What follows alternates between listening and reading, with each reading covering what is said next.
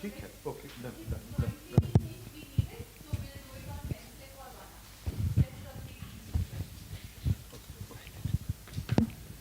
कौन सा है इसमें, कैसे होगा? ये करना ना, अरे जैसे करोगे वहाँ।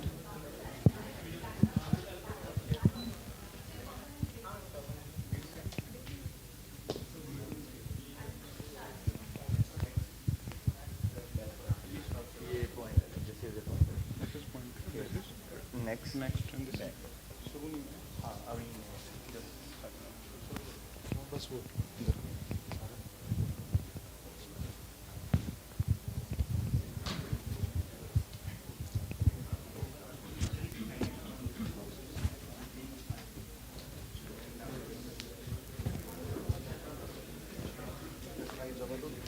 we will take, so you can have a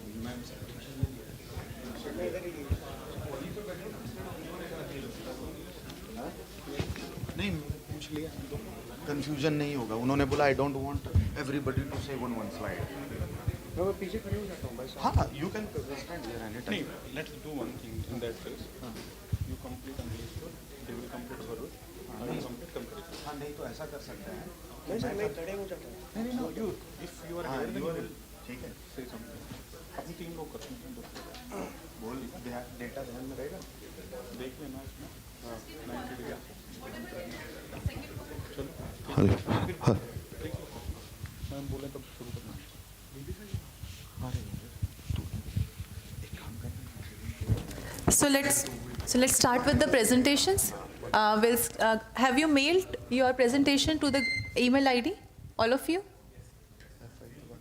कर दिया mail? 5 तो पूरा screen. Okay. In the meanwhile, let's start with Group 1 presentation. Please pay attention. If you want to ask any questions, please do that once I open the house for questions. So it's 9:33.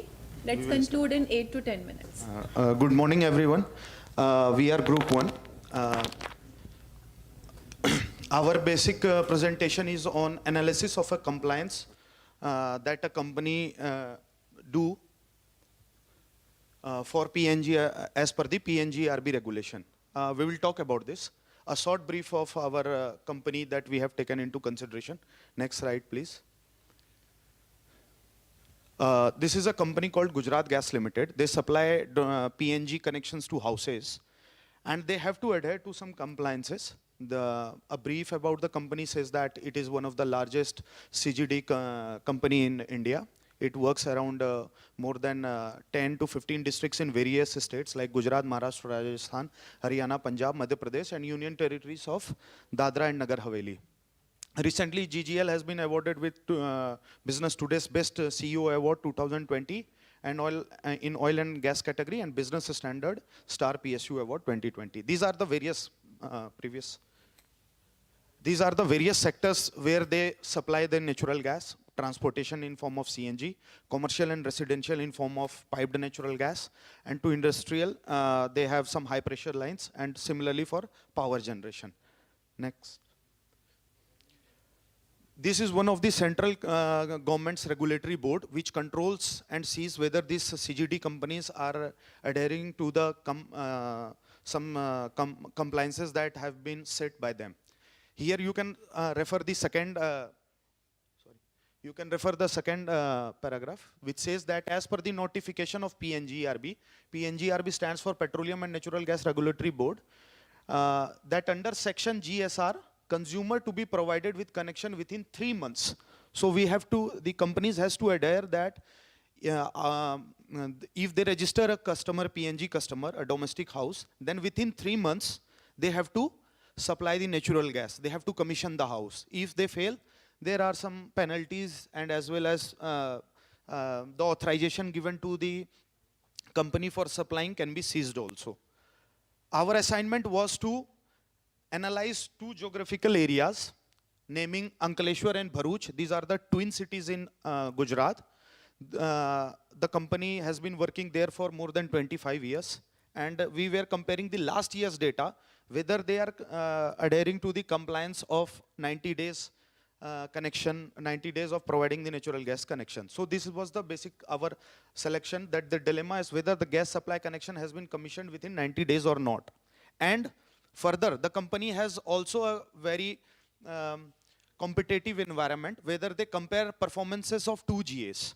So what we did, we analyzed both the GAs separately, whether they are able to complete the connection within 90 days or not, and further compare their performances with each other. So in first, as instructed in the project, we will further go to the next slide, which is giving us data of the Ankleshwar. This is basically the data provided here is of the population of the connection, not the sample. Here we have seen that the population data shows that the company does the number of days required to complete connection in 90 days are 568 out of 2072 connections, and more than 90 days they are 8% and 47%. And if you refer the graph, it shows a bit of normal distribution, but it has a right skewness here. So this was the basic observation that was made by the studying the population. Next. This was basic our further analysis which we done. We took with reference of hypothesis testing. We identified and considered that if H0 is taken as the number of connections, that time taken for commissioning 90 days from date of application was taken as H0, and the alternate hypothesis was more than that. So of course we can find out by taking confidence level of 95% and alpha of 0.05, the Z value came to be around 5.51. And the Z critical value came 1.96. So we can easily make out that as Z stat is more than Z critical, so we have rejected the H0 here, as there is a sufficient evidence that time taken for commissioning is more than 90 days from the date of application. And further, no, this is for a this was for a sample. Can you open the Excel?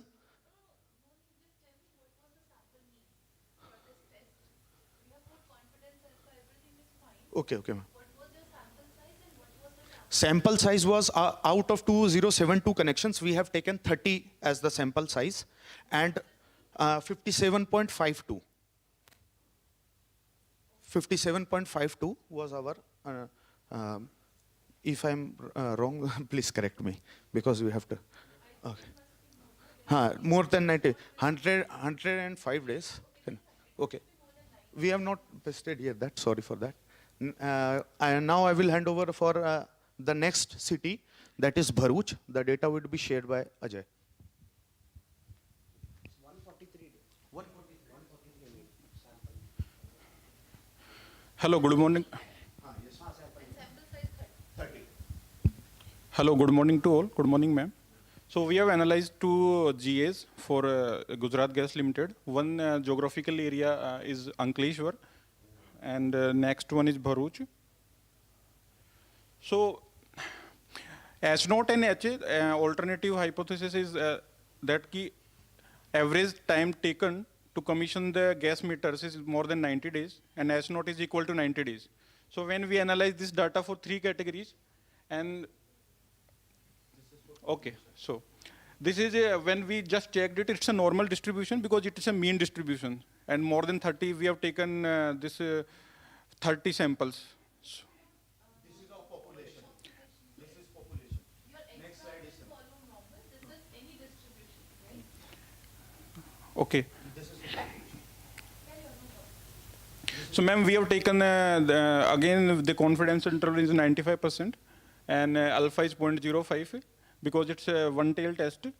Then Z stat is coming out 5.88 because again all the most of the values we have not like taken this table from Excel that is mentioned in the Excel, but the average commissioning time is more than 90 days. It's around I think 110 days for this one. So it is coming out around 5.88. So we have compared it mu is equal to 90 And when we are putting 9 x bar minus z, okay, so we are getting 5.88, and it's more than 1.96, so it's like in rejection area. This value is coming in rejection area. And for p-value also, it's in scientific notification, but in decimal it is showing 0.0. So it is less than 0.05. So it is on both the criteria of z value and p-value, it is being rejected. So we have rejected the H0. It means H1 is accepted. And in the case of this, in Bharuch also, the average commissioning time is more than 90 days. So BNGRB regulation of 90 days, we are missing again. This is being missed. And the data belongs to the COVID period. That's why these values are coming like it is going in the rejection region. After that, we have compared Ankleshwar and Bharuch data with the guideline of 90 days. But we have also compared these two independent samples, whether which city is doing well. Bharuch is having good performance or Ankleshwar is having good performance. So we have compared also, and with the sample size is the same.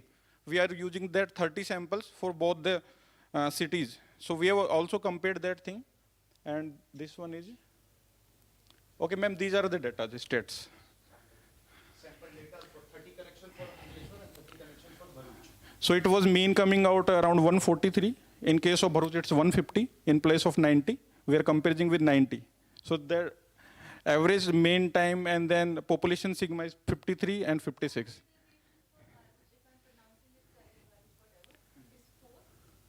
No, it is 65.87532634. Students also point to the site. Yes. Yes, ma'am. Just one thing, when you present something, if you just maybe, I know, short of time and all those things, there's some typo error also. Anyhow, I got this. Right, please proceed. Okay. So we are using this table for mu1 and mu2 comparison. So, okay, ma'am, I'm sharing the hypothesis. Here the hypothesis, the null hypothesis is mu A is for Ankleshwar. The mean time taken to connection, gas connection. For Ankleshwar is mu A, and for Bharuch is mu B. So H0 is mu A minus mu B. We are taking in both the cities, the performance is same as far as the number of days is concerned. And the alternative hypothesis is that we are not having same. So it's a two-tailed test. Again, we calculated for ZD stats and coming out minus 0.483, and p-value is coming out 0.685. So again, we are not rejecting H0 in this case because there is not sufficient evidence that H1 is like accepted. It means mu A is equal to mu B in that case. So both the cities are doing poorly, and there is no qualitative difference between the performance of both these GAs. And we can also we can see here also mean is coming 143 and 150. So statistically, they are more or less in the same zone. So that's why H0 is not rejected this time.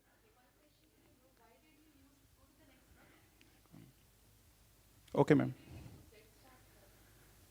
Because the population standard deviation was known to us, so that's why we did this. We have, ma'am, we have the whole, I think 3,000 plus for both the populations. So we do have that sigma 1 and sigma 2 with us. For individual connection, we had the population more than 2,000. Yeah. The population. Because We are saying we have the population data. Yes, ma'am. For the last 1 year, we do have population data for both the cities. And then we have taken random sample of 30. And then we have compared the sample. So this is our project. We have compared at individual level. We have compared with the guideline of 90 days, within 90 days. And then we are comparing both these cities, whether they are having good qualitative comparison. But they are in the same zone and going beyond 90 days. No, yes, ma'am, yes. So that's it. If any questions?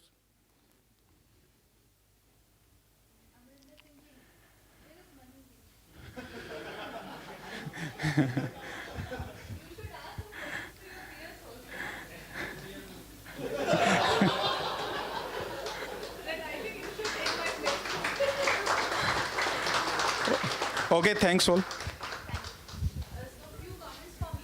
Have a seat. yes, ma'am. So very well done. And I don't know, I got some feedback that all of you are struggling in quantitative method concept.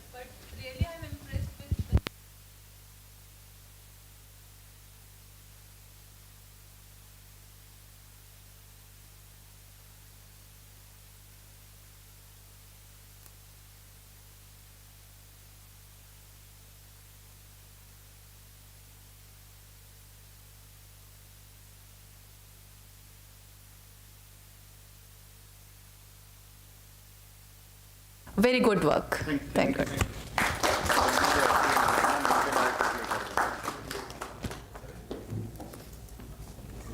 Group number 2? Can I present? Okay, we are sitting like this. 1, 2, 3, 4. No, I'm telling you, it just coincidence. It's a coincidence. Randomness.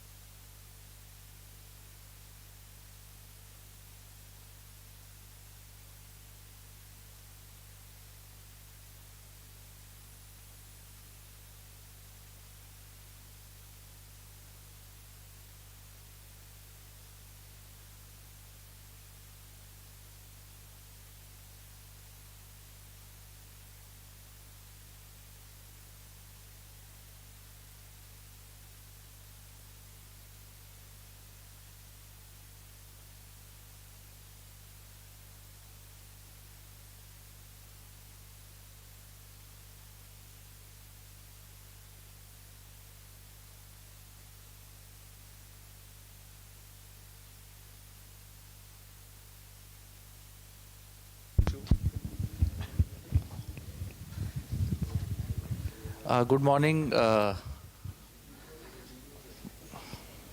Basically, all of us are aware that there was a big calamity in the world, which was in the shape of COVID, which was having humongous proportions. The whole humanity has been turned upside down. So while we were discussing our project, we thought that let us not to it's not about the criticism of the government, but let's test the hypothesis of the government. The government has been making big claims. Can you play the claim of the government? The government has started vaccination.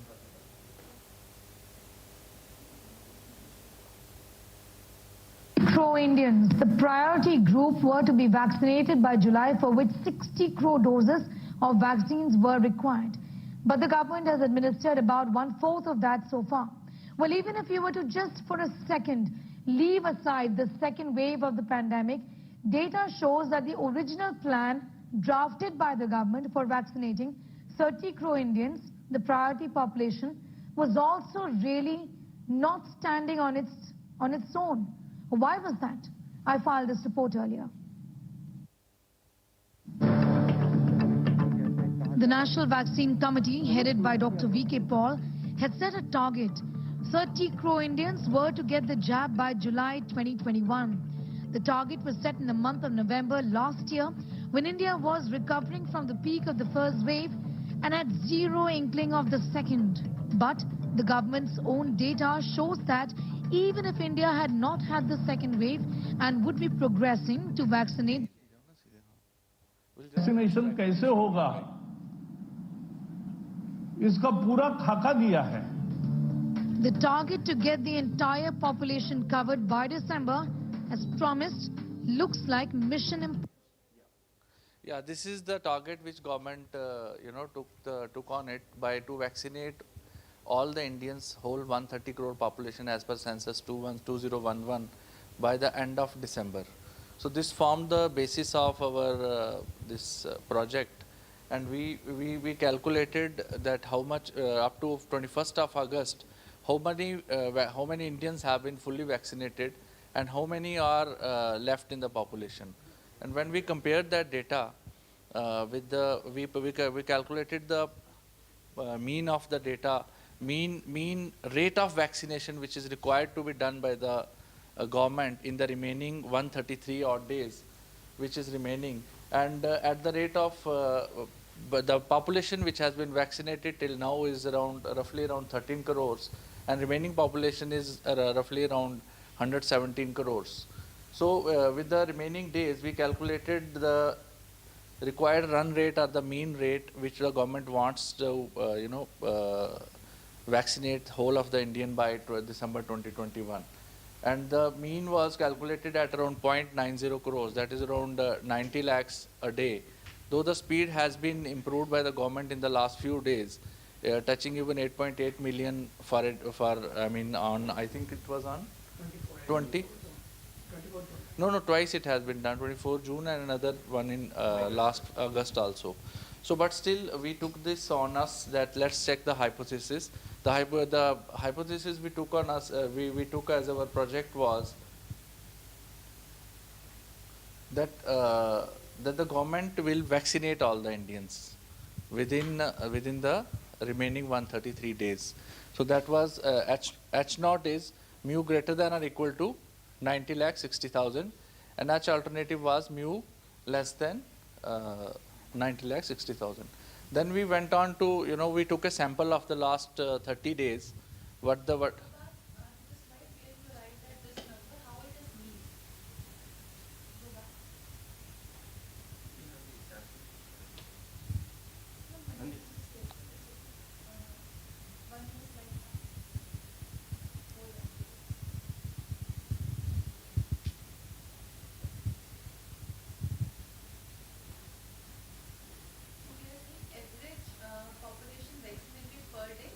to be vaccinated per day is required to be this for the vaccination to be completed by December 21.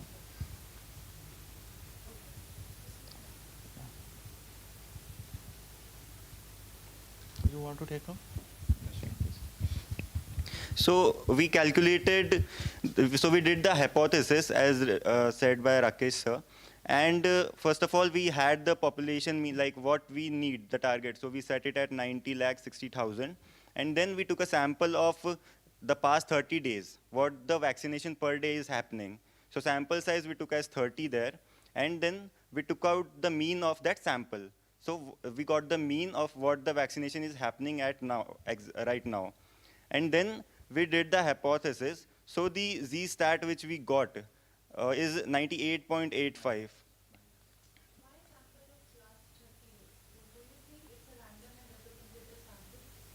Because this is the latest speed with which vaccination is happening. So the last 30 days would be the best. We thought actually to take the past months also, but of course the rate is increasing, right? If we take the months before that, the speed was really less. So we thought that the most correct representative of the speed would be to take the last 30 days only. Let's know only that the government has also accelerated, because we have seen 8.8 million in a day in the last few days actually in August. But since they are going far behind target, because fully vaccinated means 2 doses of this vaccine. So that is what is playing on. Hardly, because the initial days the vaccination has been very slow. That is why we see that we have covered only up to around 13 crores still now, starting in January actually. Yeah, that we are assuming. That we are assuming, ma'am. Yeah. Because this is one of the highest we are seeing in the overall. June, for some time it was there when the government said that heavy vaccination targets were given. But after that also it again slowed down because of maybe lack of availability of vaccines. But now it has picked up. In the last 30 days, actually it is quite high. Please.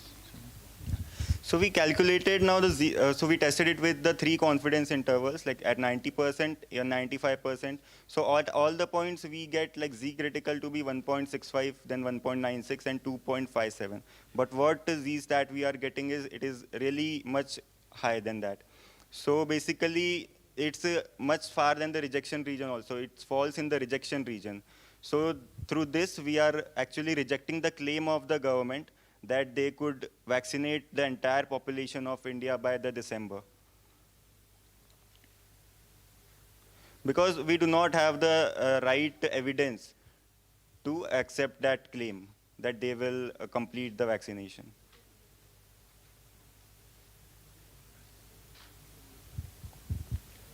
Yeah. Thanks. Yes, this was our hypothesis. Yeah.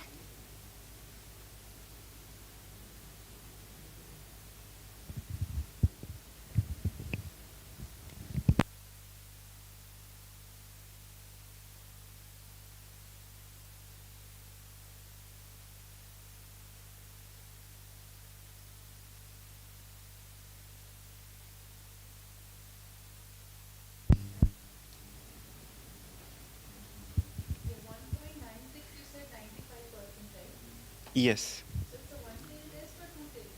It's a one-tail test.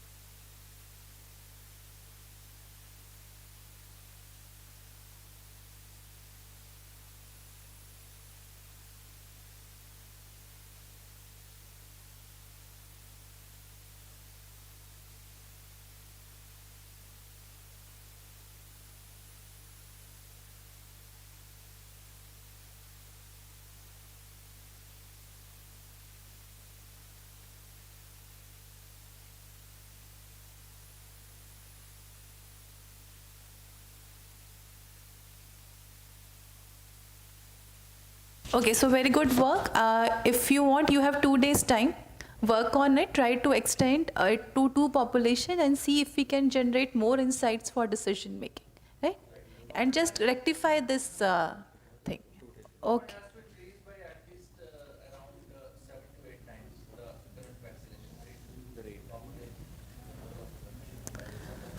Okay, good work.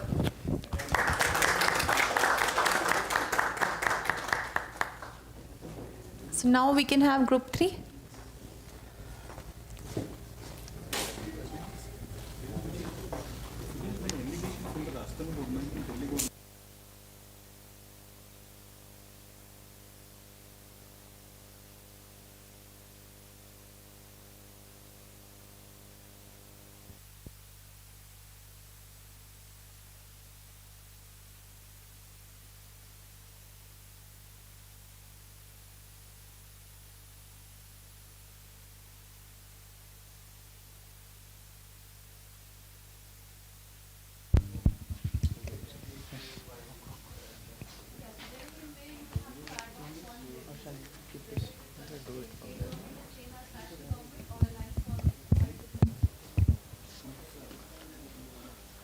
Good morning, everyone. We are Group 3.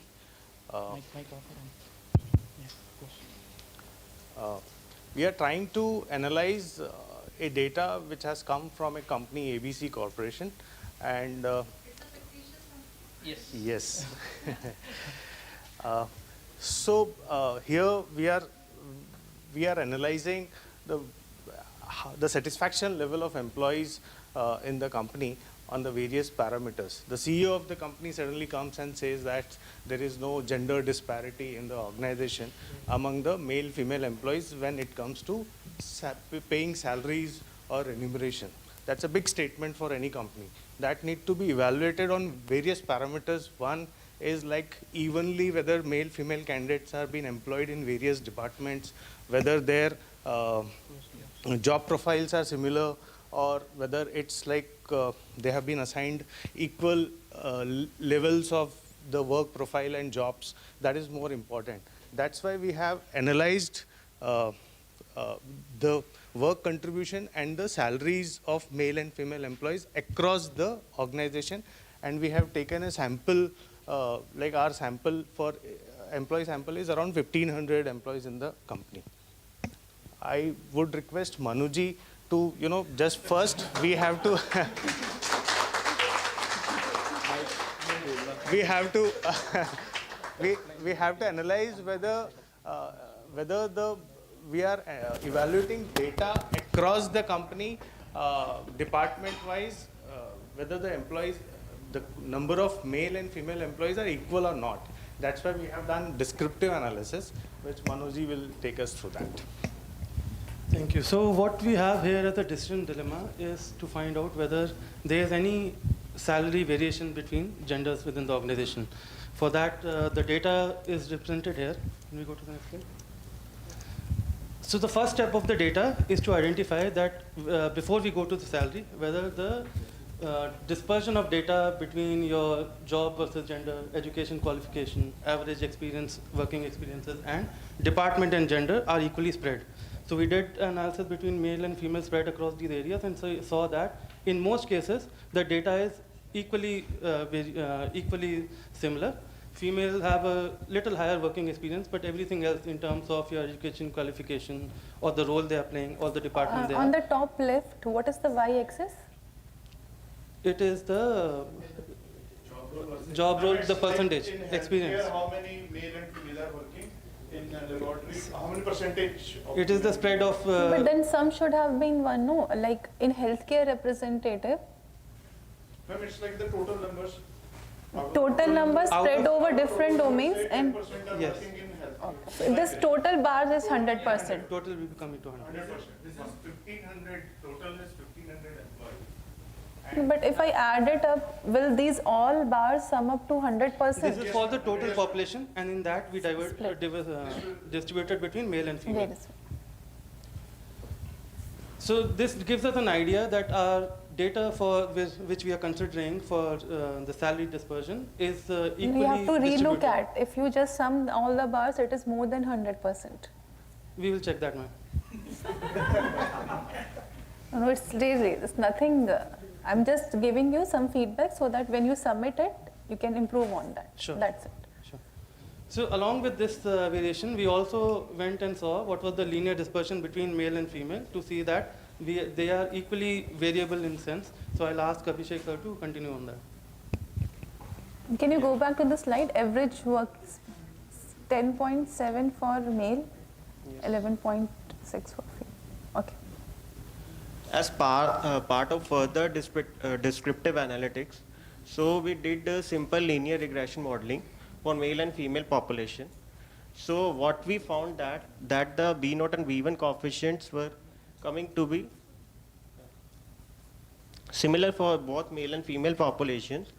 So we could go for the further analysis that it is not dependent on the age versus salary is not following a popular linear relationship. It has a great degree of variability. So yeah, Vishnu, can you go ahead? So with this linear regression analysis, we try to see how the salary and age distribution between male and female has been there in the entire organization level with the sample of 1500 records. And we can notice that the distribution of age versus salary for the both genders are almost in a similar level, where the intercept and x variables, whatever it's getting, are almost at the closer level. For female, it is 28, 60, and 255. For male, is coming around 30, 28, and 256. Then with our hypothesis, our H0 here is like to distribution of monthly salary across male and female gender group are equal. The alternate hypothesis is of not equal. First, we did an F test to find out whether which of the t test to be used, whether to use an equal variance or non-equal variance. And our F test comes with the result of F is less than F critical value. So we are not rejecting the H0. So we are going with the t test of equal variance, assuming equal variance. Keeping that into mind, again, the t-test results comes along with t-stat is 1.22 and t-critical comes at 1.96. Again, here t-stat is less than of t-critical, which says like... Go back to the last slide, yeah. Continue, speak. Yeah, so here with the conclusion, we are saying like we are not rejecting the null hypothesis. With statistically, we can say the distribution of monthly salary across male and female gender group are equal. Last, previous slide. Yes.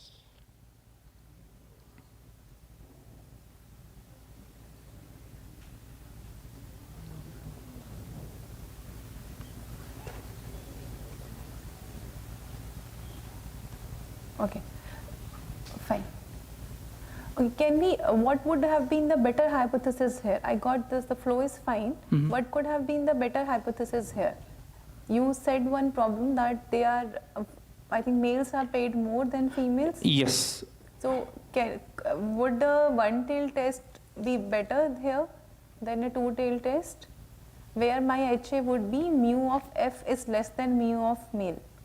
We were trying to just solve the equation, ma'am, where the equation is similar, that the salaries are supposed to be equal. That is the management dilemma. I got it, that what you are doing is both are equal and both are not equal, that you wanted to test. What I'm saying, should we test here that whether females are paid less than males?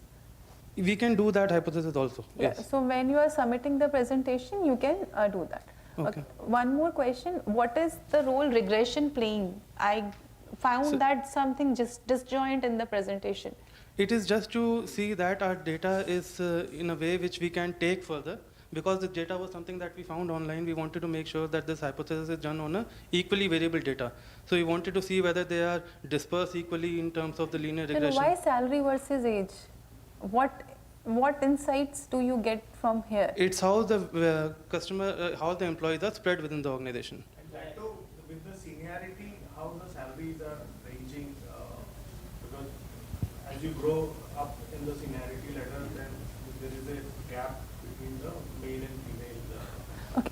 So just average was not helping us tell that whether this is a data we can go after to do the hypothesis. So we started analyzing male and female data across the organization variables to see if they are equivalent. That's what I'm pointing at. That is the flaw. What he said, let's try to build the project in this way that you are answering 2 or 3 decision dilemma. And one of them is, one, you said salaries are equal or not. Second, put it in this way. Is the salary increasing in the same rate with females with age in comparison to male? Because when we do analysis, we do it with a purpose and we try to address some decision dilemma. So first of all, point out these are the 3 decision dilemma we want to solve, and this is how we solve, and this is our conclusion. Okay, sure. Right? The problem statement is apt. So when you submit it, work on these gaps. Sure. Okay, good work. Thank you.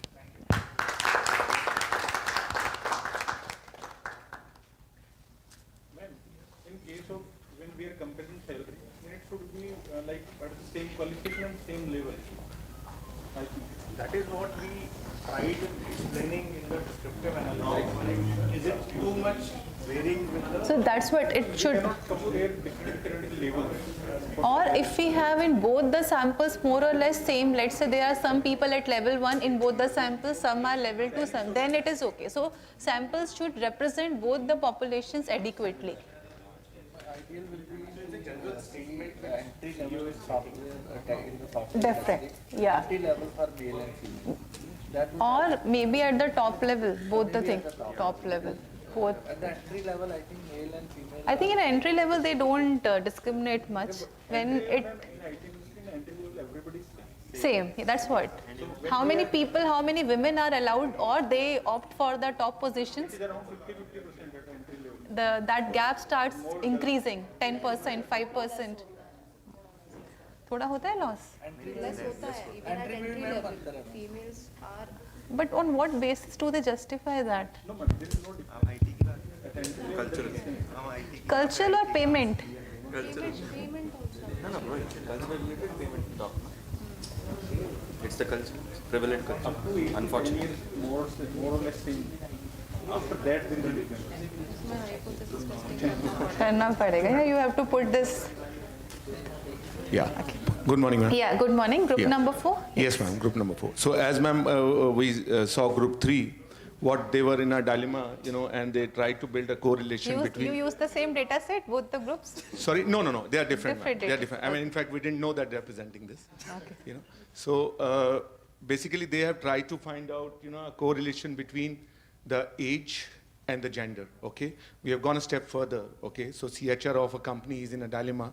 So we have taken location, and we have taken the work experience. So we kept gender on the side. So basically, the CHRO has decided that 16 lakh is what a 10-year experience should get. So that's the baseline from the data what we have created. And we also said that that any reduction in the age, 1 lakh will be reduced. Or in the work experience, 1 lakh will be reduced, and any increase in the experience, 1.5 lakhs a person should get. Then also metro and non-metro, plays a role in terms of the salary variation. So metro will be paid more because the rent is So more. we'll show you, ma'am, from the data what it's showing. Okay. Yeah. Thank you. So, as Vivekji explained, the dilemma of the CHRO was mainly for the manager section, and he don't want to make any wrong decisions because of the salary concerns. So he want to make sure that the decision which he is taking is right, and there should not be any consequences once he fixed these kind of parameters for salary. So the way we frame out, what are the business questions here. So our manager's organization experience of 10 years getting a salary of 16 lakhs, and whether there is a plus minus 1 year make a difference in salary for 1 lakh or 1.5 lakh respectively. And does location also matter in some way? So the expectation which we arrive from here is we should be able to explain the CHRO about whether statistically it is significant and what is the analysis which gives from the data, and whether location is actually a factor for deciding these salary parameters. Right, so we take a deep way of analysis. We got this data from Naukri.com. It's a live data, and we look at the sample, not the sample, I would say. The overall data which we got was about 150,000 employees across the country. And what we do there is the first approach, we look at the data validation, whether, what is it that we can look at from the data specifically. We had to clean up a lot of these rows because many of these data were, the salary information was not there. There are a lot of things which we didn't want to consider in the data itself. We also checked the data distribution because these were the sample size, and the sample size was much larger here. So we wanted to see whether it is making any sense or not. Obviously, in the real-time sense, not every data is normally distributed, but we'll see in the next subsequent slide. Next thing we did was we transform it. We tried a lot of different ways to do that.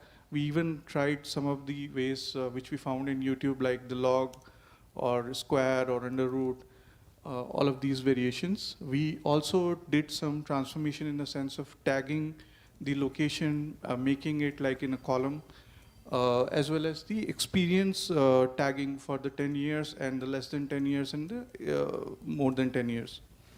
Obviously, this was done on the actual manager level designation. So we also looked at the senior manager and associate managers, which we clubbed together and then we kept outside of their parameters. So during the data validation, we looked at the salary and experience, these two variables specifically. It's not perfectly normal distribution, but we thought that we'll go ahead with this. It's already skewed towards the right side because it's a salary and experience. So, it is bound to be like something like this distribution. Followed by this, we created our hypothesis, and for that, I'll let Ajit explain. Okay, one question. Can you go to the previous slide? Why are we checking for normality? Do we need it for hypothesis testing? So we thought we will check like whether the data is really giving some influences from it or it is absolutely random. So That is fine. What I am asking that, do you need this check to conduct hypothesis testing? It's not exactly required for this testing, but during No, it's always good to see patterns in the data. I just wanted to clarify that when I am doing hypothesis testing, our X bar follow normal, not X. So that is not the condition we need. Right. Yeah. So what we did after understanding the problem statement of CHRO, we break this question into three different parts. One part, exactly when manager has an experience of 10 years, then what we assume, our first hypothesis is H0 equals to 16. And based on that, what we derived, we found that the Z value, what we got is 6.02, which is far greater than the Z critical value. We have used here two-tail test, okay, and the different values are available here. Means what CHRO was expecting means his hypothesis was not right. What we found in this, he was saying that salary should be near to 16, exactly 16, which is not the right. And we again went with the his second statement, when experience is 1 year extra, salary should be 17.5, which is again not a correct statement. Okay. What does the sample mean? Sample mean is 17.57 for 10 year, madam.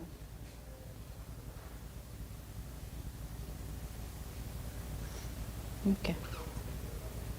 Fine. Okay. And again we did the third hypothesis testing for 9 year experience. With all the three cases, what we found, his assumptions were not right. Then we thought that to validate the fourth idea, whether metro and non-metro is having any correlation or not. For that, we did this analysis. What we found, multiple R, the value of multiple R is too low. It's near equal to 0. Means that's why we will not go again with his idea that metro city has more salary than non-metro city.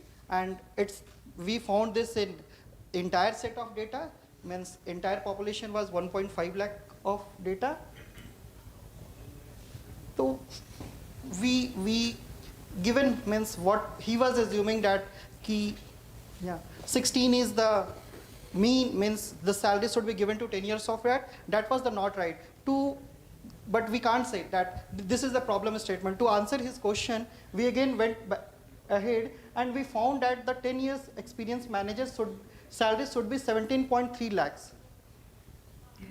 And we did the testing for this also, and we found that with 95% of confidence, this is the right number to give.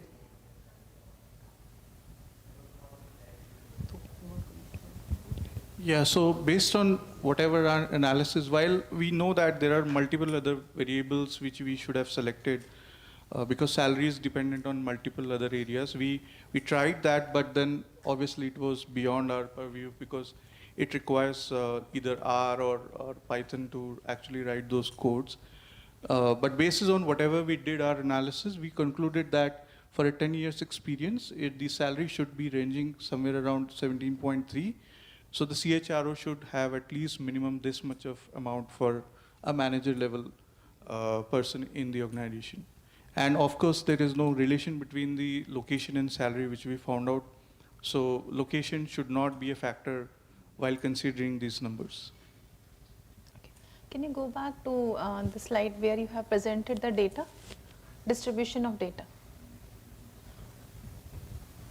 Okay.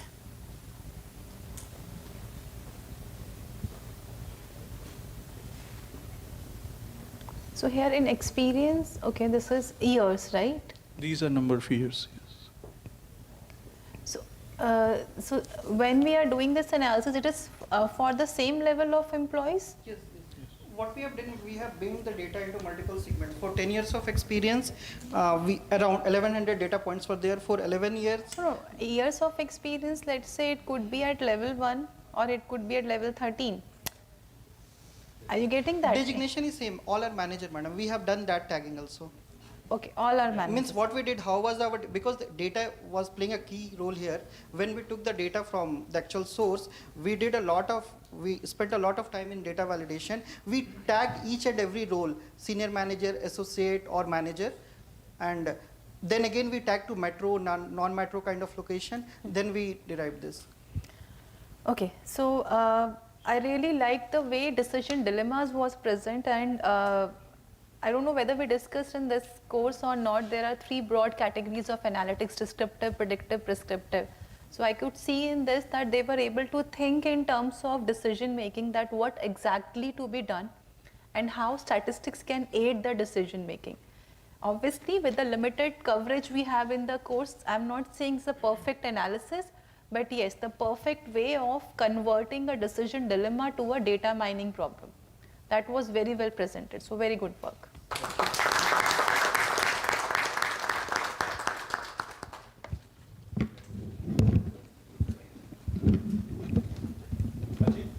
Is this real company? It's real. CHR only. No, company is not right. That's my future position. Ma'am, I have a question. Pooja says hi.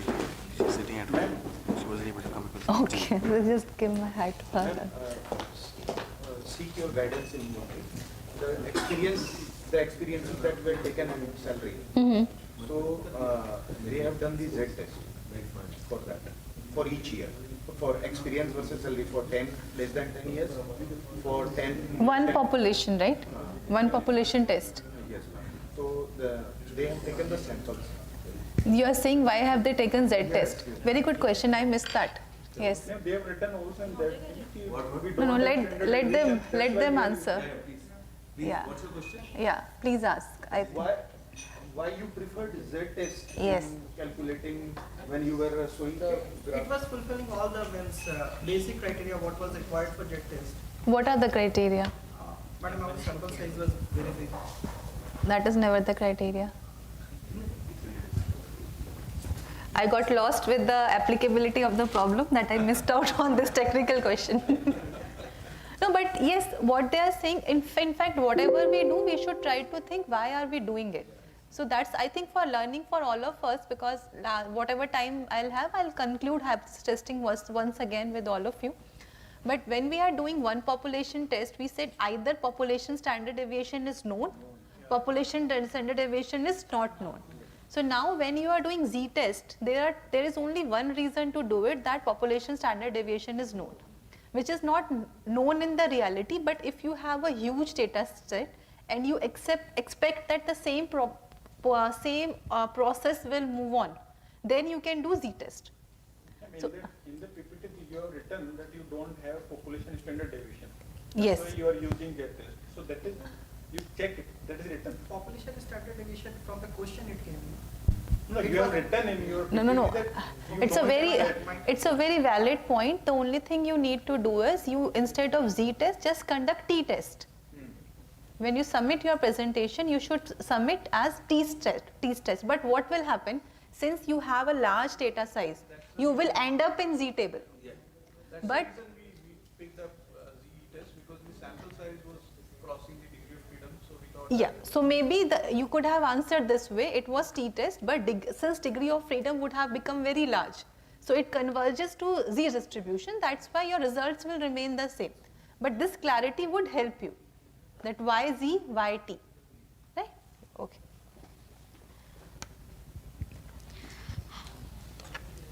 So we'll take a break after all presentations get over. Hi everyone, we are group 5. One of our group members is not here today. He could not come here because of some personal reasons. So we are. You can put it in full presentation mode, no? Or you want this way?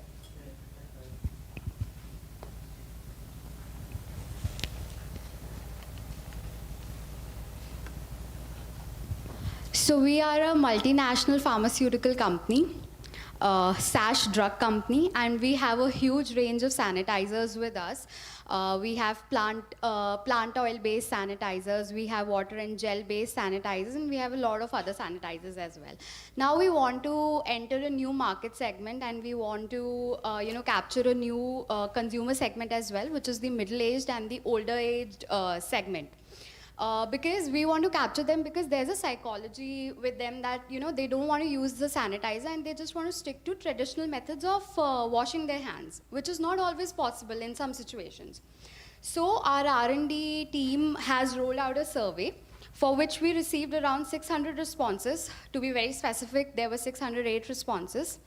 And then we tested, we applied hypothesis analysis on that data to check whether the consumers aged above 50 years of age will actually use sanitizer or not. So the hypothesis that we used were H0, which would denote that customer above 50 years of age are not using sanitizers, and H1 would denote that customers above 50 years of age are using sanitizers. So we went ahead and we analyzed the data via descriptive analysis to check authenticity of data. We then went ahead and applied the empirical rule. What is your X? I'm not getting that. Is it proportion you are measuring? Go back to the hypothesis. The customers above 50 years of age are not using sanitizer. I got the business context, but when we measure something, either we take sample mean or we take sample proportion. What are you taking? So we'd be taking sample mean. So let's take an example. You take, let's say, our sample, 6 of us. What value will you take for us, whether we are using sanitizer or not? So we took, yes ma'am, we took 2 variables, age and if they're using sanitizer or not. So those are the 2 variables. Age, anyhow, your entire population is above 50. Yeah, exactly. So ma'am, we will be taking the value that whether you are using the sanitizers or not. So let's say out of 10 of us, 4 of say yes. Yes. So what will you say? I'm not getting, what is your X bar? 4? That is not X bar then. Or is it proportion, 4 by 10? What is the, proportion, right? You're taking proportion, okay. Okay, so this is the descriptive analysis results that we got, and we can see that mean is not equal to median, and which is not equal to mode again. What is mean again? What mean? Let's say, mean is the age of the population was 63. So the entire population was 608, and it included the people from different age analysis groups. for the received data. Okay, fine. So mean of age then. Yeah, You mean just of say age na was age. 63. Standard deviation is 9. Okay, that is about. But why are you taking above? Your is greater than 50. Okay, it's greater than 50, so your mean is 63. Okay, fine. Minimum is 50. That point is clear. And then you have given your population demographics. That is also clear. Okay, tell me what is your X bar or sample proportion? X bar or sample proportion? What are you testing? You are testing sample mean or sample proportion? Sample proportion. Okay, proceed. So These are the graphical representation of different analysis that we did. So basis gender, we saw that 42% of the females of the population used sanitizers, whereas 57 to 58% of male population used sanitizers. Then basis occupation, we saw that 70% respondents were working and only 14% students were using hand sanitizers. Again, you are talking about graph 1, right? This, what you said, na 42% are using sanitizer. The graph 1 is basis gender, ma'am. Gender, that's what I'm saying. Basis of. Basically, this was like a survey which had a lot of other aspects as well, not just the age. I got the point, Sakshi. The point I'm saying, what you are saying is not what is on the slide. On the slide, graph number 1 is, it says that out of sample of 600, whatever, 608, 119 or 600? Population is In the population, these many are females and these many are males. It is not about these many females use sanitizer. Just think carefully what you are saying. You just said that this percent of... This is about population. These are the females, Yes. these are the males. So if anyone else, just if you want some time, just gather your thoughts. You have to just say here that these many are female and these many are male out of 608 respondents. That's it. Sanitizer is not in the picture right now. Yeah, that is correct. So as of now, we are not talking about who are using sanitizer or not. We have to find out who will be using, right? So basis of the gender, we found that 42% female and 57% are male. Similarly, out of 608, there were about 174 who were earning more than 20 lakhs and 154 who are between 12 lakhs to 20 lakhs. In the occupation, we found that 74% were under service category. And their preference, most of them preferred alcohol-based sanitizer and a few gel-based also. So all of, just go back again. Yeah. All of them are using sanitizer in that case, right? 600 of them, 608. If I sum this up, it is coming out to be 608. No, there are some blanks as well. There are few who are not using sanitizer. People who are not using sanitizer. Okay. Just like in the previous group also, we also had tried empirical rule to find out whether the data is normally distributed or not, and we found it is left skewed, and then we But went there ahead was with... no one less than 50. There was no one, right? Minimum age was 50 years. No, that is on the entire population. This is on the entire population, not only on the sample data. So the population was for the entire age group. And out of that, Go back to the previous slide. You said descriptive analytics for the received data. Minimum is 50. Yeah, that is for sample. This is for sample data. Confusion हो गई है.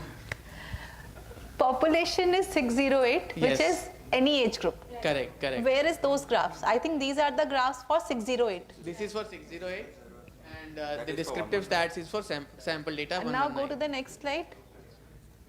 And this empirical. This is for 608 again. 608, yeah. Hypothesis. Completely out now. So, ma'am, after that, we did the hypothesis testing.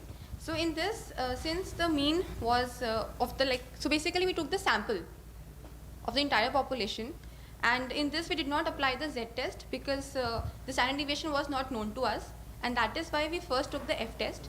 And on the F test, we could understand that the variance are unequal, and that is why further we went to the T test, for which we took the level of confidence is 95%, and we applied this T test for 2 samples.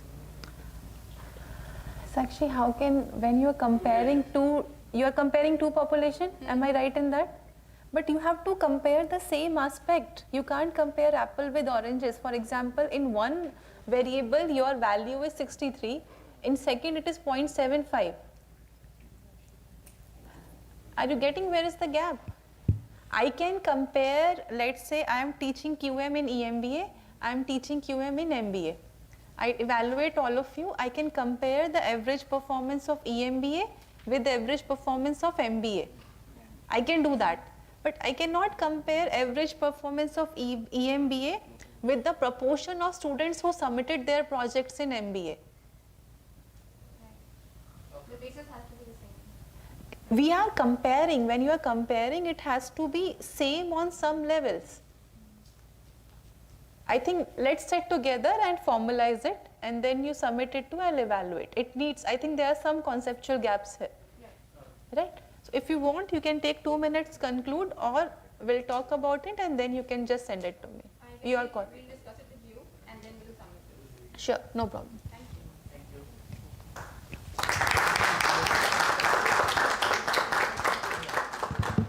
This was group number 5? Yes. Yeah. Group number 6.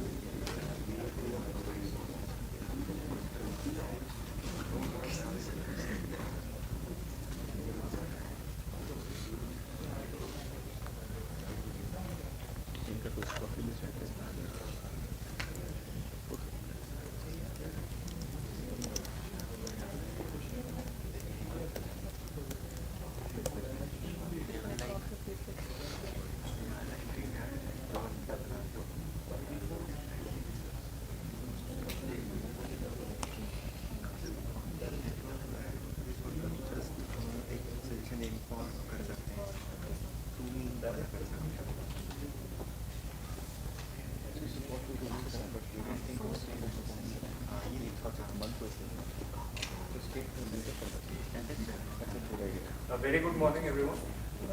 Morning, Anirban. You changed the name of my course.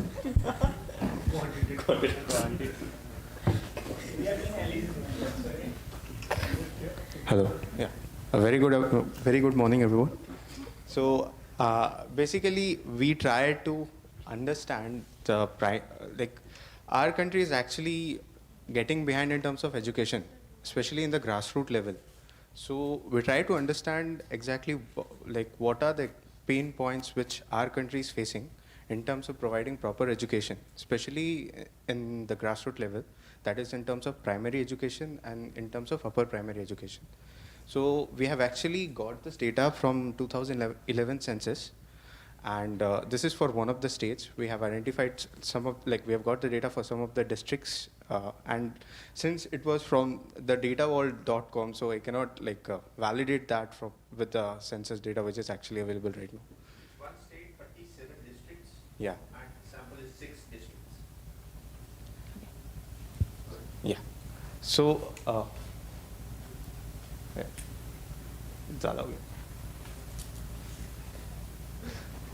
yeah. So as I was saying that education is the key of human development, and we all are enlightening our knowledge out here, and we are trying to learn something new, and it has to be meticulously planned. So we are G6 India Private Limited company, and we have been asked for this consultancy case where we are going to advise the government, the state government, that how we can actually improve the conditions out there on the basis of the analysis. And the prime objective is to identify the pain points of the government education system. So we have actually tracked down the government data only, because the state which we have identified is lacking behind in terms of the government education. So that's the prime reason they have actually asked us for this kind of consultancy. And while doing so, we have primarily used descriptive analytics as well as some other forms of analytics. So I would like to invite Shreyas to give some more insights on the analysis part.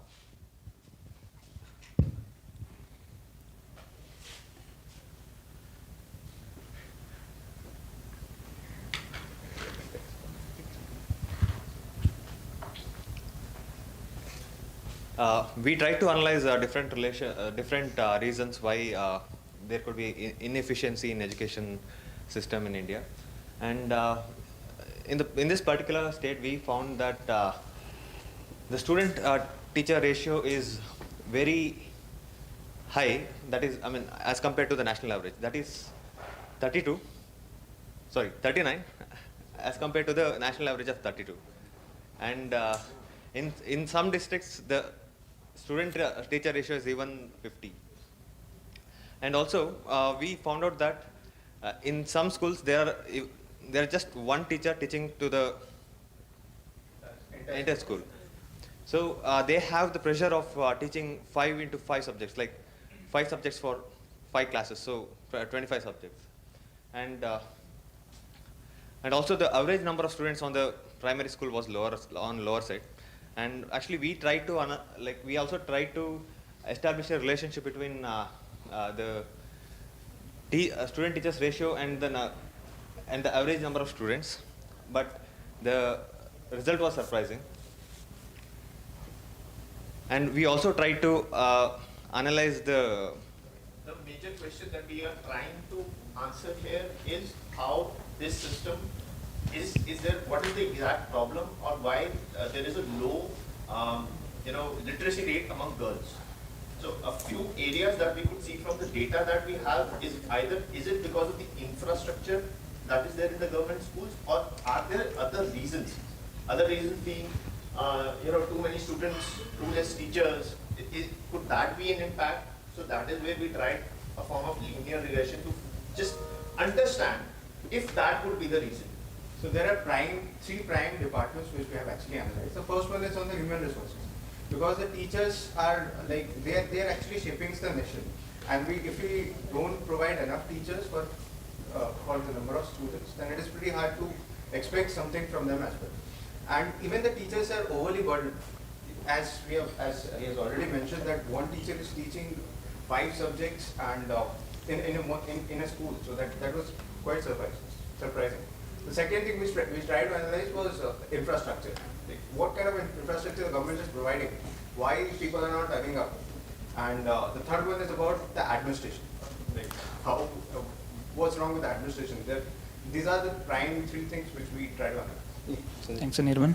And here we tried to find one of the many reasons. We have identified one reason, like for the girls actually. The prime point can be that like a scarcity of toilets while we progress to higher education in this particular state. And when we had identified, like there is strong correlation between the number of female students and number of girls toilet. Like as they go on decreasing, the number of girl students also decrease. There might be other reason, but this one of the reason we identified. And if we see here that we have that factor of determination is around 79%. So it's like there is strong relation between these things. And while going through our analysis, we did that linear regression, that B0 and B1 model. And we found that there are around 143 girls that are willing for 1 unit increase in the toilet level in the schools. So like with this, I would like to invite Sumitoj further. Oh, this is done here. So this is the chart. Maybe you want to see if you wish, but it's like just B naught, B0, and R square we have already explained to you. And further, Sumitoj will take. Yeah. 7 observations. So 7 districts. Yes. We have population data of 37 districts, out of which we picked only 7 districts. Why did not you pick all 37?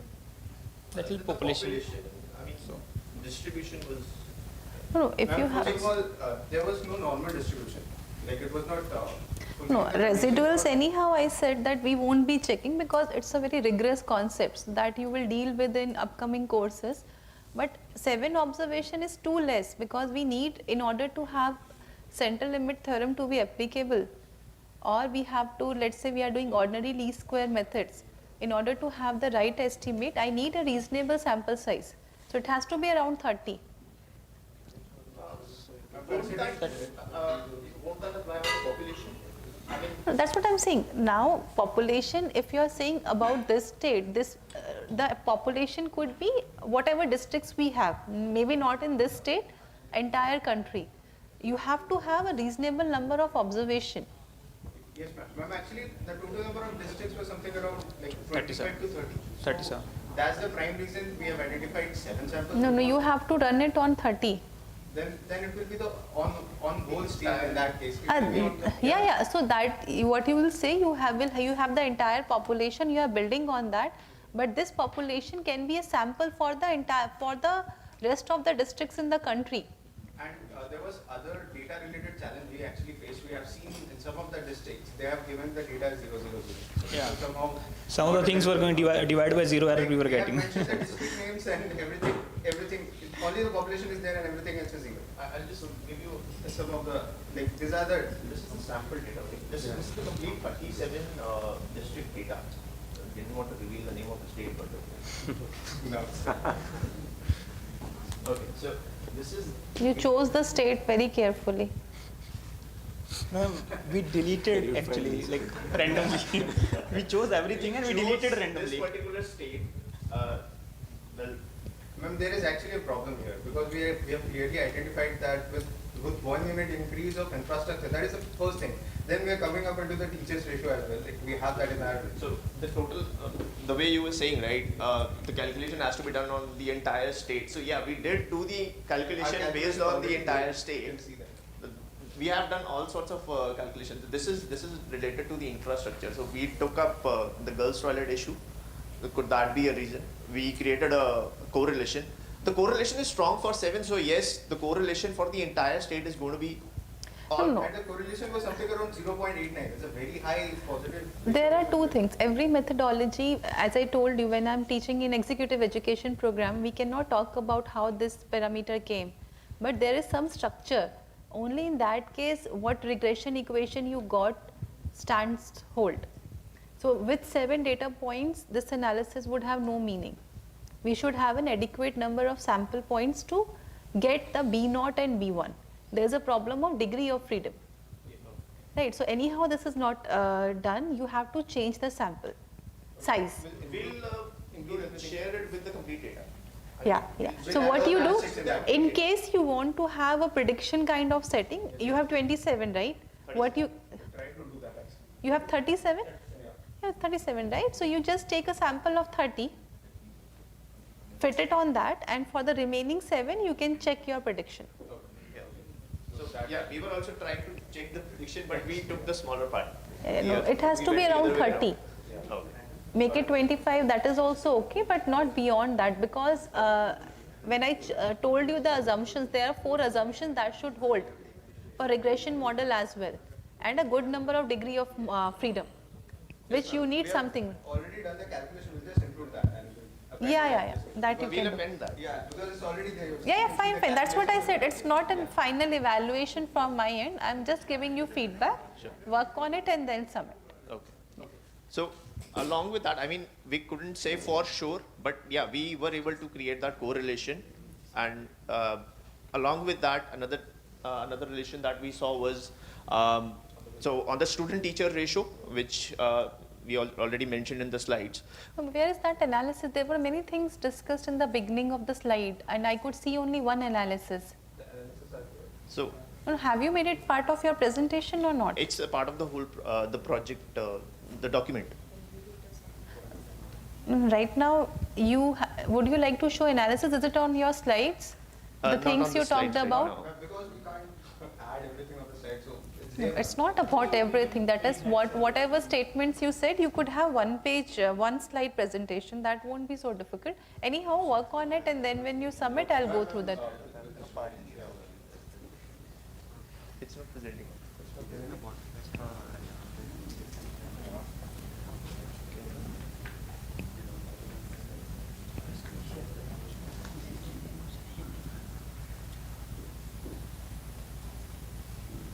And Sumito's, is there any analysis for boys and projects? Boys, yes, there is an analysis. Or that's not required? So we were focusing only on because of the girls' literacy rate that was quite low across. There is some there should be some connection. So the type of data we have, we can create a lot of questions. And the amount of data, like we can have a number of questions. The government is No, you can have number of questions now, but you have to address a few, no? Yes, yes, exactly. There has to be one closure to the work. Yes. If you are raising so many questions, you have to provide some closure. Yeah, so we were focusing only on the part where why the girl literacy rate, because of in the government schools, is so low. No, but there were a lot of discussion on teacher ratio, student-teacher ratio. We just didn't put it on the PPT. We have a lot of things. We have, but we didn't put everything on the PPT. It's like now what happened when students submit their answer sheets and I find them blank. Ma'am, everything was there, but we just could not write it. So so my reply would be, I wanted to give you full marks, but I could not give it. तो pen में था, लिखा नहीं गया उससे. So don't let such situation. We'll put it in the presentation and send. Now it is there. You can see. No, that's what. 150 columns. No, please don't get into this. There's a very when I take an elective, students work with 50,000 data points and 10,000 data points. So we always have a way to present what is important on the slides. That's again I'm saying it's a feedback and it's the first time you are having these kind of interaction presentation, but just think in terms of you are given 10 minutes to showcase what you have done or learned. You cannot take it lightly, right? If you have done so much, then you should not have lost the chance to showcase it to others. Okay, so it's not entirely you have lost a chance. Yeah. So I'll look into it. So I'm not able to see the closure of the project. So once I see it, then only I can comment, work on it, and then submit. Yeah. Okay. Thanks.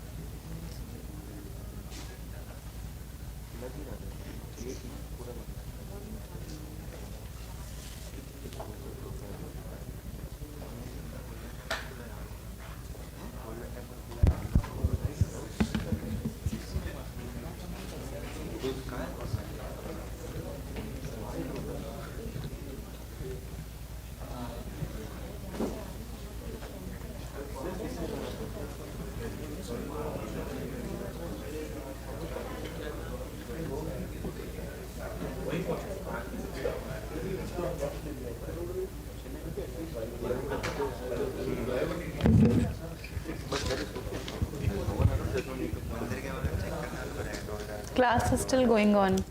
Good afternoon, everyone. Jallianwala Bagh and all we can discuss later. We are Group 7 and we are here to present on a topic that is very familiar to us. So it is all about electricity, and we know how important is electricity for us, and since it is a part of the national critical infrastructure. And just to give a background of it, I would first would like to discuss how electricity is being scheduled in India. So Power Ministry, under which CEA works, Central Authority of Central Electricity Authority, and which gives command to and forecast the power and give commands to the northern. For this region, it comes into the northern region load dispatch center, and which further controls 6 states of the northern region to control the grid frequency, and which in India is at 50 hertz. So, which further gives commands to the SLDCs, that is the state load dispatch centers, and state load dispatch centers further give commands to the power generators. There are many power generators in the, suppose we take example of Punjab, so there would be hydropower plants, then thermal power plants, gas-based power plants. So the scheduling is done on the 15 minutes basis, and a power schedule is being given to all the power plants according to the requirement, the real time. So this is what, this is very important because if a power plant is not available and any unplanned shutdown happens, so catastrophic effects may lead to maybe the grid failure and the country may come to a halt. So, so when we specifically talk about the power plant, and here any unplanned shutdown is not at all anticipated. So there are few machines in a power plant which are very important, and they are huge machines, and any breakdown of these machines might take months to recover them. And so we have to plan in a proper way that no unplanned shutdown happens. So here, this is the background. So we are taking a steam turbine of a thermal power plant, since it is a most critical machine in the power plant. So its healthiness has to be ensured at each and every time. So basically, and there are few parameters with which we can check its healthiness. Vibration is one of the parameters. So we got the data from a thermal power plant, wherein they wanted to they wanted us to check whether the machine is healthy or not, so that no unplanned shutdown happens. So the scheduling for that power plant happens at, the power plant is a supercritical power plant, and it operates only on two mode, that is on 660 megawatt or at 400 megawatt. So basically they wanted us to check whether the vibrations are same at both the generation loads. So this was the decision dilemma for us, that we got the sample from them and we wanted to check whether the vibrations are same at both the loads. Actually it has to be same. So we got the sample and we did two research methods we did, descriptive and inferential. And so this is the data of the power plant at full generation. The count is 1935 at 660 megawatt, it is on the left side. And at the power generation at 400 megawatts, the count is 861. So the mean was 88 at 660 megawatt and 75 at 400, that is the power generation. We went for a hypothesis, considering that null hypothesis that the vibration at full load, 660 megawatt, is more than at 400 megawatts. So that is what we took, but we didn't have the population standard deviation. Just go back. What is the business wisdom there that at 660 megawatt it should be more? No, ideally it should be same for both the megawatts. Okay. But we took a call that we are considering that it is more at 660. No, you are saying it is about health, right? Health of the yes. Machine. Yes. This turbine. So if it is vibration, what will you conclude? Let's say if it is at 600 megawatt, it is more. What does that mean? Machine is unhealthy and we have to take immediate planned shutdown. Because planned shutdown, we have to ask the power grid that we are taking the machine. And what is the 600 megawatt? It has generated 600 megawatt. I'm not able to get okay. that. Yeah. Actually, the power plant, the SLDC, the State Load Dispatch Center, will give a command to a power plant that, okay, you run the power plant at 660 megawatt. And what does that mean? At means generate this much? Generate this much. Okay. Right. So in a what phase? What is the timeline for that? Basically, this happens on a daily basis. After every 15 minutes, they get a call.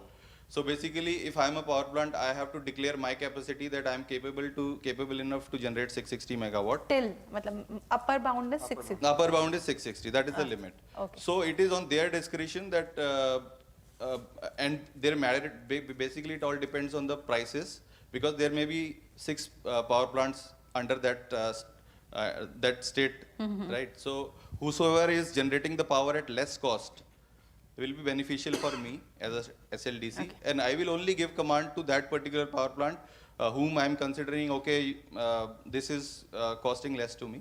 So suppose for this, any power plant, for a particular, this power plant, we are taking 2 cases where a power plant is running at 660 megawatt, and second one is where it is running at 400 megawatts. So ideally the machine vibration has to be same at both the megawatts. Okay. Right. So the decision dilemma is that the decision dilemma is at 660 megawatt it should not be more than at 400 megawatts. Okay. So this is we have taken. We are considering null hypothesis at 660 megawatt. The vibration is more. Equal. Is more. That is what we are equal or more. Okay. Okay. So that is what we are considering. So so we got a sample size, and sample size I have already discussed. It was 1936 for 660 and 931 for 400. So since we were not having the standard deviation of the population, so we went for an F test. One thing is you should write your H naught HA very clearly. Yes, that we missed. Yes. Okay. So so we found that this P right tail is smaller than alpha, considering confidence level 95%, and so we rejected it, and therefore we went to t-test sample for unequal variances, since we were not knowing whether to use equal or unequal. So with this test we went for a t-test for unequal variances, and we found that t-stat is greater than t critical one tail. So we rejected this null hypothesis, and therefore at 95% confidence level we can say that turbine vibration at full generation capacity is higher than vibration at technical minimum, that is 400 Can you megawatts. go back to the previous slide?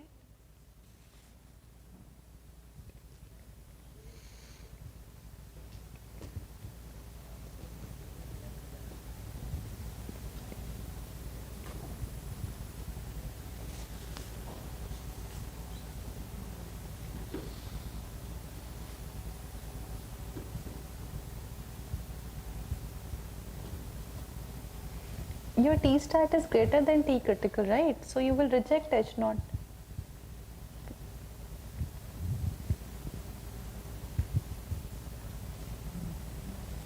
Yes.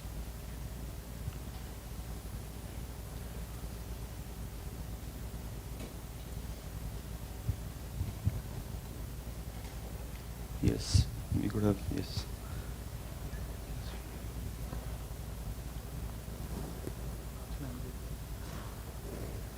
And your H naught would be vibration at 660 megawatt is less than equal to vibration at 400 megawatt. That would be H naught.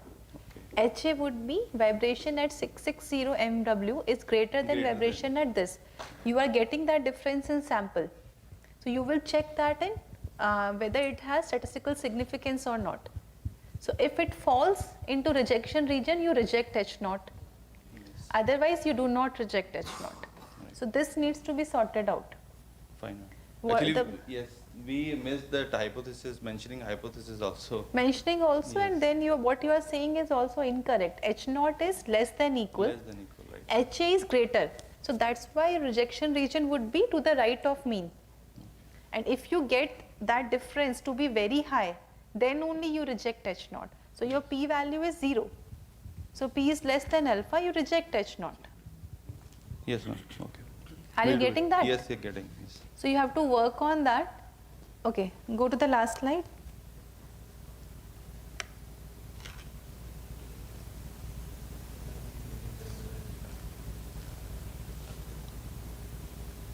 You have written it here, no? So it has to be swapped. Yes. Are you getting the point, everyone? Yes, That how we, because rejection region will be to the right. So sample me, you are able to see difference, then you will test whether population also can we generalize that. For that you do hypothesis testing. Otherwise this F test, T test is fine, that's not a problem. But the way you are getting the hypothesis written and conclusion, that part needs to be relooked. Right? We'll do it, ma'am. Yeah. Okay. Okay. Thanks a lot. Thank you.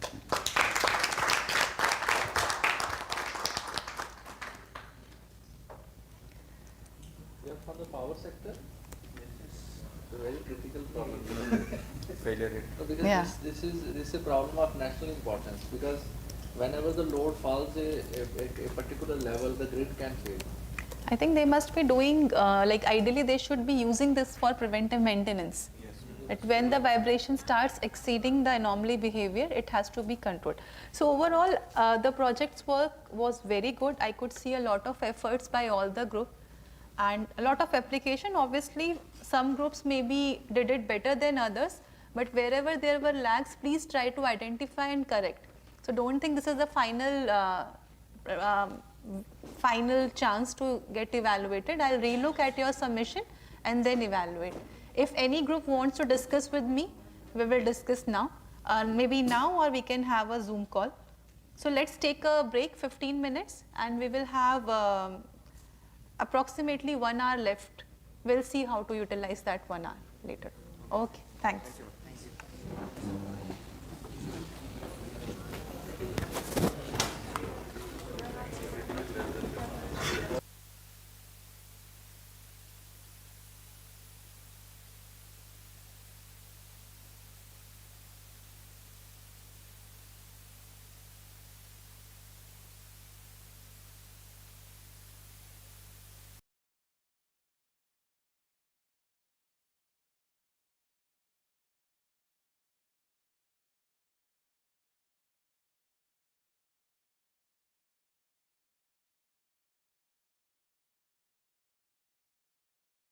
Interventions do we need?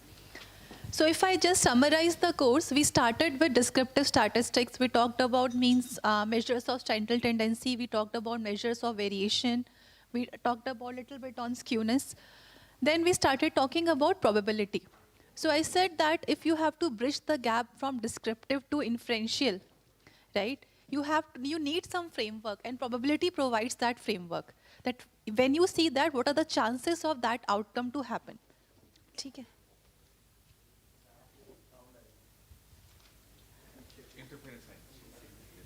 Where should I stand then? Here only. I should not move around. Here. Okay. So then we talked about distribution. In distribution, we talked about 2 types of distribution. One is discrete, other is continuous. In discrete, we talked about binomial and Poisson. In continuous, we talked about normal and exponential. So we saw some standard questions. Let's say if X is following normal distribution with mean this and standard deviation this, what is the probability that X would be between 250 and 350?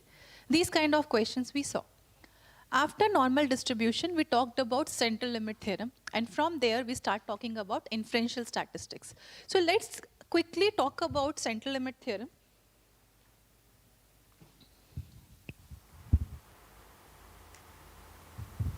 So we said that X follows any distribution. X means it could be age of an employee, it could be salary, it could be marks, anything. X means any data follows any distribution. We are not concerned about its population. It could be normal, it could be non-normal, it could be skewed, non-skewed.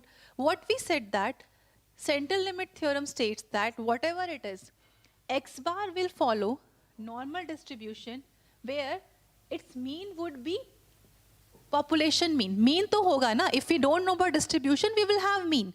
So X bar will start following normal distribution with mean is equal to population mean, with standard deviation is equal to population standard deviation divided by square root of sample size. So this is how we start building on inferential statistics, right? Now with this, it could be, what could be the size for X bar? So that it starts following normal distribution, we said that it depends on the original data. But when n is equal to 30, we can be reasonably sure that X bar will start following normal distribution. Maybe for some data it could be 50, it could be 60. For some it could be 15, it could be 10. But 30 is taken to be a representative number. After that, we started about inferential statistics. What was the first thing? First was estimation. What did we learn in estimation? We learned about 2 types of estimates. What were the 2 types of estimates? Yes. Point estimate. Interval estimate. Right. What did we learn about point estimate? How can I estimate population mean? So we always estimate population parameter.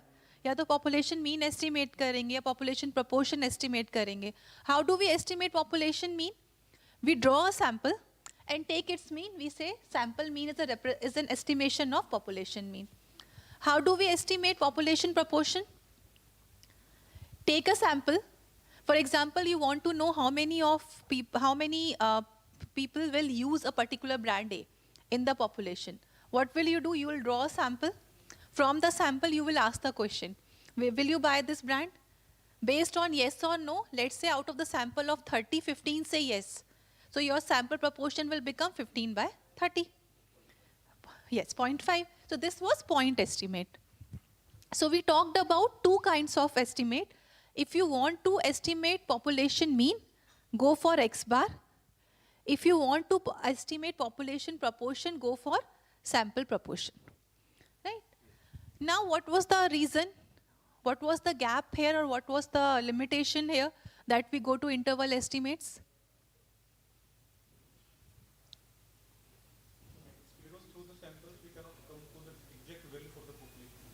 Exact, we even don't get from interval estimates. Why do we go for interval estimation?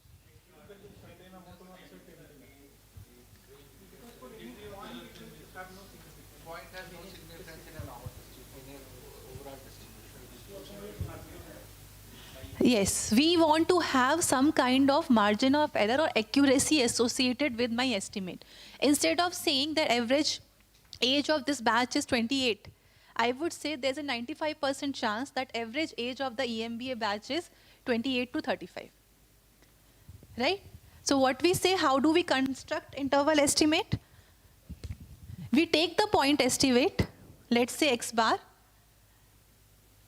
plus minus margin of error. Right? X bar plus minus margin of error. If it is for proportion, I say sample proportion plus minus margin of error. And what is margin of error? It depends on the value you are testing. If it is X bar, population standard deviation is known. What will I do here? I'll say Z alpha by 2 sigma by root n. If population standard deviation is not known, is it visible to all? I think last, no? Can you occupy some of the chairs here? I will not ask any questions, don't worry. Come and occupy, because I think I need to assess, do we need more interventions or not, or we can conclude everything in this session. Please pull up your chairs here. Or let me write on the top also, it will be easier. So X bar plus minus margin of error. Now margin of error depends on the type of test we need. If population standard deviation is known, you will say it is Z alpha by 2 sigma by root n. If population standard deviation is not known, you will say T alpha by 2 degree of freedom is n minus 1 S by root n. That's it. What was one more concept associated with this interval estimate? Is this fine, right? This part. Confidence interval to aage, right? If I am saying alpha is there, so I am constructing 1 minus alpha % confidence interval. That we did. Sigma is not known, T test. Sigma is known, Z test, Z test. We talked about sample size. One more concept related to this is sample size. So what I can do, let's say you construct the confidence interval with X bar plus minus Z alpha by 2 sigma by root n. Let's say X bar is 35, it comes out to be plus minus 5. Suppose. What I can do, I can ask you the question, tell me what is the sample size required to reduce the margin of error to 2. Remember? So how will I answer this question? I want to reduce this thing from 5 to 2. So what will I do? 2 should be equal to Z alpha by 2 sigma by root n. Z alpha by 2 you know, depending on alpha. Sigma, you can take the same one and then you can get the n. So this was about interval estimate, point estimate. What you have to remember? 3 things. Test to be used when population standard deviation is known. test to be used when population standard deviation is not known? What is the confidence interval? What is the margin of error? What is the width of the interval? What is the width of the interval? 2 into margin of error. And then how to get the required sample size. Any questions here? Okay, there was one assignment on this, assignment number 2. You have submitted, but do you want me right now? I have not prepared for that. But would you like any question to be discussed in the class? Car parking I'll do extensively. Assignment 1. Assignment 1, I asked, nobody said, I think it is done. Assignment 2, there were 6 questions. Anything you want, I have uploaded answers also. There was, I think, one question on the exponential distribution. That was assignment 1. I asked you, nobody replied also for that. Okay, we'll... Less than equals to, and we have not considered that equal to be same. Equal, I said no, in continuous distributed probability at a point is 0. So whether you put it or not. It was a different case. I'll just get back to Yeah, so on... Question about, I think it was a telecom company or something, and something to do with their call durations. So there were some 49 odd samples in the question. Yes, yes, yes. So I just wanted to know how would be the best way to work out. Okay. More than a selection about lambda. His question, I know that assignment 1, question number 8. You are talking about assignment 2? Can you help me with mailing the question so that we can, not right now. Yeah, you just send it to me. So if we are planning to have a doubt session, I'll quickly just go through those questions. Right? So that thing you do later on, assignment 1 and assignment 2. Now let's come to hypothesis testing.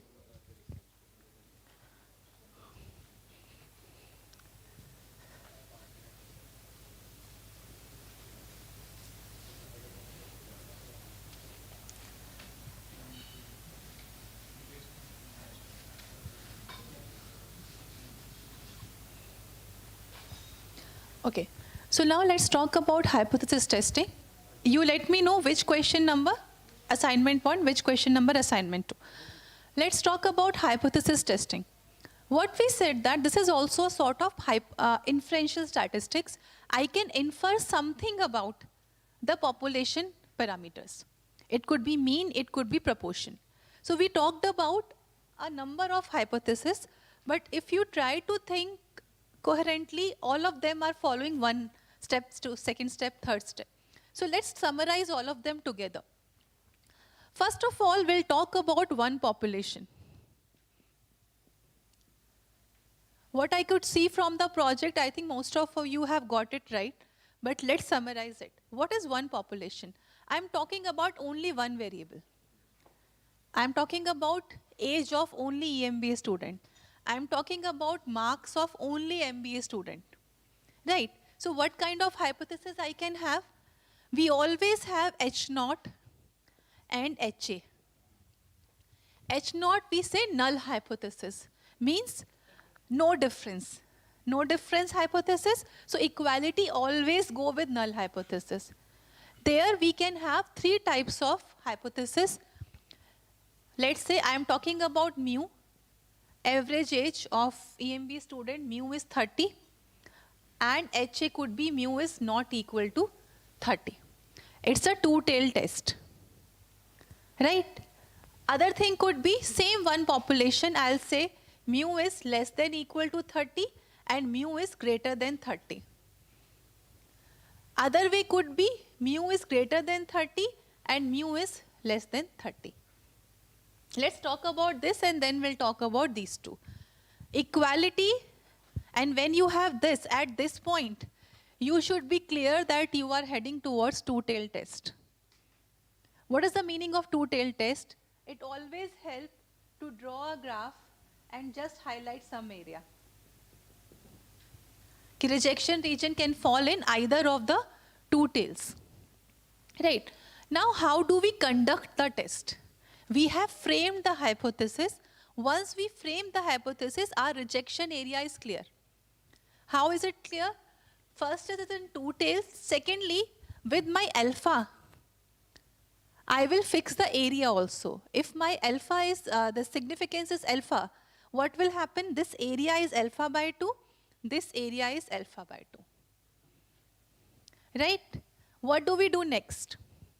You will draw a sample of a particular size and get from the sample the same thing which you want to test. So if you want to test population mean, you will not draw a sample proportion. You will draw a sample mean. Right? So let's say you draw a sample mean x bar. Let's say it comes out to be 40 and your sample size is 25, whatever. Now what will you do? What? Exactly. Because we studied two cases. One is population standard deviation known, other is population standard deviation not known. So you need to know whether you have population standard deviation or not. So let's say here you get that population standard deviation is known. So here you have two cases. If population standard deviation is known, what will you do? Z. So it would be x bar minus mu sigma by root n. If it is not known, you will have x bar minus mu s by root n, but you have t stat with degree of freedom n minus 1. Is this clear? Same thing will happen here, here, here. Only what will change? Look, okay, let's first complete this one. Now you have z stat or t stat. What will you do next?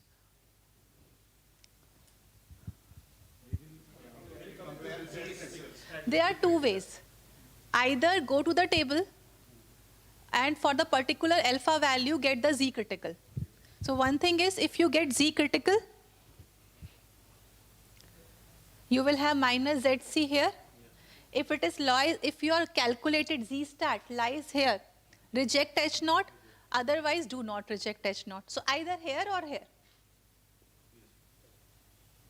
Reject h naught, otherwise do not reject h naught. That is one way. Other way is p-value approach. What is p-value approach? Let's say, yes, let's say this is your z stat. Anywhere. What will you do? You will get the probability of observing this value and extreme from here, away from the mean. So not this area, this area. We get this value, p-value.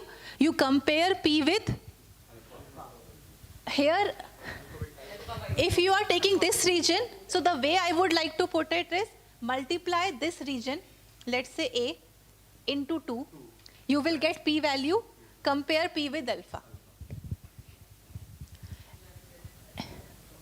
P less than alpha, reject h naught. P greater than or equal to alpha, do not reject h naught. Is this clear? Any questions? Anything you want me to repeat? When we say we are not rejecting, that means we do not have sufficient evidence. We always say either we reject h naught or we do not reject h naught. We don't accept h naught. The reason I said that, because equality cannot be satisfied unless you go and check each and every observation. Right? So you reject h naught or you do not reject h naught. When you reject h naught, you are accepting HA. There is no sufficient evidence to reject h naught at alpha % level of significance. When we are rejecting, that we have sufficient evidence. Yes. So we reject h naught at alpha % level of significance. Is this clear? Yes. Right. Same thing will repeat based on whether it's a z test or t test. What will change from here to here?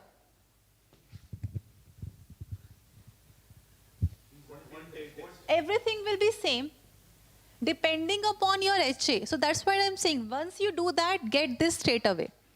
Where will be the rejection region? Here or here?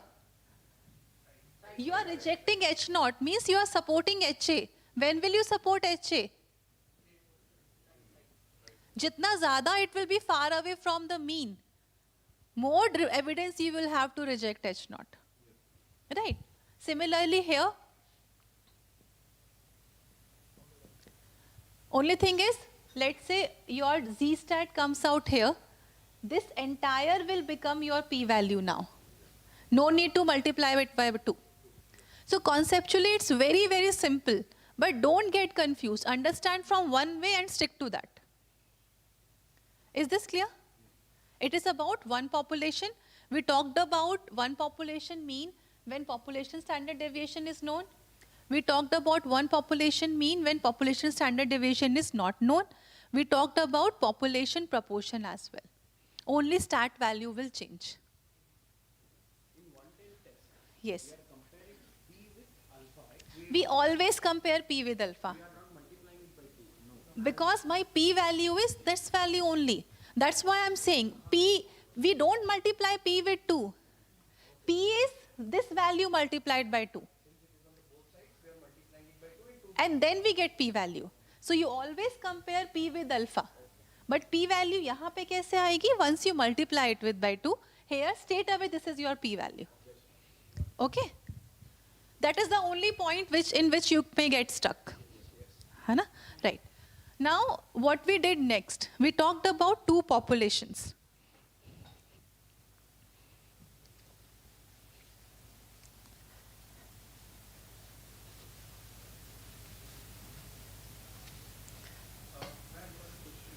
Yes.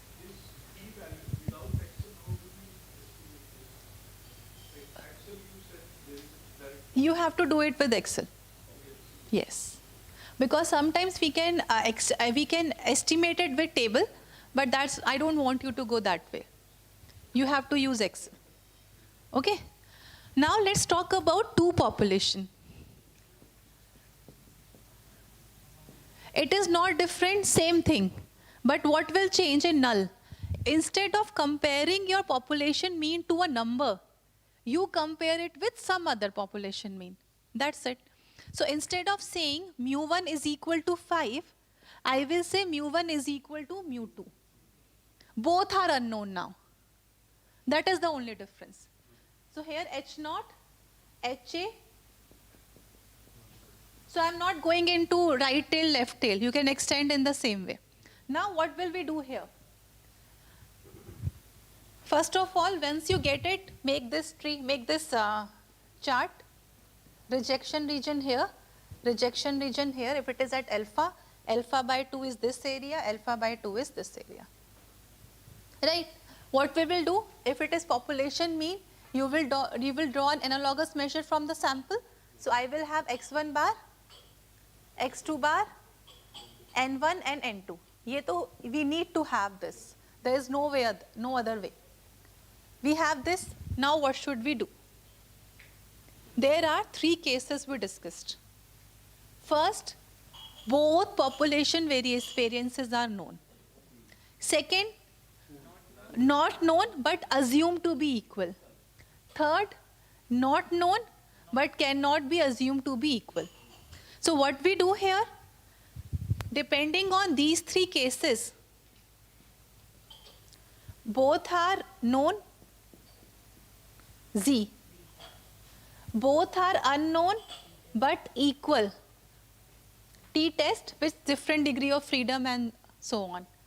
Both have not known but unequal, again t-test. But both the tests are different. Is this much clear? Right? So how to go about it, I will do that with central parking case. So this would be completely clear to you. Right? How to go by from this. This is clear. If both are known, go away, straight away, do the Z test, compare Z with Z critical and follow. How will we carry this thing? We'll discuss with central parking case today. We did one more thing here. Paired test. What is the paired test? All these 3 tests which I discussed, populations, samples are independently drawn. So what I take from population 1 has no impact on what I take in population 2, independent sampling. We took that problem of finance and marketing major. What are the dependent or paired? Let's say I take some people who were before training. What are their productivity? What is their productivity after training? So that is paired. Again, we have t-test for that. All these things, to population, is entirely on Excel. I'll talk about exam also. Let me just complete the last thing. Last thing is regression analysis. In regression analysis, okay, central parking case is pending, which I'll discuss right now. That will be done today. Then in regression analysis, we took simple linear regression, one explanatory variable, one explained variable. We built the model, discussed the interpretation of B0, B1, talked about R square, talked about SEE, and talked about significance test of B0. That also I'll cover with one of the assignment questions today. Right, and that will complete our regression. Before that, let me just explain you about exam pattern. So exam pattern would be, because there were a lot of changes, but right now I think we are going with online exams for all of you. So here, there will be questions. You can use calculator, but I am not asking you to do anything on Excel. Wherever it is required, I'll give you the output. Means in question paper, you will have the output. So let's say if I give you question on 2 population, whatever outputs you will need would be there in the question paper. You need to know how to read the output and analyze. Right, any other question which is coming to your mind, ask me. In fact, I have not, that is fine. We have 4 questions. I think 2 hours or something I have put it. That's it, entire course. If required, you will get p-value.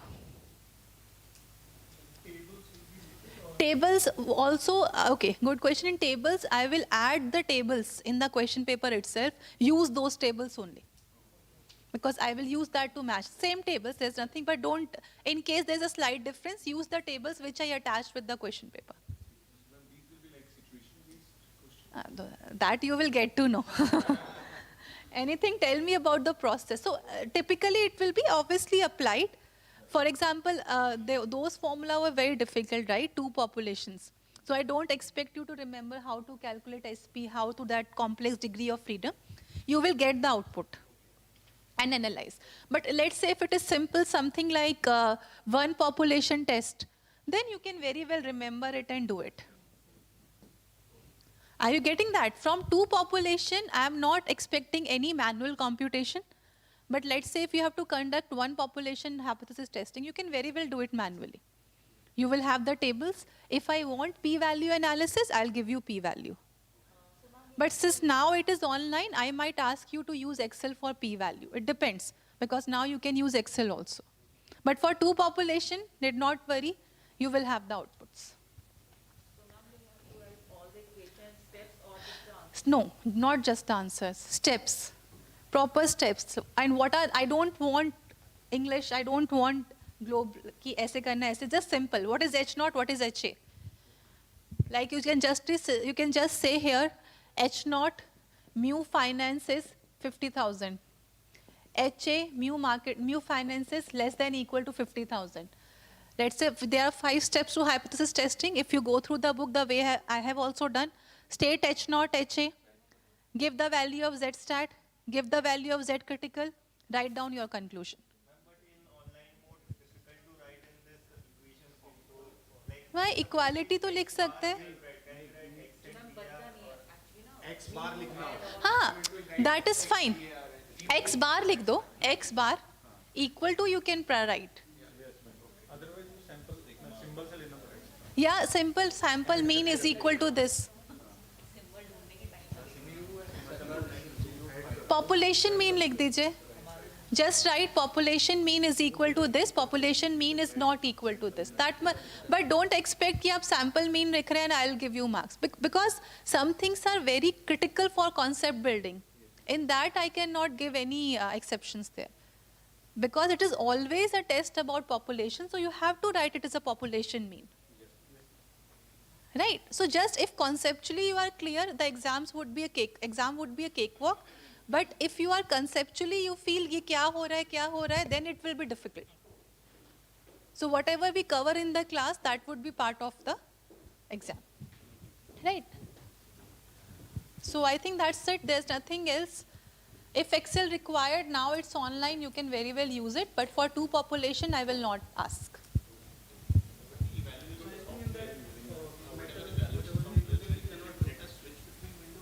That we will allow. In my courses in analytics, students use R, so I allow that thing to happen. Right? See, that was my plan till now, and more or less it will be same. I will still relook because entirely it's online, but more or less it will be the same pattern, 4 questions. There might be parts in the question. I think EMBA office will get back to it. They are looking for some other platform. Pardon? Don't ask me those questions. That is not relevant to your preparation. That is my headache. Okay? Okay, so what's the time? Okay, so let's first do center parking case. So 3 things I had to do. One was web analytics case. But when I went through the submission, all of you have done very good job. So we don't need any discussion there. What I can do, I can share the entire docket with you, what others group have also done. So let's not waste our time on those things because all of you have answered it correctly. Is that fine or you want some discussion there? I think where you need major intervention is last topics. So let's spend some time on 2 population hypothesis testing and regression. Okay.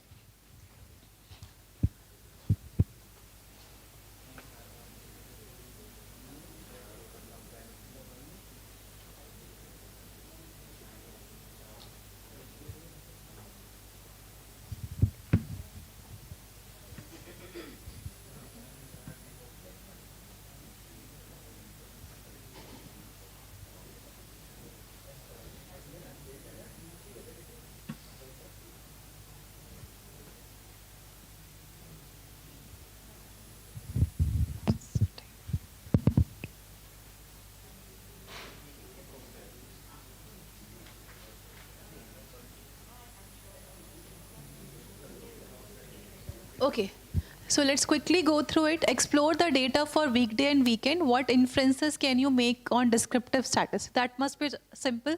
Take the mean, median, standard deviation, and when we can see that length of stay on weekends is more than length of stay on weekdays. And you can talk about variation, that it is more, variance is high in weekends than weekdays. So that was about descriptive statistics.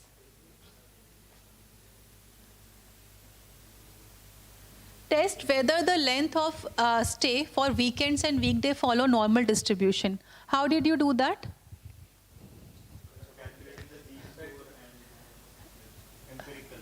Empirical rule, right? Plus minus 1 sigma, how much? 68. Plus minus 2 sigma, 95. Plus minus 3 sigma, 99. What was the observation? It was not falling. If we see here, let's say, where is this? Yes, like this was for, I think, weekend data. So it is not following normal distribution. Again, I don't think we need any discussion here. Let's focus on the last 2 parts.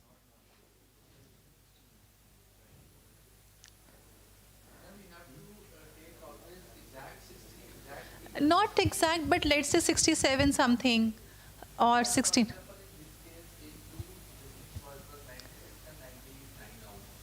Yes. See, that's what I'm saying. It's not always 100% matching.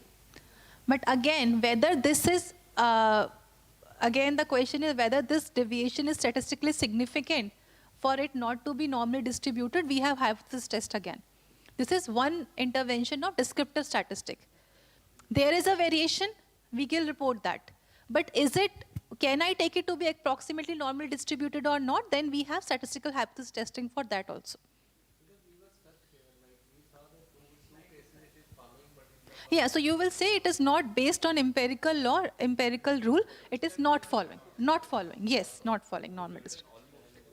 Approximately ke liye, then we have to have statistical test. Whether I can take it to be approximately normal distributed or not. Same thing, right? We get some variation in sample. Can I infer it for the population? We do hypothesis testing. Same thing, we can do it from here. There are some more rigorous tests for that. You can say it's not normal distributed. We can see that in this lab, it is not matching the prescribed percentage.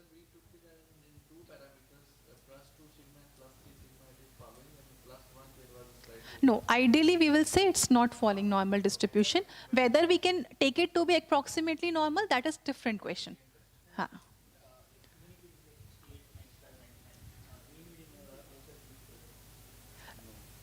Everything should follow, all these things should follow for it to be normally distributed. So here empirical rule is also saying it is not normally distributed.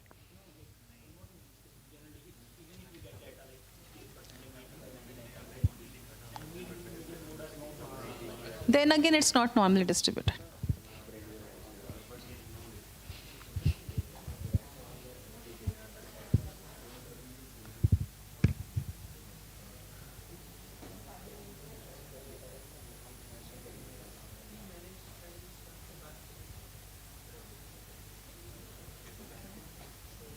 This was not meant for you.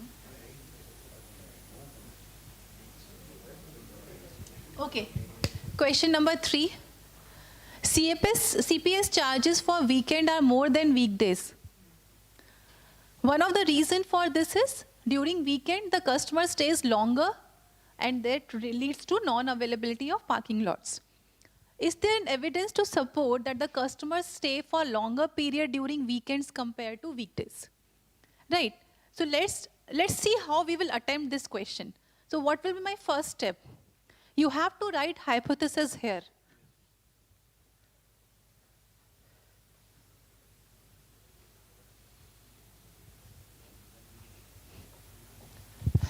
Always when we are trying to prove something, it becomes my alternate hypothesis, right? Because in the sample I am saying mu on weekend, sample stay on weekend is greater than weekday.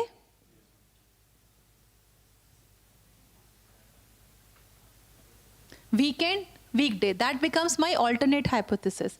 So my H0 would be weekend is less than equal to weekday.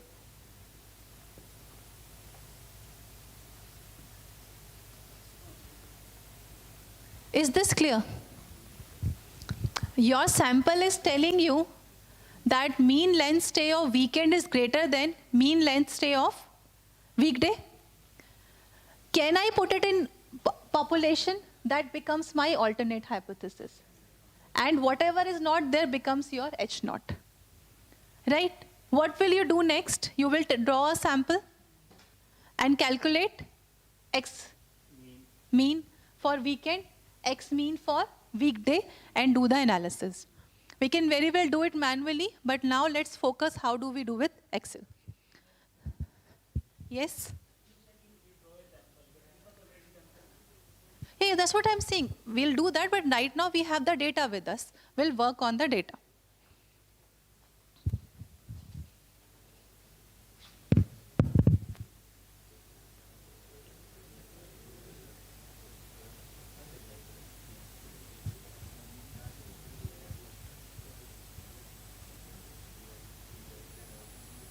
What I have done here, okay, you have, please pay attention here. You have this sheet for weekday, time of stay. Everyone, is it clear? Is it clear or not? Yes. And then we had sheet for weekend, and this was the time of stay, length of stay. When I take the sample mean for both, I am getting the difference. The question you have to answer for population, right? So what will I do? I have copied these two for question number 3 here. This is for weekday and this is for weekend, right? So my HA is weekend is greater than weekday, obviously mean length of stay of, and this is my H0, what we have written there.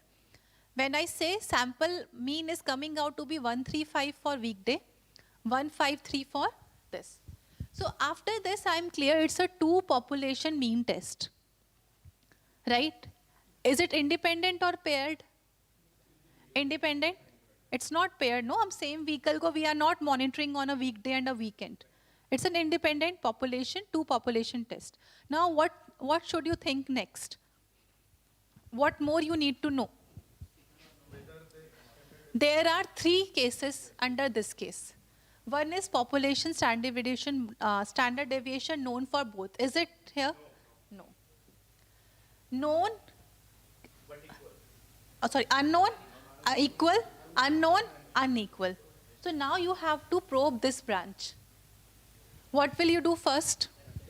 F test, and from F test, this one of these branch will be selected. We agree?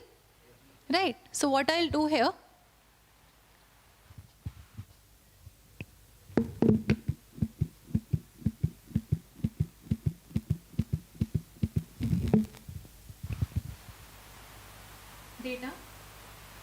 data analysis.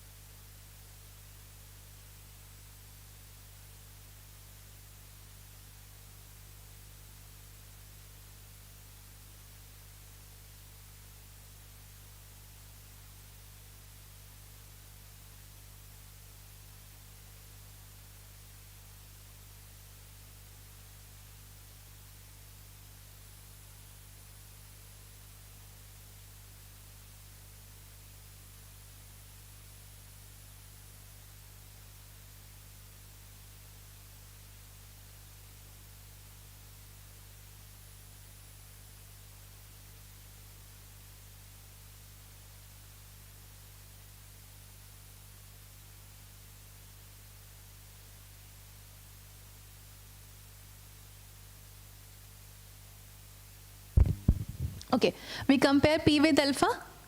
We reject H naught. What was my H naught? Both are equal. HA was not equal. Just remember that thing. F test H naught, population variances. Are we able to get the difference? My F test is not for mean. F test is for population variances, right? I reject H naught means now I am saying population variances are not equal. Are we clear with this step? So now out of these two branches, this is gone, which is sigma 1 square is equal to sigma, that is gone. We have to work with this. Again, if I have to do it manually, we will go with the start, calculate its degree of freedom and do the test. But now let's see how do we do in Excel.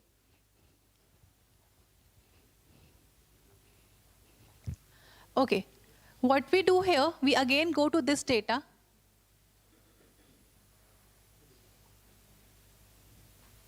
We again go with this data.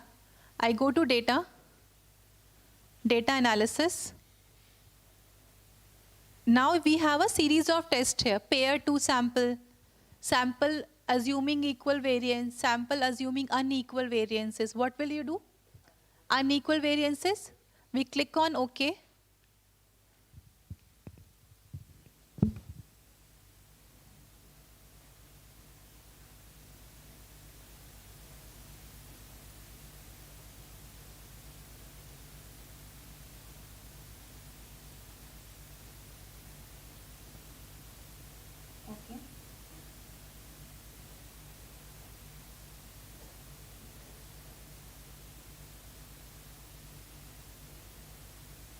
What will you conclude from here? It's a one-tail test.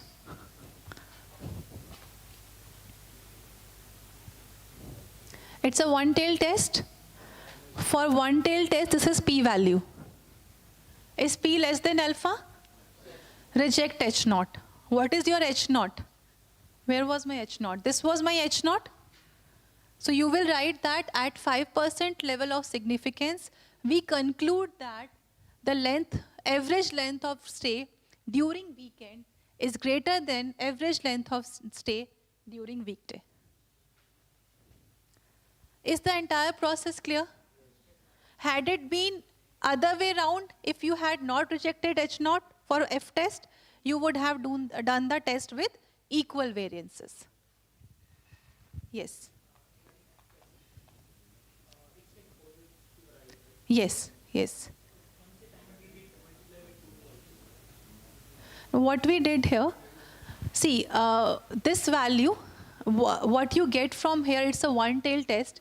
You have to compare it with you multiply with 2 and compare with alpha. Yes, after multiply, because they are doing the one-tail test. The way it is designed, they always put S1 square at the numerator, S2 square. where this one is higher. So always rejection region is to the right. But it could have been other way around also. So whatever value you get, you multiply it by 2 and then compare with alpha. It was very less here, so it would have been closer to 0. Pardon? What difference?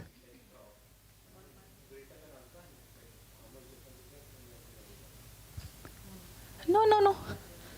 Yeah, whatever you are getting in F test, multiply it by 2.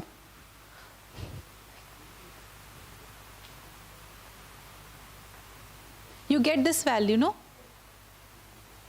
You multiply it by 2 and compare with alpha. Okay? Is this point clear? How to conduct 2 population tests? We are not doing it for population proportion. We are only confined to population mean. Do some practice, but just the process is clear. First of all, F test. Get the clarity about the relationship between population variance. If equal, do the equal test. If population variances are not equal, do the other test and conclude. That is 10 raised to power minus the 0.000000 and then close to 0.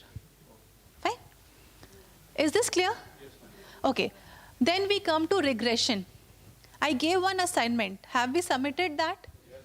Okay. So let me pick one question from there of regression. What kind of questions we can answer through that? And let's have a discussion. Do we need some doubt clearance session or not? Right? So what I'll do here.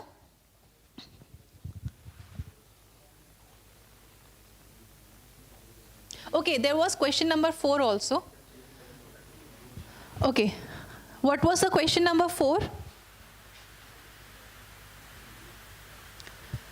Please pay attention here. Question number 4.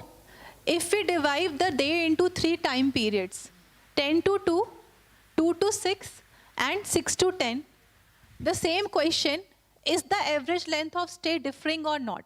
How would I proceed? What I did here,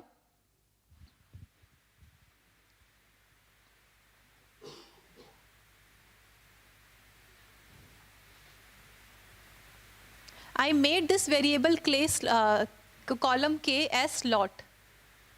Same thing, I am using the function rs. If rs is greater than 10 and less than 2, put slot 1. 2 to 6 plots, you could have done other way around also. You just have to create 3 populations from this data. Right? Once I do that,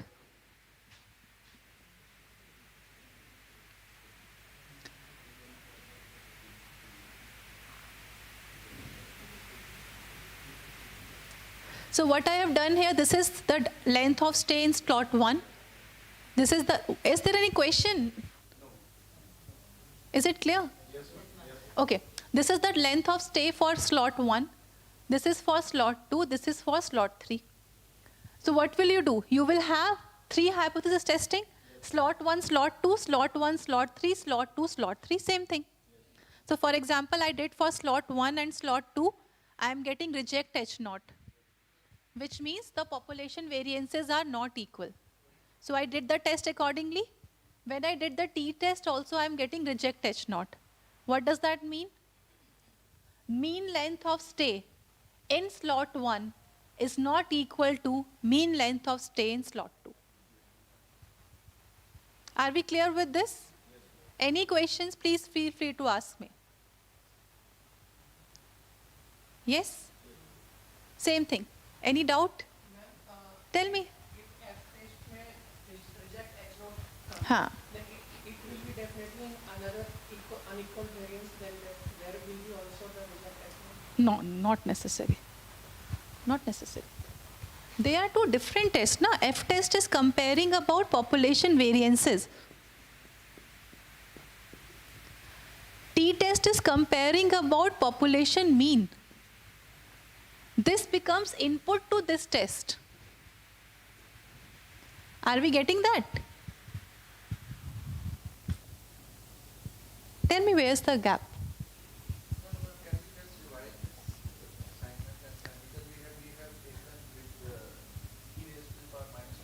Yeah, that thing is okay. I'll open the submission again. That's not an issue. Right now, conceptually I'm asking you because you were facing some challenges. Is it clear now? And if there's a problem, ask me.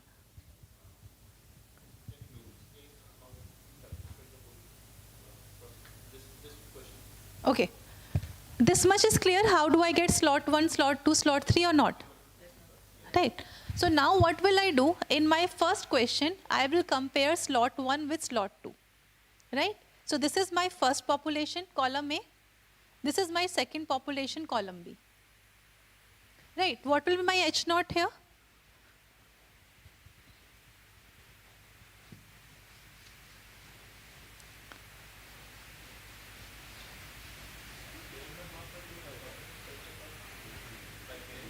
Pair तो होगा ही नहीं ना. Now again there are 3 independent population. There are 3 independent of population here. H naught would be mu1 is equal to mu2. HA would be mu1 is not equal to mu2. First test. Second would be mu1 is equal to mu3. Mu1 is not equal to mu3. Third would be mu2 is equal to mu3. Mu2 is not equal to mu3. Is it clear now? Do you want me to run that? Okay? So let me do it once so that it's clear to all of you. So what I go, once we have got that it's a 2 population test, I have to get clarity whether I can take population variances to be equal or unequal. I'll go to data, data analysis, F test.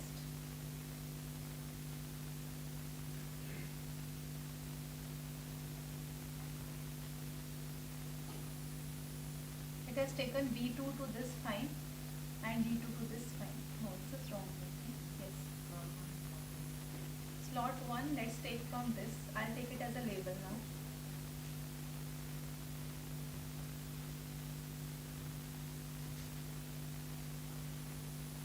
And this is slot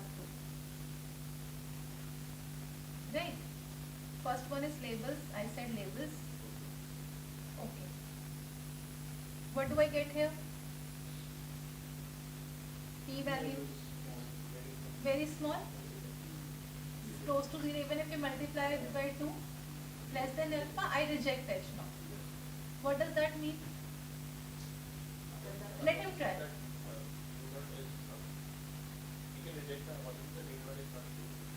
No. No. Here we can reject what this F test is testing what? This F test is testing this. अभी ये conclude हुआ है that you reject this. Means assume both of them to be unequal. Okay. Now with this, what will I do? I'll go to data again.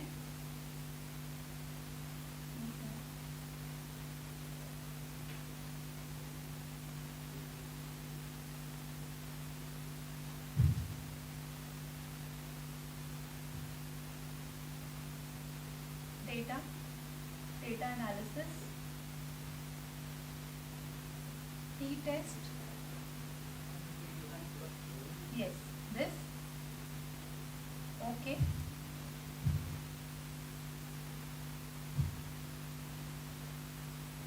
First would be this, second would be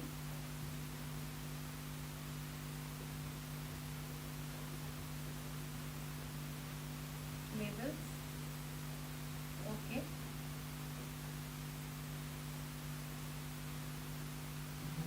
Is it a two-tail test? Yes. So I'll see the two-tail critical value, sorry, p-value, close to 0. Compare with alpha, reject H naught at alpha percent level of significance. Now which H naught you are rejecting? This one. Is it clear now? Right? Similarly do for 1 and 3 and 2 and 3.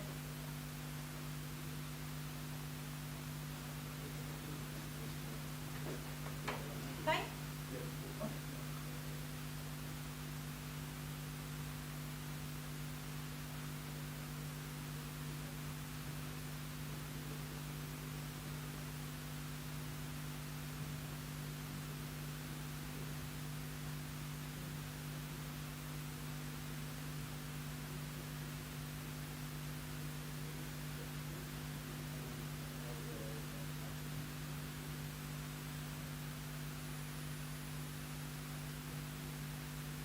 Let's quickly spend 5-10 minutes for regression, so that will give you the complete coverage of the book. Right. So this is our y variable. Sorry, this is y variable, rent, and x is size. So how do we get it? Data analysis, regression. Okay. Click on y, it would be. Yes, I'll click and then put it as label also. X would be.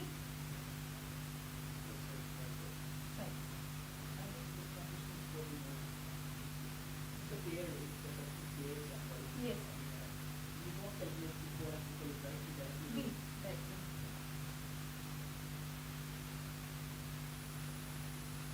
So you will get this kind of output.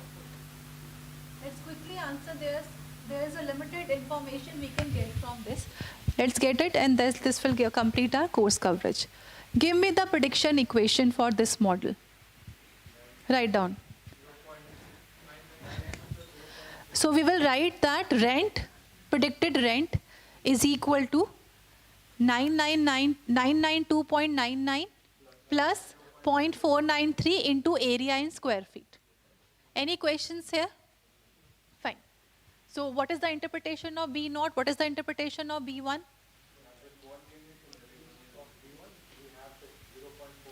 So first of all, let's say if my area is 0, the average rent would be 9992. It does not make any physical sense, right? What about B1? If I increase area by 1 unit, that is 1 square feet, rent expected, it's not exact, rent on average will increase by 0.493, right? Next question, how good your model has fitted the data? Performance evaluation of the model. Two things we discussed, R square and SEE. What is R square of the model? R square is, see row number 5. 12.55%. Very low, we'll say that 12.55%, yes, you said R, right, in your presentations. First one. So that is the value R square. So here, we will say that 12% variation of Y is being explained by Y. Higher R square, better is the model, right? What is the other metric we can assess our model from? Standard error, what is the value here? 186, right? So what is the interpretation of SCE? Yes. And what is the meaning of SC? It means that on average, the predicted value is deviating from the actual value by 186 units.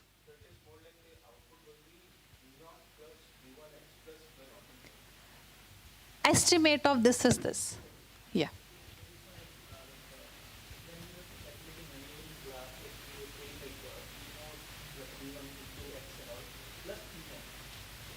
No. There are two things here. Which is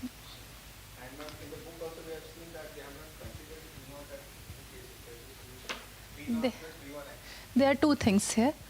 When we talk about population, as I showed you, y is equal to beta naught plus beta 1 x plus error. That is what I'm saying in population. The data is like this. You have a straight line. This is beta naught plus beta 1 x, and your points are lying around this line, which is epsilon. That is the reality. That is how the data is. Data is there. Now, what happens when you fit a line? When you fit a line with regression, you are getting y hat, which is equal to b0 plus b1x. There is no error here. Why? Because it is y hat, not actual y. Predicted value is simple, b0 plus b1x. That's why there is no error. So book has not made any error, right? Because what is y hat? Y hat is some line. So y hat is b naught plus b1x. Y hat is not this. Y hat is this. But it is not able to take it fully. Some is taken, some is not taken. Yes. Yes. We said that this is, if you remember, I showed you with sales and promotion, there's a huge data that is population. From the population, you draw a sample in a footer line. The line is y hat is equal to b naught plus b1x, because there's no scope of error when I'm seeing y hat. Obviously, there's a difference between y and y hat. That is residual. That is an estimate of error in one point. Okay, this is clear. What other question we can ask here? Okay, so now what I said that this is what you built a predictive model. You said how good it is or how bad it is. Now what more I can do? There are some assumptions which should hold. I gave you 4 assumptions: independence, normality, homoscedasticity, and said it's a very rigorous process to find out whether these hold or how to address them. We are not doing in this course. But let's say if these assumptions hold, I can do one more thing. And what is that? What is that? Significance of relationship between y and x in population. I said y is equal to beta naught plus beta 1x plus epsilon. This is population. I get something for that from the sample B1. B1 could be 0, B1 could be 5, B1 could be 10. I can ask the question H naught whether beta 1 is equal to 0. Please note a difference. It is about the population. आपको sample का आया है, population का नहीं आया है. You have to estimate something for population. And what you can do? H naught is beta 1 equal to 0? What will be HA? Beta 1 not equal to 0? Same thing. What will you do? You will get something analogous to beta 1 from the sample. What is that something? B1, right? You have B1. So based with the use of B1, you will construct a T-stat, which is B1 minus beta 1 by standard error of B1. We are not going to do it manually. So you will get some T-stat. What is that T-stat? 2.56 is the T-stat. So either you compare this T-stat with T-critical and do all those things, or have p-value approach. What is the p-value of this test, Sakshi? What was the p-value of this test? It might not be readable from there. It is 0.013. So p-value of this test is 0.013. What will you conclude at 5% level of significance? Reject H naught. What does that mean? There is a significant relationship between y and x. Beta is not equal to 0.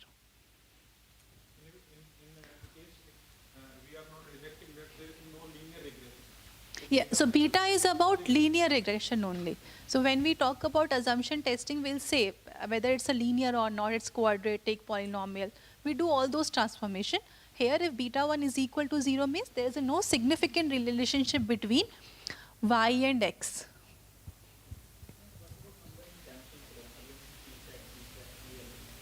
Pardon?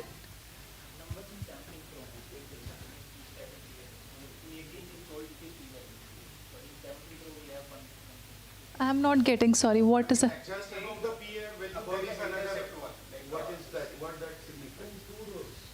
This is actually talking about above 0.1. Yes, ma'am. Yes. This is intercept, no? Column. Yes, ma'am. The lower and upper. I'm not sorry. Ma'am, above the PA. But Above the PA. This one is like we can compare with alpha and Ha. projector. here also, okay, I'll tell you. This was for beta 1, p-value for this test. This same thing is for beta naught. But it has no significance for most of the decision-making problem. That's why we are not discussing. Same thing for beta naught. But it can change. No, it's ऐसे तो B1 भी constant है. when you're talking about this, both are constant, but these are B naught.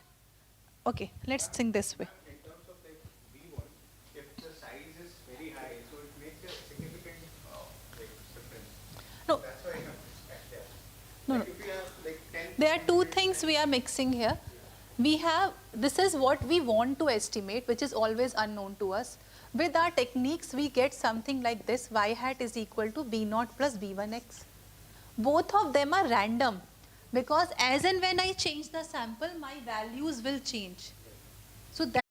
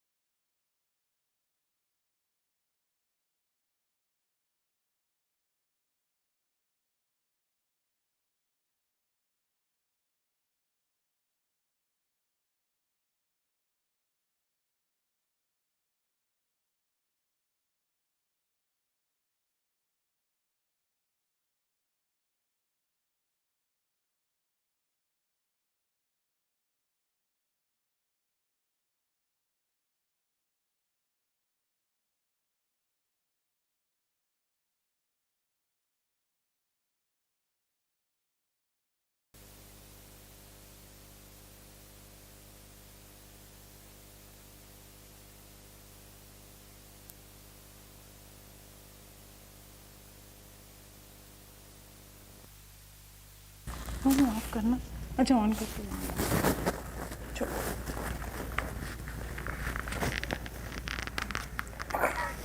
ठीक है comfortable इसको ना इधर से देख करो इसको आप यहाँ से पकड़ो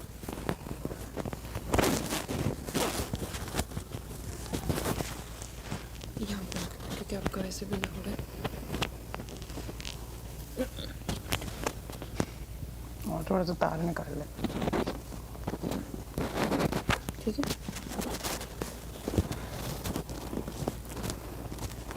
क्या रहेगा इसको मेरे को सिर्फ आयत को अंदर कोई कर दो ऑन है ना इसको ऑफ कैसे करते हैं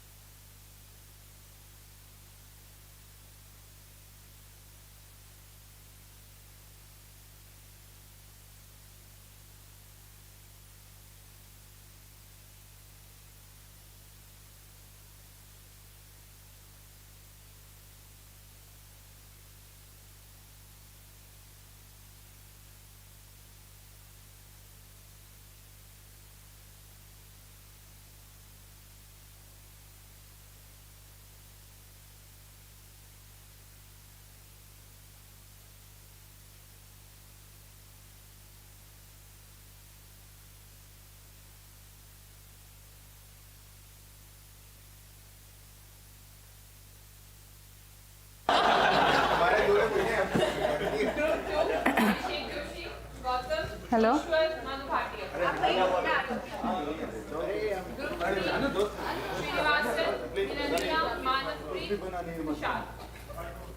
सारे ग्रुप वाइज हाँ मतलब सेट हो जाओ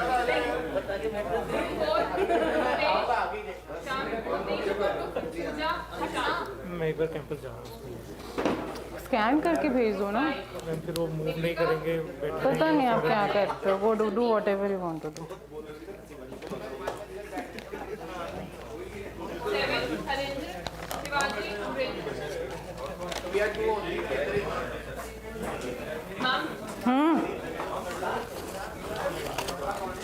मेरे को ये सब रोल हो गए तो इनको बाकियों के साथ वो कर दूँ ऐड। रुको रुको।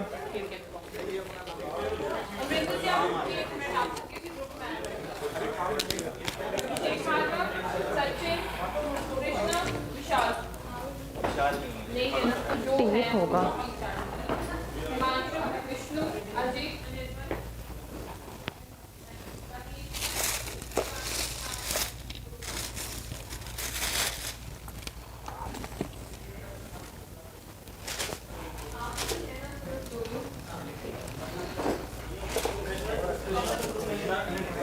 So what about your remote team members? Are they joining this call remotely? They are, if they must, they probably will. At least Pooja will. Yeah, I know. Pooja has been very. I don't know whether he has joined or not. Where is Harendra? Call him, check.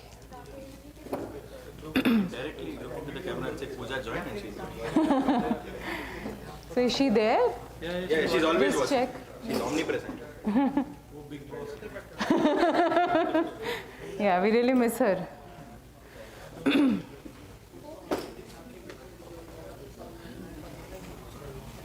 But do we have so many tables? That's the question. We are the only two people, right? They don't have a table, na? इनके पास तो table ही नहीं है. They need a table.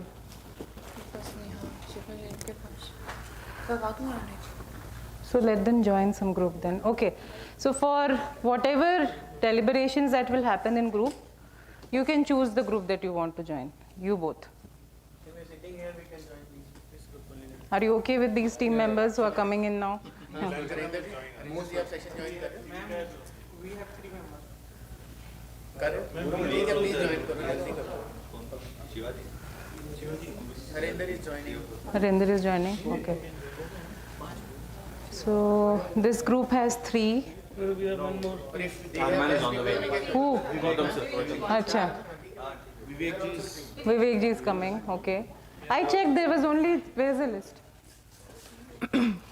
I think so. In terms of groups, which would be less in numbers, would be group 6, which has Vishnu, Ajit, and Irvan. Yeah. We can merge with them. 3 to 5. Because in our group, Pooja is not. What about your group? 7. So maybe Shivaji, get up. Yeah, I know. You can go and join there. So Abhishek, Sachin, Krishna, and Shivaji. Okay. So it's because of Anirban that I got late. Where is this guy? He actually called me. So Vishnu, I'll just read out so that we do not waste time anymore on this. So Vishnu, Ajit, Anirban, and नहीं ये कौन सा group था? Shyam. Sachin, okay. Abhishek, you are here. Sachin, Krishna, and Shivaji. Okay. Okay, and this is Gautam, Ishwar, Manu, and Abhishek. Right? This is perfect. Shreyas, Vijay, Sakshi, and Vivek. Vivek is coming. Yes. Okay, then we have Srinivas, Nilanjana, Manavpreet, and Tushar. Where is she? Call her. Deepika, Mandeep, Ajay, Sandeep. Rakesh, Shivani, Sumitoj, and Sonakshi. Yeah, call them.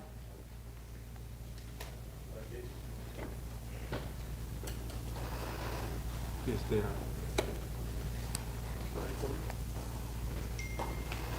Okay, then we have Bhupesh, Shyam, Shashank.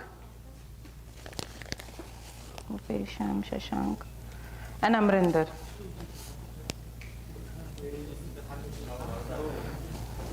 Okay. And then we have, so Shivaji, Amrinder gaye. Abhishek, Sachin, Krishna, and Shivaji are group 8. Okay. Vishnu, Ajit, Anirban. You guys are just 3, right? Is there anyone who is extra? I would need 4 people per group.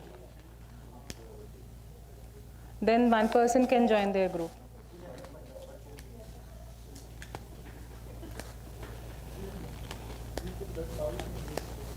So Shivani is which group? Rakesh, Shivani, Sonakshi, Sumitoj. Okay. So what we will do is, we'll have an exercise, but you would need clean tables for that. Each group would need 1 table by themselves. So if you don't have a table, please get up and assemble near the table. So I want 4 people on 1 table. The extras can go and stand there, take up a table there, quickly. And please keep your laptops aside because you don't need laptops.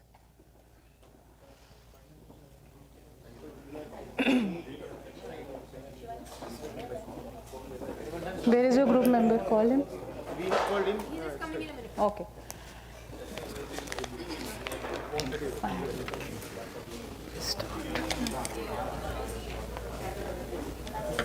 Just ensure कि 4 ही रहें, 4 एक group table पे होने चाहिए. Just go with this list and check. With list, हाँ check.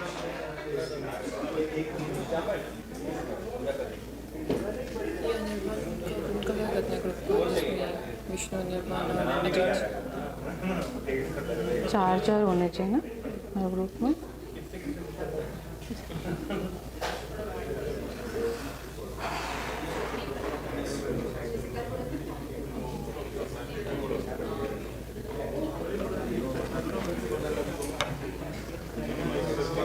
विवेक जो राकेश जी भी साथ हैं 1 मिनट. तो बोल रहे हैं कि जस्ट स्टार्ट विद कि वो आ रहे हैं. चलो ठीक है. Wait. नहीं आने दो सबको. Please make sure that your group members are there because the time limit is a task which requires time limit. So if your group. Yes. Keep it at a stable place. Yeah, that's fine. Okay, so till the time our members are joining in, where did we leave our last discussion? Okay. Acha. High performance team. High performance work teams. Okay. Efficient teams. Okay. So how many of you are cyclists in the group? Anybody? Who is a cyclist? आप है?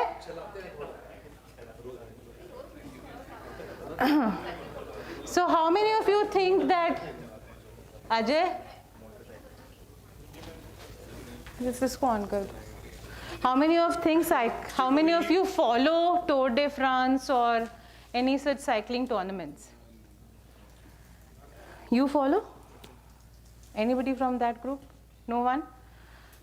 I don't follow, but there is a lot of news from the Tour de France. Right. What kind of news did you hear? Earlier, there was one person who was winning this race, and he was as a hero, but ultimately he was having doping. Lance Armstrong. Yes. So how many of you think cycling is actually a team sport? Just 2 guys in this entire group. Let us see whether it is not or whether it is or it is not. You don't have to believe my words.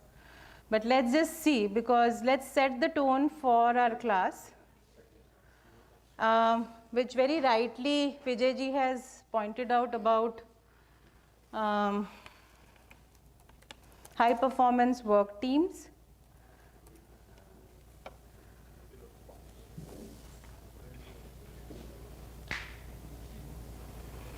So as you are watching this video, Vijayji already said that it's a high performance work team that we are discussing. I want you to see this and see if you find any semblance with your work teams in your organizations. Okay? So let's see this.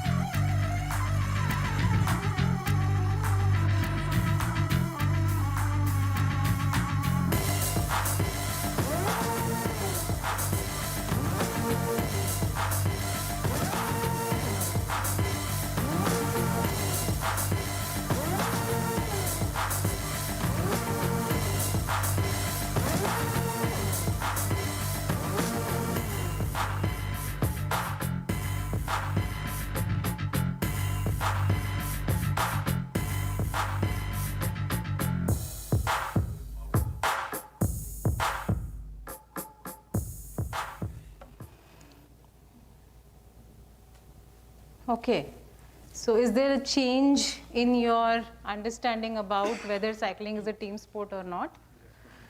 Definitely it shows that it is, right? So now, if we are drawing semblance, I'll give you time for all this that you have done. You have taken a lot of special efforts. I'll not let it go waste. But just let me set the tone. So if our high performance work teams are exactly like the cycling teams, and what each one of you are trying to do is a project sprint, right? Each one of you, when you are handling a project, it has got deadlines. Lot of time, there are a lot of internal competitions which are built in within the organizations, knowingly or unknowingly, right? So what are the things that you feel are a perfect yes or a must for a work team, which is your organizational teams, or a group which has come together for a purpose? What are those things which you feel is specifically is necessary? What are the essential elements? If we are comparing this sprinting team with your kind of work team. The strengths and weaknesses of everybody. Okay.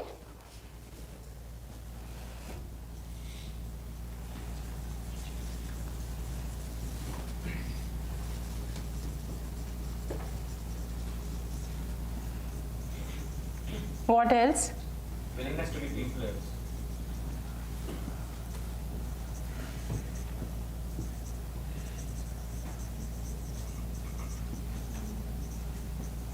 What else? Coordination and communication.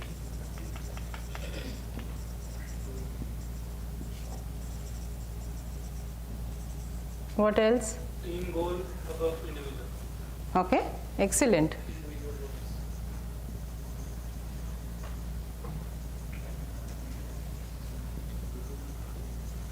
You have done so many project assignments, had so many sleepless nights. What else? What else would you think has kept you all together? Yes, Ajay ji.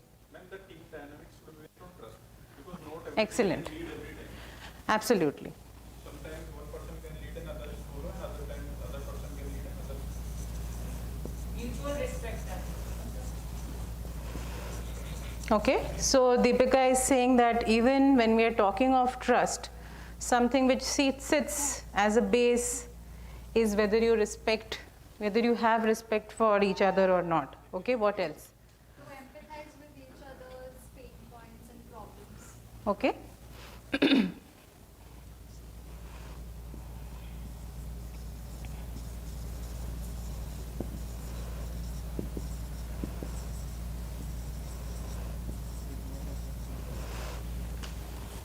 Further, by end of the task or by end of the project, the whole team must be appreciated rather than an individual. Absolutely. So you are talking of just small, I think so what is really important which we forget is that big wins definitely everybody celebrates.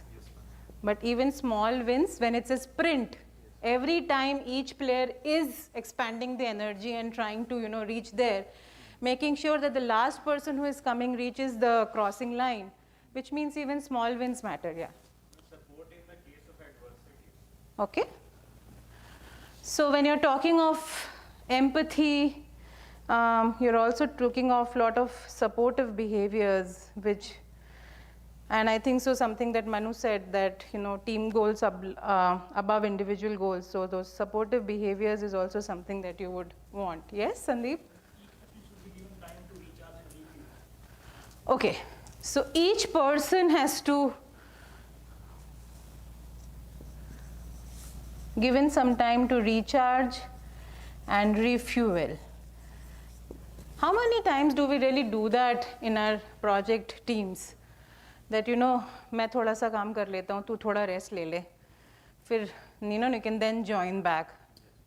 Lot of time it becomes very challenging when the deadline is just on our head, hammering us hard. We don't really bother about that much so much, right? And a lot of time that itself takes the spirit of the team down. Anything else? No man left behind. Okay. He always has a Shairana andaz to put things, so I'll write it at the top. What else? Cooperation and competition. Cooperation and competition, excellent. So when we are talking of coordination and communication, what actually definitely matters is cooperation versus competition. Public sir, give us a term for that. I believe it's cooptation. Yes. Yes. Consistency, like, can you elaborate a little? Towards goal. Consistent effort to achieve goal. Okay, consistent effort, so like small efforts putting together so that the big picture is, will come. Okay, so I just wanted to check kitna yaad hai, kitna bhul gaye. So I'm so happy that everybody remembers everything that was talked about, and some of you have mentioned, have already submitted your assignment with, you don't have a chair, you both? Okay, anyways, we'll start with the task. Okay, so we will keep all this in the background. I'll give these two gentlemen who just ran almost a sprint to get something special. So to do their act, and then we continue. So,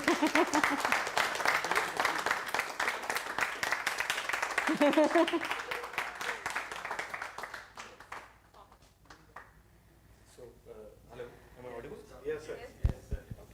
So, ma'am, this is no, on behalf of the entire class, ma'am. So, we two most senior members, you know. So, you know, thank you so much for the understanding. It's a wonderful arrangement. You know, I mean, I was telling somebody, itni respect to main ghar mein bhi nahi mili aaj tak. So, it's been a wonderful, you know, what has also happened that we are at ease. It's also, you know, helping us learning more things and, you know, coping up with the assignments and exams and the other things. So thank you so much, ma'am, on behalf of the entire class, and we'll never disappoint you, you know, in terms of our, we'll try our best to give our best, you know. That you always have. Yeah. So Thank I mean, you I'm so much. overwhelmed with this. Yes, It's our Rakesh ji. pleasure and honor to welcome our chairperson for this course, Madam Vartika, Professor Vartika Datta. I think she is a wonderful leader who's leading us in this program. I think she should be given a standing ovation. There's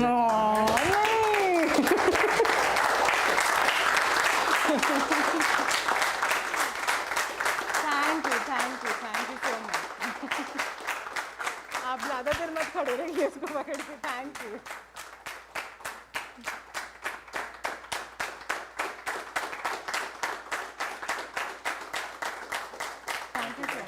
Thank you so much.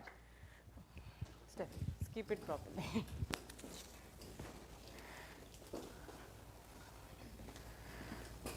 So since we are talking of admirations, and I think so we will need an entire session to admire each other, which I'll make sure by the time we unwind this session, we have a lot of airtime to do that. But I don't want to lose our class time for this.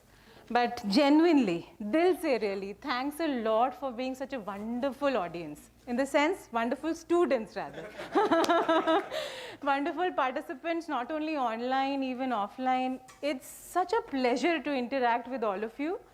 For every class, I think so all of us have put in a lot of effort in curating stuff. I always say that, you know, the knowledge which these days, specifically now that everybody is on a journey themselves, I think so in this entire span, if I can just talk about my subject, there's a lot of co-creation that has happened, wherein I have learned something from you all. I'm not sure if I have been able to teach you all anything, but each one of you, the amount of effort that you have put in expressing things about yourself, whether it is logs, whether it is your participation in the classroom, it's been so rewarding that, you know, I can only thank my good God that it is a pleasure to have such students in my class. And I think so that's not something that I say. I think so unanimously that's a feedback that all of us have given about this batch. We're only lucky that you guys have trusted this brand, stayed, come so far with us. And I think so, as Vivekji was putting it right, that we will not disappoint you. And I think so we also will not disappoint you.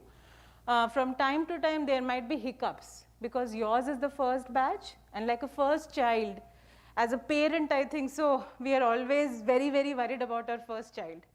But they are also the people who are very close to someone's heart. And I think so your batch would always be special in every sense of the term. So I think so you all require a big round of applause.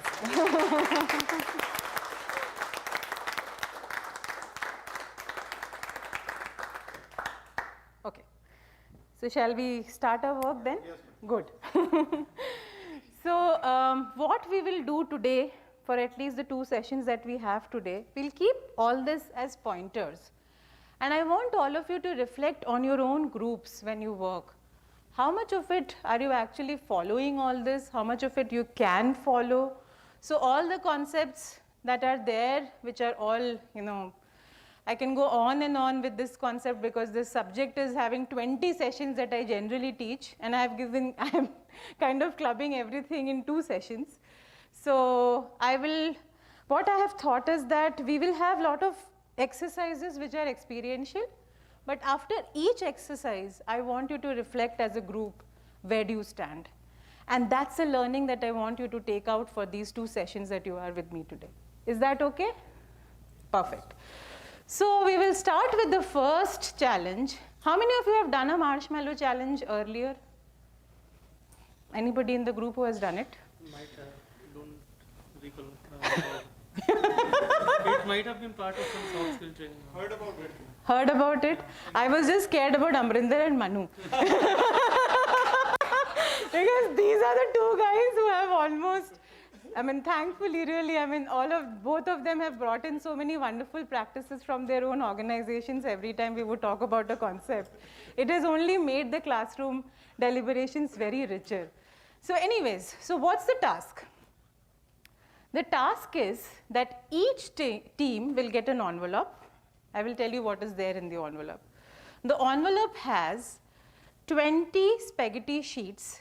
Okay. First of all, please don't start surfing. Please keep your phone and mobiles aside. I hate it that you are all set to ye compete and cooperation wali spirit tab ekdam hi matlab samne aa jati when you start just like my B school students start searching for the right answers. Don't do that. My only request is treat each one of your individuals as your co-learners and co-participants and then approach this exercise as a task, right? Okay. So the envelope contains 20 spaghetti sheets, okay? Spaghetti is sticks. It has got a 1 meter long thread. Then you have masking tapes which are there in the envelope, okay? These are the 3 things that you have in the envelope. At the end, what you have to do is that you have to create the tallest structure with these items that will rest very soon on your table. And at the end, there has to be a marshmallow which has to sit atop that structure. Okay? That's the challenge. Now this is the task. The challenge is, as I said, it has to be a freestanding tallest structure. Group which is able to create that will get some goodies from my side. And the challenge here is that this particular challenge has been done with school kids, it has been done with B school students, it has been done with CEOs, and there's some wonderful results that we have got. I want to see how much of that is true with this group also. And I have done this exercise several times, and every time it's a wonderful experience to see the energy in the room and also the co-learning that takes place. So are we all set for the challenge then? Yes, great. I have another question. Yes. What was the tallest structure you ever seen? Ishwar, I'm tired of these kind of questions. I'll show you. We will wait for a while, we will see that. So Pooja, she has joined on call, right? Great. The idea was that things can become a little more challenging when you have a remote member joining from some place, right? Because the instructions are pretty much laid on the table, and then how is it that you kind of implement it. So there are certain rules that I want to state at the start so that there is no confusion.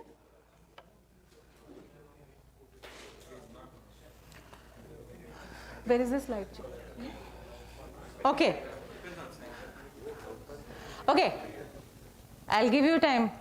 Fine.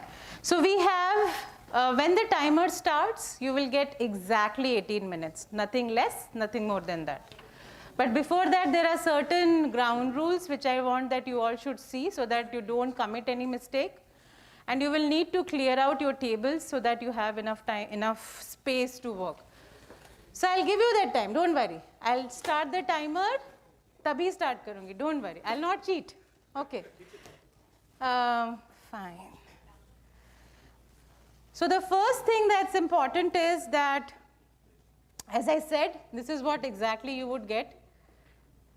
You would have 20 sticks of spaghetti, 1 yard tape, 1 yard string, and 1 marshmallow. Okay. What you have to do is you have to build a freestanding tallest structure. The winning team, so answering Ishwar's question, this is how I will be, really testing the structure's length, okay? From the tabletop surface to the top of the marshmallow, okay? That's the height. That means that the structure cannot be suspended from like a chair, ceiling, or a chandelier. You know, people are wacky, they can do a lot of wacky things, but that's not what we are expecting. The entire marshmallow has to sit at the top of the structure. Steffi, just open this. I'll just show you. मतलब marshmallow का जितना size है वो पूरा उसके ऊपर बैठना चाहिए आपके टावर के ऊपर, and आपका टावर erect stand करना चाहिए. Okay? Cutting or eating part of the marshmallow definitely disqualifies the team. So when we do it with kids, which we have done, whenever we do it with kids, they are very enticed by the marshmallow. I know आपका भी बचपन वापस आ गया होगा इन 3 दिनों में, but abstain. Okay. A clue is that you should use as much or as little of the kit. That is something that you have to decide as your team. You can break up the spaghetti, string or tape. There are no such things that you cannot. You can cut up the tape because these are all tearable tapes, so there are no scissors that have been provided. The challenge lasts exactly for 18 minutes. And the teams cannot hold on to the structure when the time runs out. So when I say time out, you have to move and you have to just leave it the way it is. Emotionally or physically? Hold on to the structure. As of now, physically, but maybe you will have a lot of emotions also attached with it. Okay, those touching or supporting the structure at the end of the exercise will be disqualified, right? Any questions? Marshmallow dekho. At the 17th minute, can you change? Yeah, I will be telling that. Don't worry. I will be giving you a heads up. We will put a timer here. So the marshmallow looks like this. People were asking what a marshmallow looks like. It is this, right? It's a very soft and mushy thing. Whatever will be left, you can definitely have it and taste it. Okay, so as of now, Steffi, if you can distribute this. So wait, is everybody settled? Please clean up your tables. If you want to clean up, do that. If you want some space, you can take some space.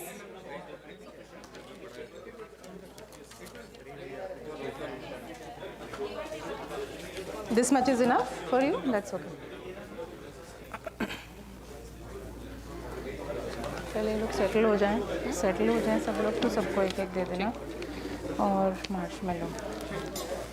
We will give the marshmallow भी साथ साथ दे देते हैं, दिखना गिरना चाहिए.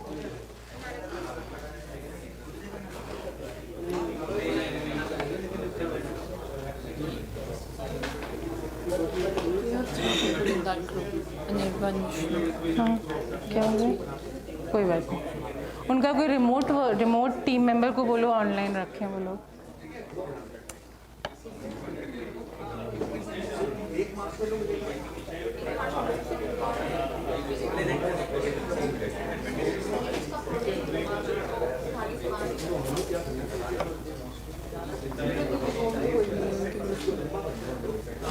नहीं.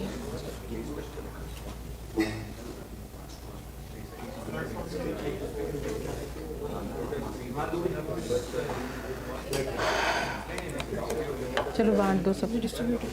Okay, are we set? Hello. You have to not start discussion. Go and give the material. Wait.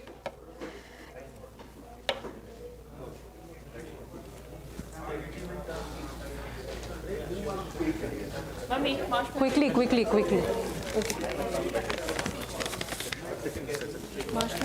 एक. We can't cut or tear marshmallow. Can we reshape it? No. Marshmallow has to be intact. Can you please pass on? Okay, your time starts. Please don't open. Did I tell you to open? You guys are just behaving like my B school students. Please don't open till the time I tell you.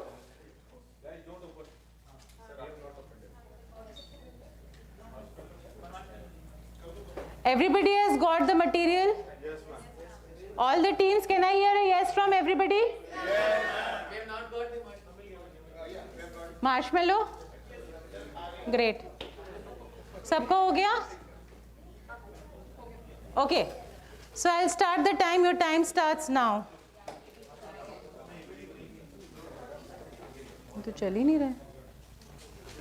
उनको phone पे लगाएं. लगाओ phone पे, आप start करो.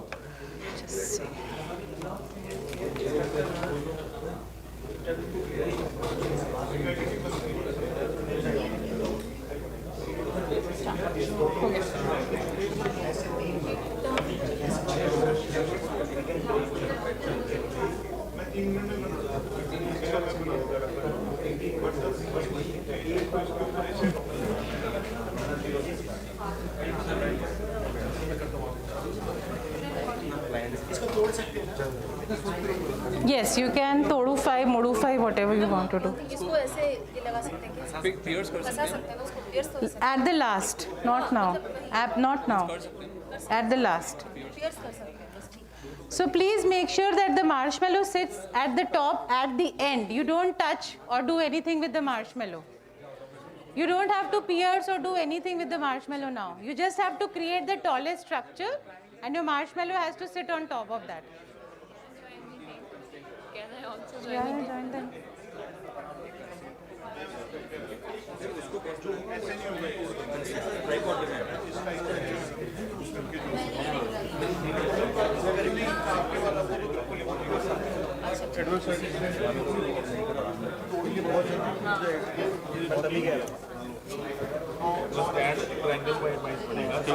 Is it moving? ज़्यादा वजन मैं बताती हूँ. एंड में जोड़ेंगे ना ये जो टॉप है रेडी हो गया ये ये दो जो रेडी हो गया वो इधर भेजो मुझे ये लो टॉप हैवी नहीं है No using of phones, okay? Don't cheat.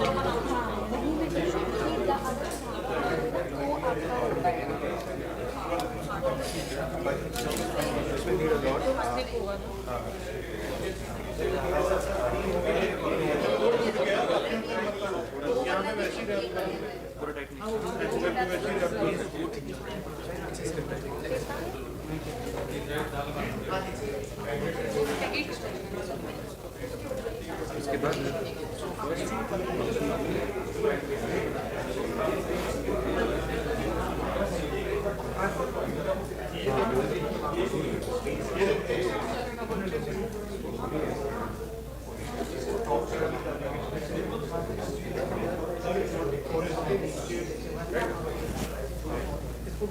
अच्छा, अगर कुछ सॉन्ग चलाना हो इसके साथ एज इट्स गोइंग ऑन तो वो कैसे चलाऊँ? ये रहेगा फिर उसके साथ हो सकता है यूट्यूब नहीं तो फिर ये हट जाएगा ना, ये इनको दिखना चाहिए ना.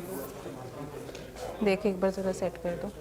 कोई लाइट सम इंस्ट्रूमेंटल कोई सॉन्ग या इंस्ट्रूमेंटल नहीं, कोई मतलब फास्ट बीट वाला, जस्ट द बीट्स. हाँ ठीक है, बट यूट्यूब तो उसी पे ही खुलेगा ना.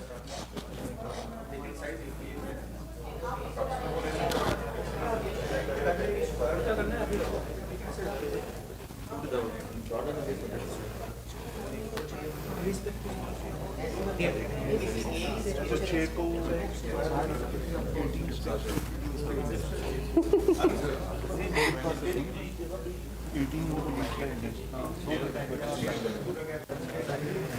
वो स्ट्रिंग भी था स्ट्रिंग ही रहा स्ट्रिंग हाँ हाँ वो तो मैं करूँगा हम कुतुब मीनार बनाएंगे.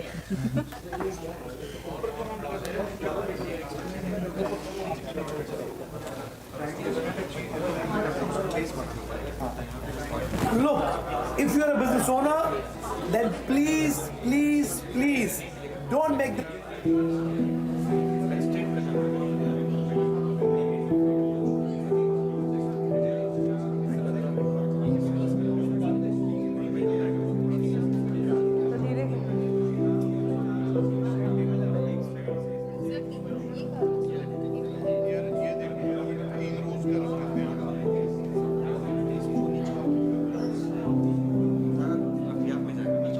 some music so that you can all focus on the task.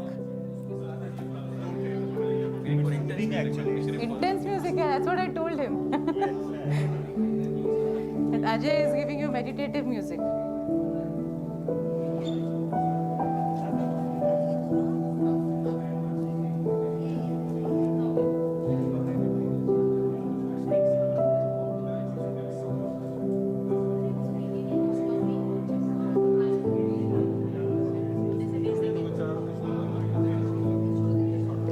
Okay, 12 minutes.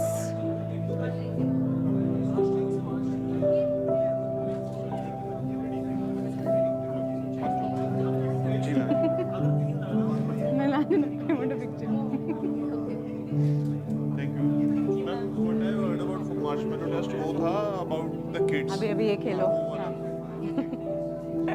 वो पता है take it exactly right.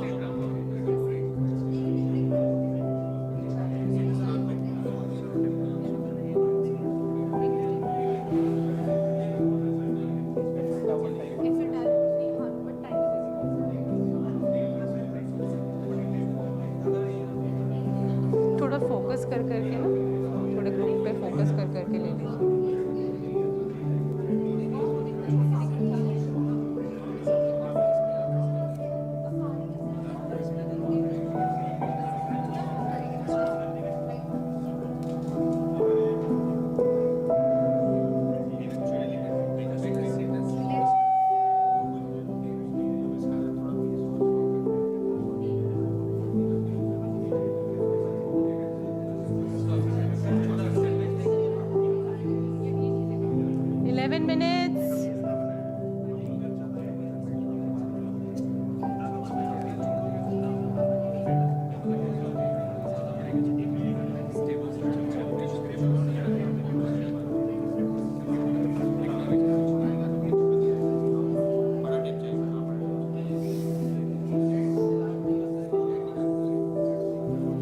What happened, Gautam? Come on, good, good, good. How is it coming up?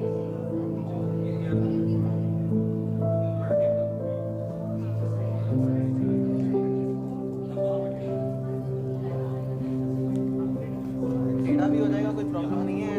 Last moment में पहले नहीं लगा तो tape लेके जाना.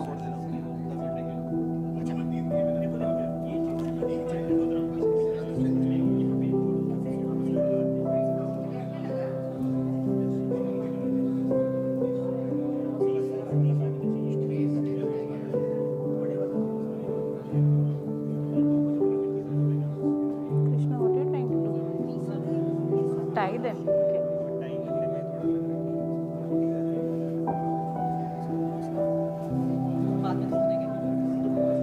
How is it coming up?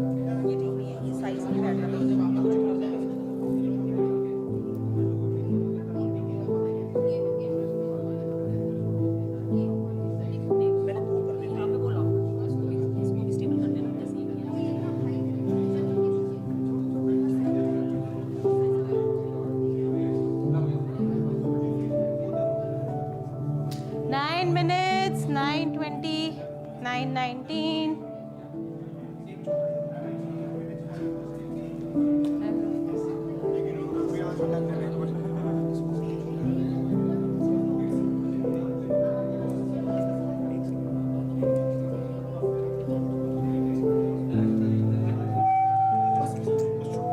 Don't use the marker.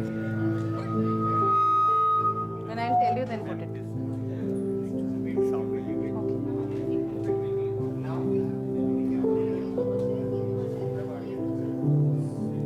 When I'll tell you, then put the marshmallow.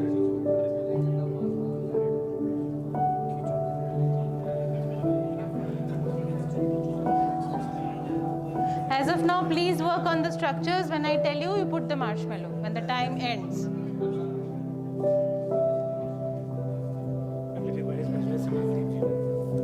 क्यों क्या हो गया इसमें? कहाँ साइन करा रहे हो?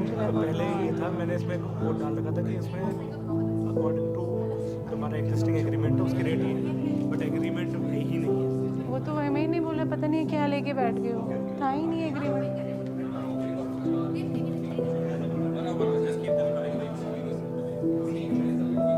8 minutes to go.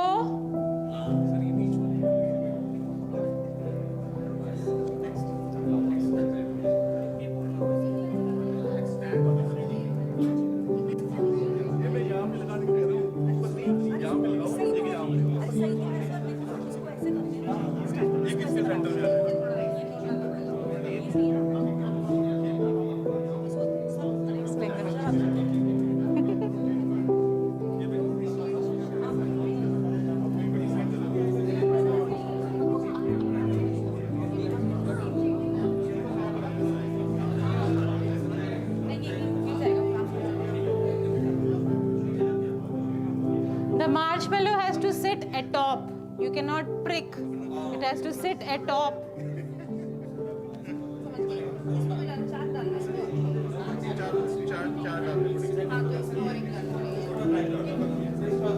Seven more minutes to go.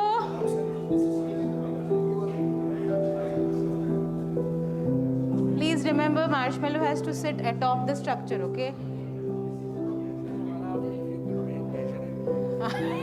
It has to stand when I ask when the time is up. Lot of time it so happens when the task, जब कोई product launch होता है या कोई code launch होता है, आपस में जब करते हैं perfect, जैसे ही team आती है, bugs 1000 निकल जाते हैं. So think about it. If you have to improve, you still have time. The marshmallow has to completely sit atop your structure. You cannot prick it. It has to sit atop your structure.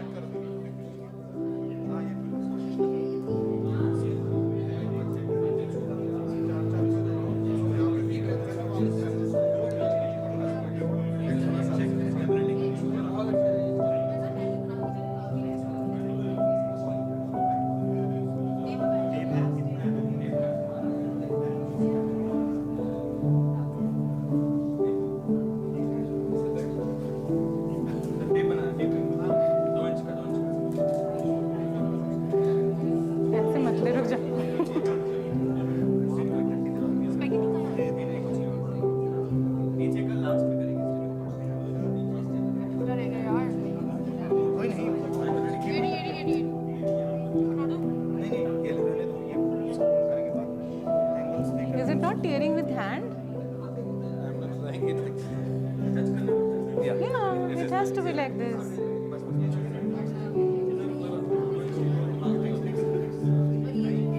So how is your remote team worker helping you? We are missing you, Pooja.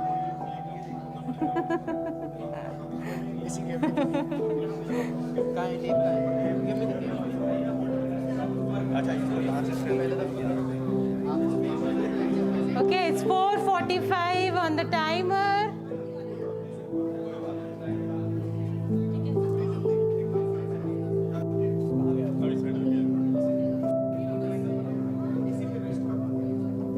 Where's your marshmallow?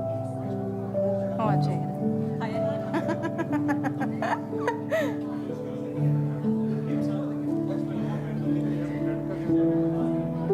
Okay, the competition seems to pick up. People are starting to cheat.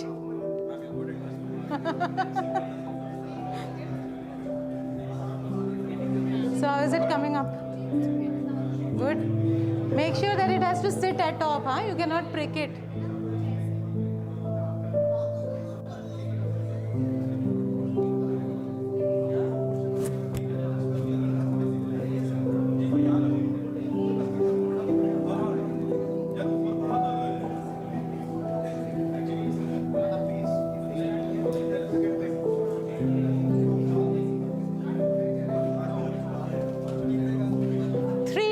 Three minute, 36 seconds.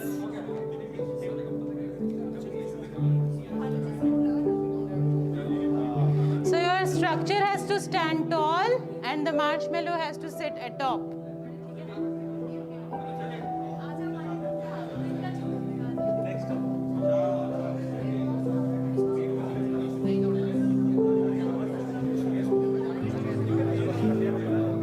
Okay.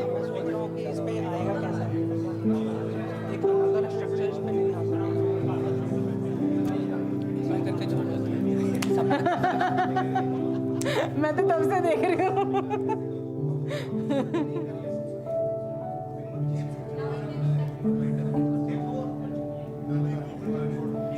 Okay, when I say stop, you have to leave your structure freestanding. I think so now is the time to consolidate. You have exactly 2 minutes, 35 seconds.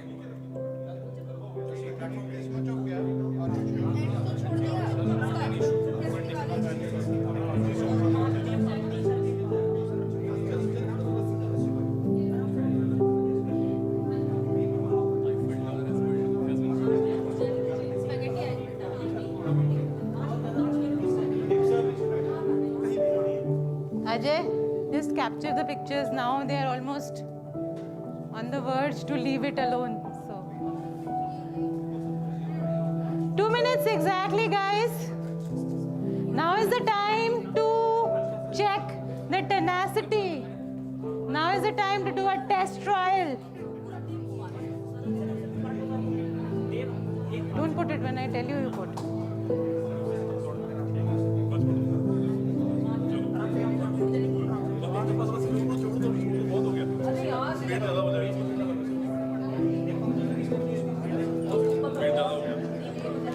One minute, 30 seconds. Okay, you can just keep it. 1 minute, 21 seconds.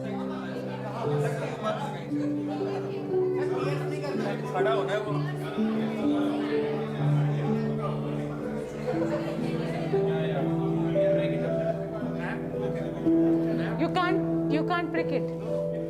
It has to stand. You can't prick it. It has to stand at top. It is still pricking. You're pricking it. The entire marshmallow has to sit atop. I see a lot of teams are pricking it.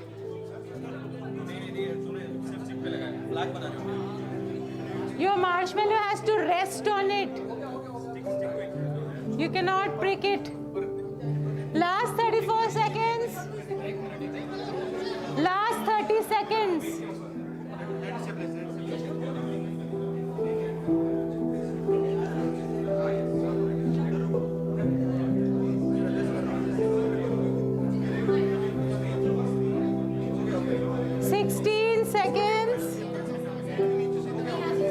And 10, 9, 8, 7, 4, 3, 2, 1, stop. Please stop. Stop. Move ahead. Move aside. Please move aside. Leave your tables and move aside. Stop. Anirban and group, stop. Okay. Stop. Okay.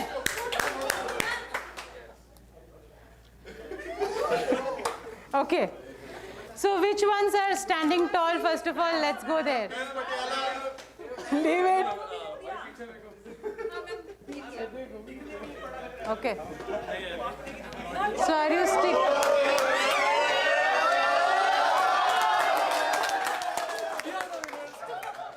You have not, it's just standing, right? Ma'am, it's not breaking. Just check who's an engineer. Please help. Please Tushar, check. This is my job. Careful, careful, careful. Okay. Okay, this team's guys. 580. 580. Okay. Please note it down. Okay. Can you just check so that there is no mistake? It is 3.5, right? 3.5. It is coming till here. 3.5. Just note it down. 9.5? 3.5.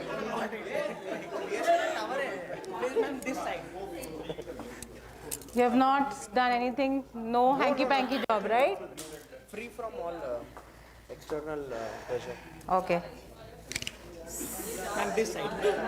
Maximum height.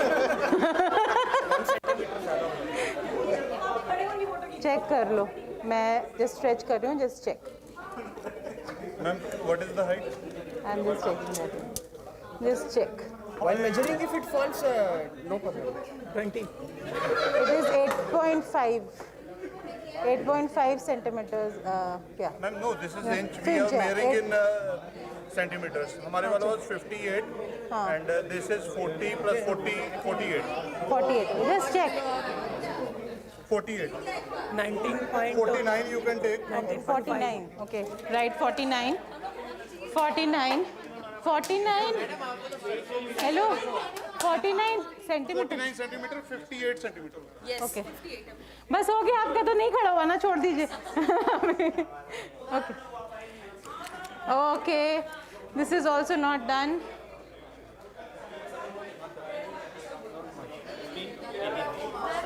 18 to 19 centimeters. 40 से तो कम ही होगा ये.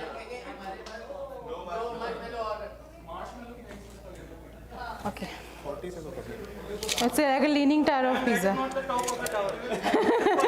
Yes, it has to sit atop. So it is actually not there, but. Ma'am, that is for telecommunication. And for them, they have been almost given up. Yeah.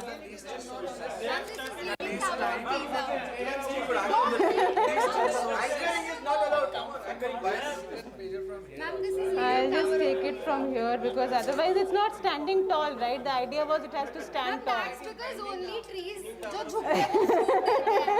Ma'am, we are very humble. Leaning tower. Yeah, it's leaning tower. So on the tip of it is somewhere here. 15 रुपए cut जाएंगे इधर आएगा. You can take it from here. It will give you To the top, ma'am. यहाँ से. No, but then it has to stand tall, right? It is standing tall, but it's still like, you know, Chelsea. 10 minutes now. Acha, okay, fine. I'll cut some there. 8.5. I'll just check.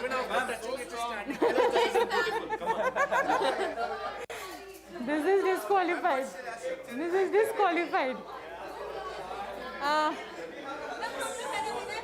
Can you just help me with this?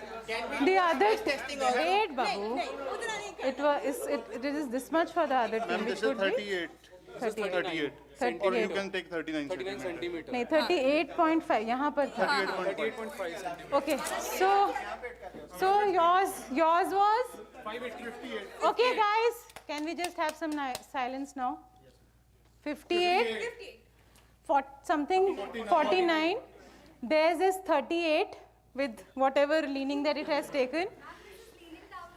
Yeah, but then I had clearly said that it has to stand tall, and for some teams it could not stand the test of endurance. So, anyways, yes. Okay, give a big hand to all of you and then sit down. Sit down. Huh.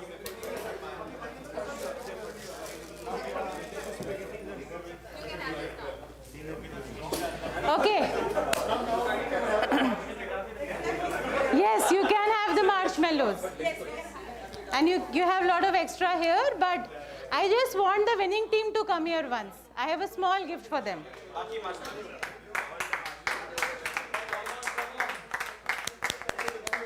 A little louder, please. They are the people who are. So someone who likes sweets, so this is just a box of chocolate. Good job. Many picture. Madam दो जी gift करो. Oh, लो. मुझे भी लेनी है ma'am के साथ. लो जी. Chalo, thank you. Runners of marshmallows. Loads of marshmallows. Yeah, just give it. Okay.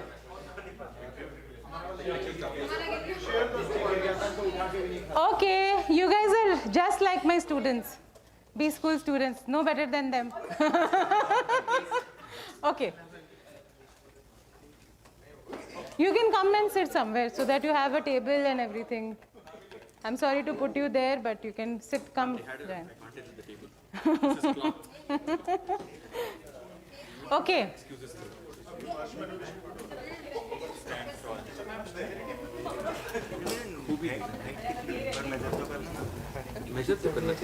I'm not sure. Ma'am, if we make, can we measure this one as well? Yes, yes. Just stop.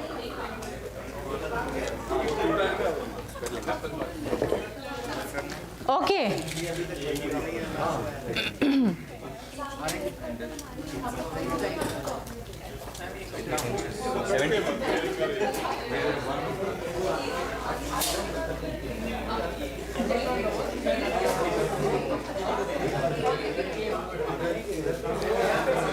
Okay, let's get to the learning. It was not done for fun. There was a reason behind doing this. So for the people, for the teams who could not, really, you had to take up defeat, could not complete the challenge. I just want you all to spend 2 minutes, 2 to 3 minutes, to discuss and observe what worked, what did not work. Quickly, you can have a good sharing within yourself, within your teams, that what worked, what did not work, what is it that you could have done better.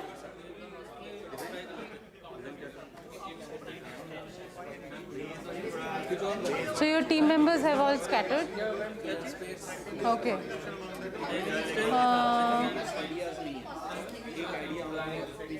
I need one more table, yeah. We decided we had a lot of clarity. I'll wait for that because I could see that you guys were done long back. Okay, yes.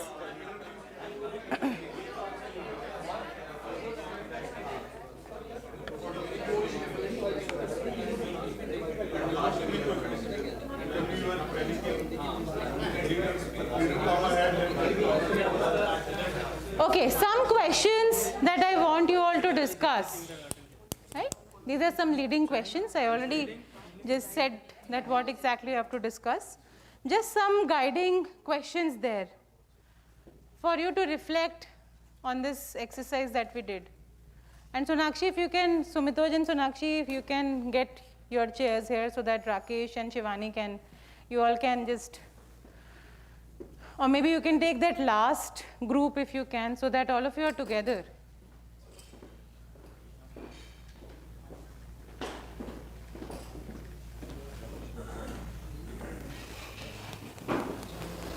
Okay, where's the mic?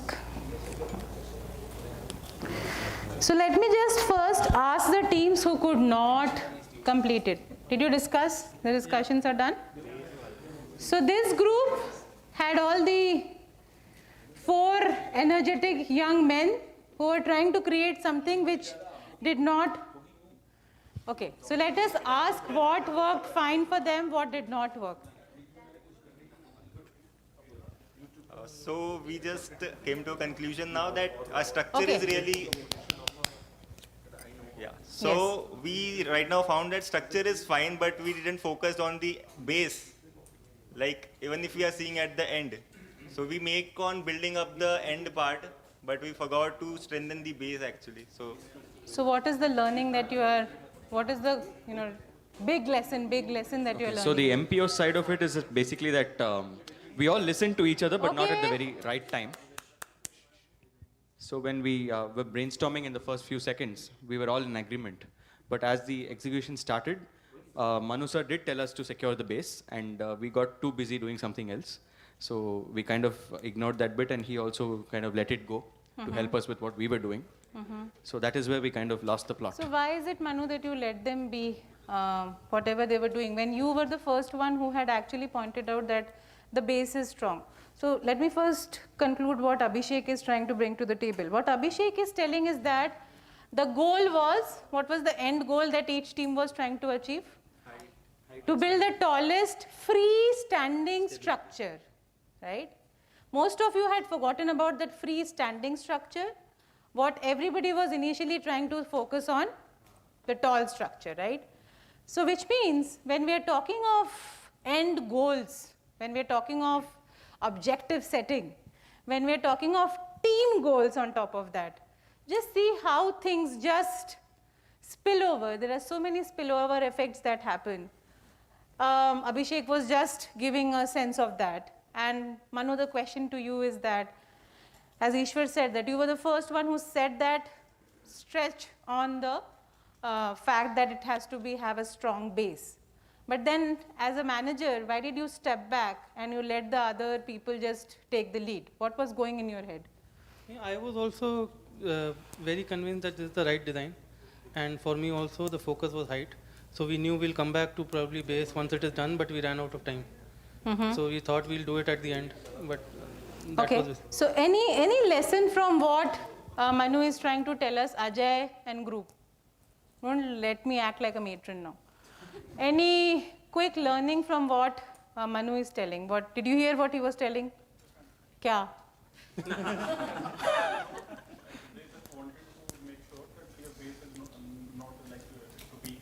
Huh. They just wanted to make sure the base is on a strong footing. Huh. But ultimately it didn't work out. So what is the learning that you are getting here? So ma'am, we are getting here that whatever the team suggests, like every member of team suggests to take that.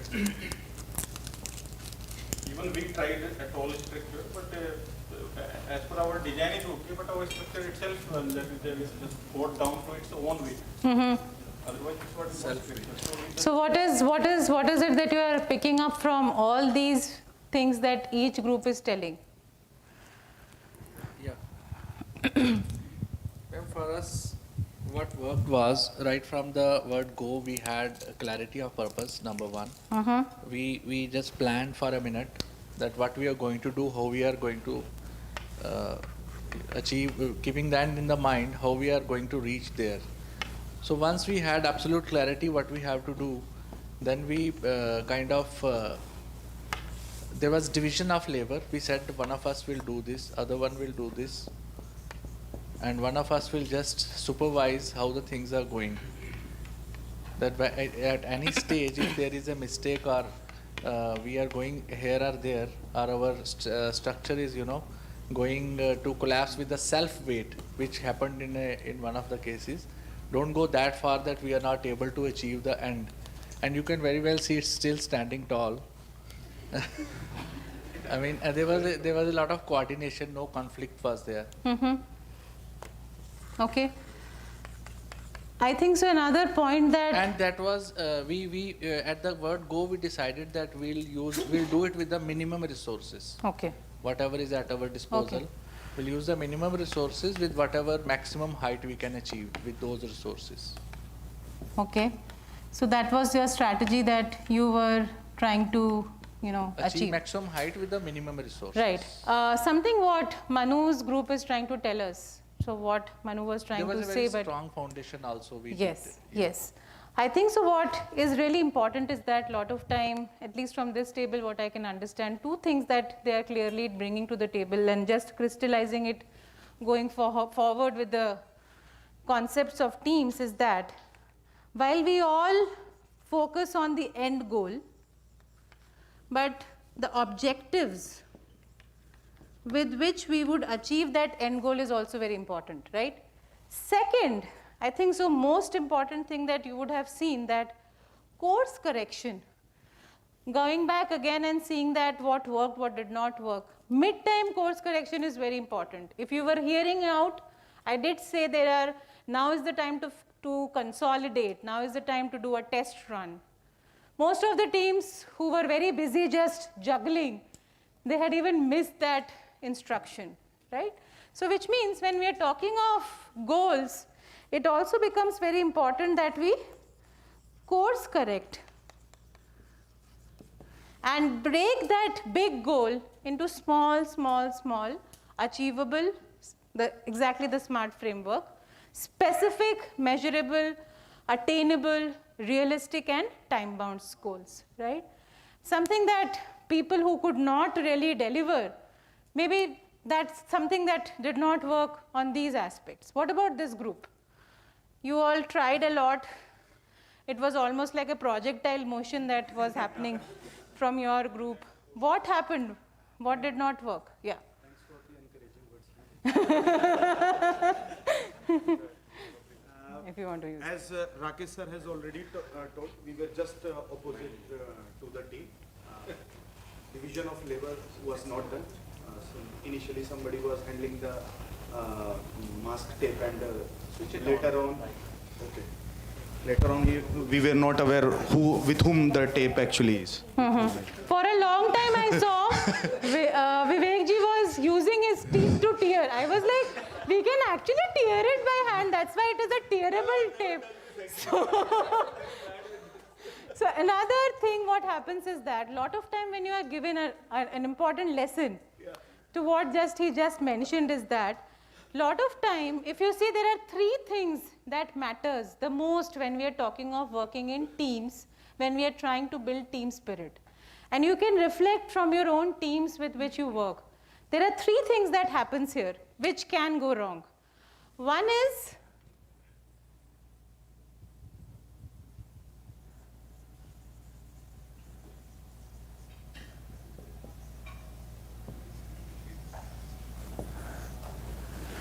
the first point which is concern. Why should I be concerned about the end goal? मुझे तो बस एक चीज़ बोला गया है कि tape लगाओ और टेप फाड़ो. मैं तो वही करूँगा. मैंने ज़िंदगी में कभी किया नहीं है, फालतू का टास्क दे दिया है. मैं क्यों करूँ? So when I told him, why are you using your teeth? You can actually tear it. Then he was like, oh, yes. So lot, yeah. In my case, what happened, I am very poor in fine motor actually.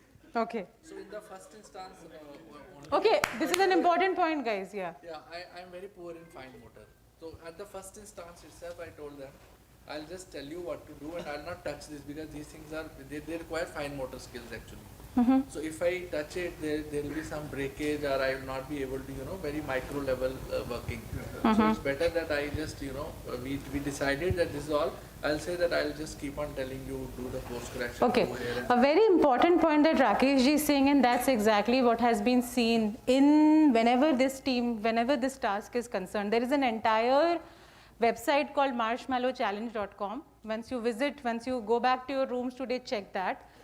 One team which has consistently still been, so first of all, couple of learnings. Who do you think would have, so if I give you 3 cohorts, B school students, kindergarten, and CEOs plus the operations team. Which team do you think would have ideally won this challenge time after time? And why do you think so? Learning, trying, failing, doing again. Rapid prototyping. From the very childhood, gir ke ut ke samalna is something that they do, right? But the worst performers are B school students. Because from day one, what is it that we drill into them?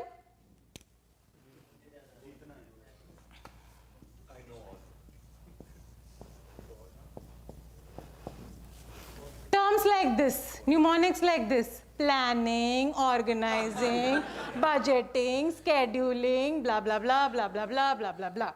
So what happens is that when we are talking of creativity, when we are talking of innovative teams, we kill the spirit from the time that they enter the hallows of B school. I hope that it does not happen with you all and you keep the child alive. Very rightly said, the very fact that kindergarten kids have built beautiful structures because they see this is not working, okay, let me try this. They never, as Vivek ji said, kabhi kiya hi nahi hai ye kaam. They are never having this fear that kabhi nahi kiya. In fact, curiosity and openness to experience is something that they really cherish for, right? So now when we are talking of team players, when you are selecting your own team players for your own teams, and when you want that these kind of behaviors should be, reflected in the tasks, make sure that you give them enough space to ideate, try, and if the prototype does not work, go back again. And a lot of times, something which is also very important is that with children specifically, you would see that we allow them to make mistakes. That's one lesson of parenting that at least everybody is trying to talk in the world is that do not stop them from asking questions. Do not stop the kids when they make mistake. Let them make mistake. But यही चीज़ जब हम बड़े हो जाते हैं, and when we talk about in organizations, this is what we do not stop. Something why I said Rakesh ji, I just stopped him midway, is that another team which has done time and again well was when they have mixed a strategy team, someone from the strategic, a CEO or someone who has a vision, and someone from the operations team. Probably because of the, I'm sorry, I'm making reference to your age here, I'm making reference to your experience here, but just because he, at the life stage that he is in, he exactly knows his strengths and weaknesses. He very sweetly admitted that I am not very good with fine motor skills. So I will direct, but you do. How many times does our boss take a stand like that? नहीं आता होगा फिर भी I will ज़रूर नाक घुसाऊंगी ज़रूर मैं. मुझे कुछ नहीं आता, I don't know anything about coding, but I will definitely have one thing to say at the end when everything is done. So that side, when I was having this interaction with someone, with I think so Rakesh ji's group only, and they were saying that ma'am देख लो हमारा तो खड़ा है बिल्कुल एकदम straight. There is no problem that we are having problem with this structure, and I kept on saying that many times when you are doing that final run in front of your boss, in front of those important dignitaries जहाँ पे वो major presentation देना है, वहाँ पे the code does not work. And that time, what you only get is slacks from the team. That पहले क्यों नहीं देखा था? Why is it that अभी तुमने पूरा show बर्बाद कर दिया? Right? So anytime when we talk about mistakes, it is always seen as something which is reprimands. I mean, so when we talk of motivation, I hope you all remembered that we were talking of punishment and we talked about rewards. So when we are talking of rewards, a lot of time, that's why I said that we mostly concentrate on what's the end result. As some team rightly said, that it's actually not the end goal, but the means that you utilize to achieve that goal is also important. Anything else? And coming back to this, so that's why I said concern, feelings. Many times you would see in your own teams, specifically when we are talking of high performance work teams, the tension on the pressure is too high, right? Every time we have to work on deadlines which are almost knocking on our head. And it is so dreadful that a lot of time just because as a deadline is approaching, we start making mistakes, right? So what really happens is that those feelings all along, doing a check. So if you remember in one of the MPO classes, I think so I would have mentioned this, but just for the sake of repetition, what is it that you are? Are you a thermometer or are you a thermostat? Just kind of closing everything that we had started in bits and scraps. And then if you see, अभी हम team की बात कर रहे हैं, but वापस individual behavior पे जा रहे हैं, right? Because it is actually each of you who were doing this task, you were equally responsible for making the team win or making the team lose, right? So feelings all along that pressure तो check कर रहे हो कि यार pressure है team में, बहुत pressure बना दिया है, अब तो खतरनाक काम होने वाला है. But ये भूल जाते हैं कि बहुत बार उस pressure को कम करने की भी ज़रूरत होती है. So how do you regulate that? You recognize that's fine, but how do you regulate, right? And when it comes to processes, I think so, the very fact that you have spent 3 days together, at least if we had done this first day when you had come, when we had done this, the effect would have been very different than what you are seeing today here. And why am I saying so? Okay, what else? Understanding each other. Absolutely. So something that someone said, so when we talk of clarity of purpose, which is actually a shared vision, which has to be a shared purpose, right? None of you were actually looking out for your individual purpose or individual goals. You were all trying to reach that one shared purpose, which is 2 things that you had to deliver. The second thing that we were talking of is that when we talk of diversity, I'm sorry if my board looks cluttered. When we talk of diversity and when we say that diversity is important in teams, but do we really celebrate that? Do we really celebrate diversity in our teams? And I see now Sonakshi saying a big no. Sonakshi, why are you saying that?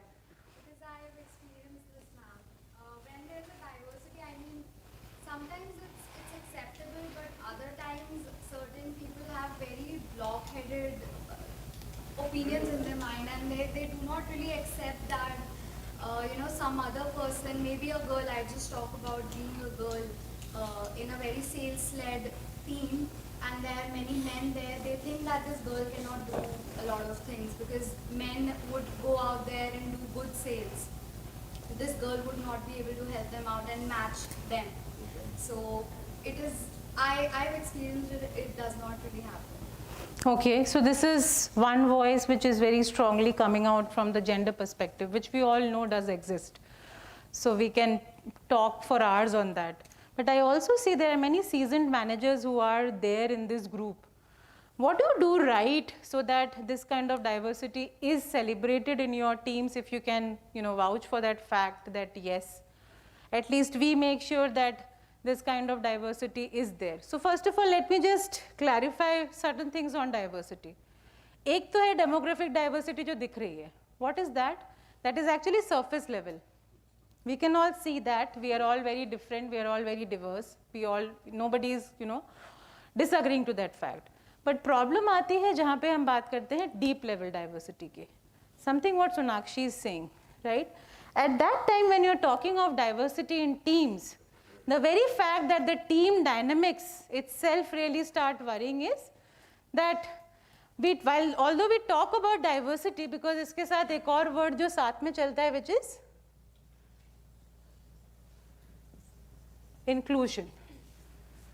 So do you think that there is something between diversity and inclusion which is important, and that is why we can say that diversity in true sense exists in a team to Empathy.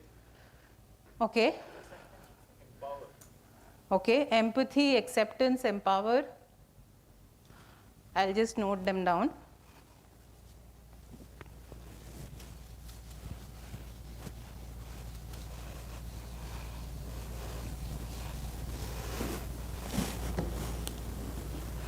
So someone is saying empathy.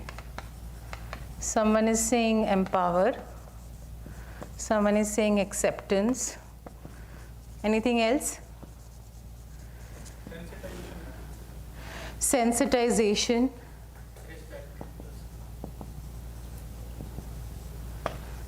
Respect. Communication between individuals. Okay, so now it is coming. For all these big things that you all have said, what really bridges this gap between diversity and inclusion is something which is called as enablers. And what do I mean by enablers? Communication.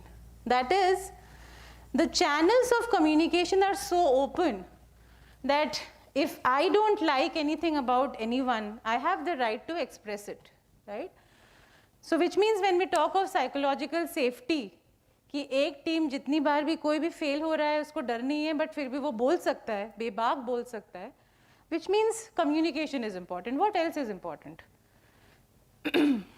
Suppose a company is claiming that we are equal employment opportunity provider, right? That's what companies these days advertise, that we are an EEO, which means they are definitely saying that on the D&I index, that company is trying to rise itself on the chart. But ऐसा क्या करेगा वो company so that actually that is truly seen in the organization? Feedback. Okay, feedback. What else? Anti-discrimination policy. Okay, good. What else? More awareness. Sensitization, awareness, what else? Anti-harassment, bullying policies, what else? अभी भी you are not thinking, you are still thinking with the words. और क्या हो सकता है? We should celebrate each other's festivals, cultures, and together. Okay. That's inclusive. Okay, so basically we celebrate the differences. Whether that difference is on the basis of culture, gender, sex, age, whatever it is, right? What else? और क्या होगा? When we, if I just take an example of, women, when will women actually feel more? I'm just taking that because maybe that will just spur certain thoughts in your head. When can I say that I actually feel safe, I feel inclusive, my culture in the organization is very inclusive? ये मुझे कब लगेगा? Okay, and how will that come? Respect. How will that come? How will that come? क्या करोगे? Providing equal opportunity. Excellent. Providing equal opportunity. Make sure that they are there in the right kind of committees. They are there in the decision-making forums. Right? Only when I know that my opinion is valued, only when I know that my voice is actually heard, I would say something. Otherwise, I'll just keep, no, it's not feminism. It's not feminism. What I personally felt is on feminism, I'll say. What I personally felt is whenever we have branch managers who are females, they hardly, they are complaining that I have more females in my team. They are, sorry? They are themselves complaining. Themselves complaining, I have more females in my team. No, this is not done. It hampers my performance. So, feminism, I think it doesn't work. Yeah, it's not feminism. That's why. That's what I said. It's actually, I think so, making your voice heard. So giving me a chance to be a part of all the decisions that are being made. So you would see that many times whenever there is a launch party, कितने बजे रखते हैं आप वो party? शाम को?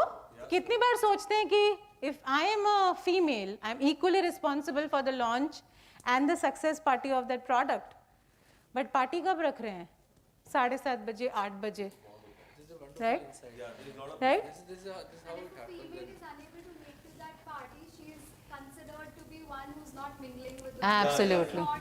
And if she's leaving early or she's not drinking and she's so Absolutely. like, felt, as if she's losing out. A lot. Yes. And So it's never consider whether she is a family at home, a small child. Or So when we talk about inclusion, diversity, कभी सोच के देखिएगा कि ये छोटी-छोटी चीजें बहुत matter कर जाती हैं, right?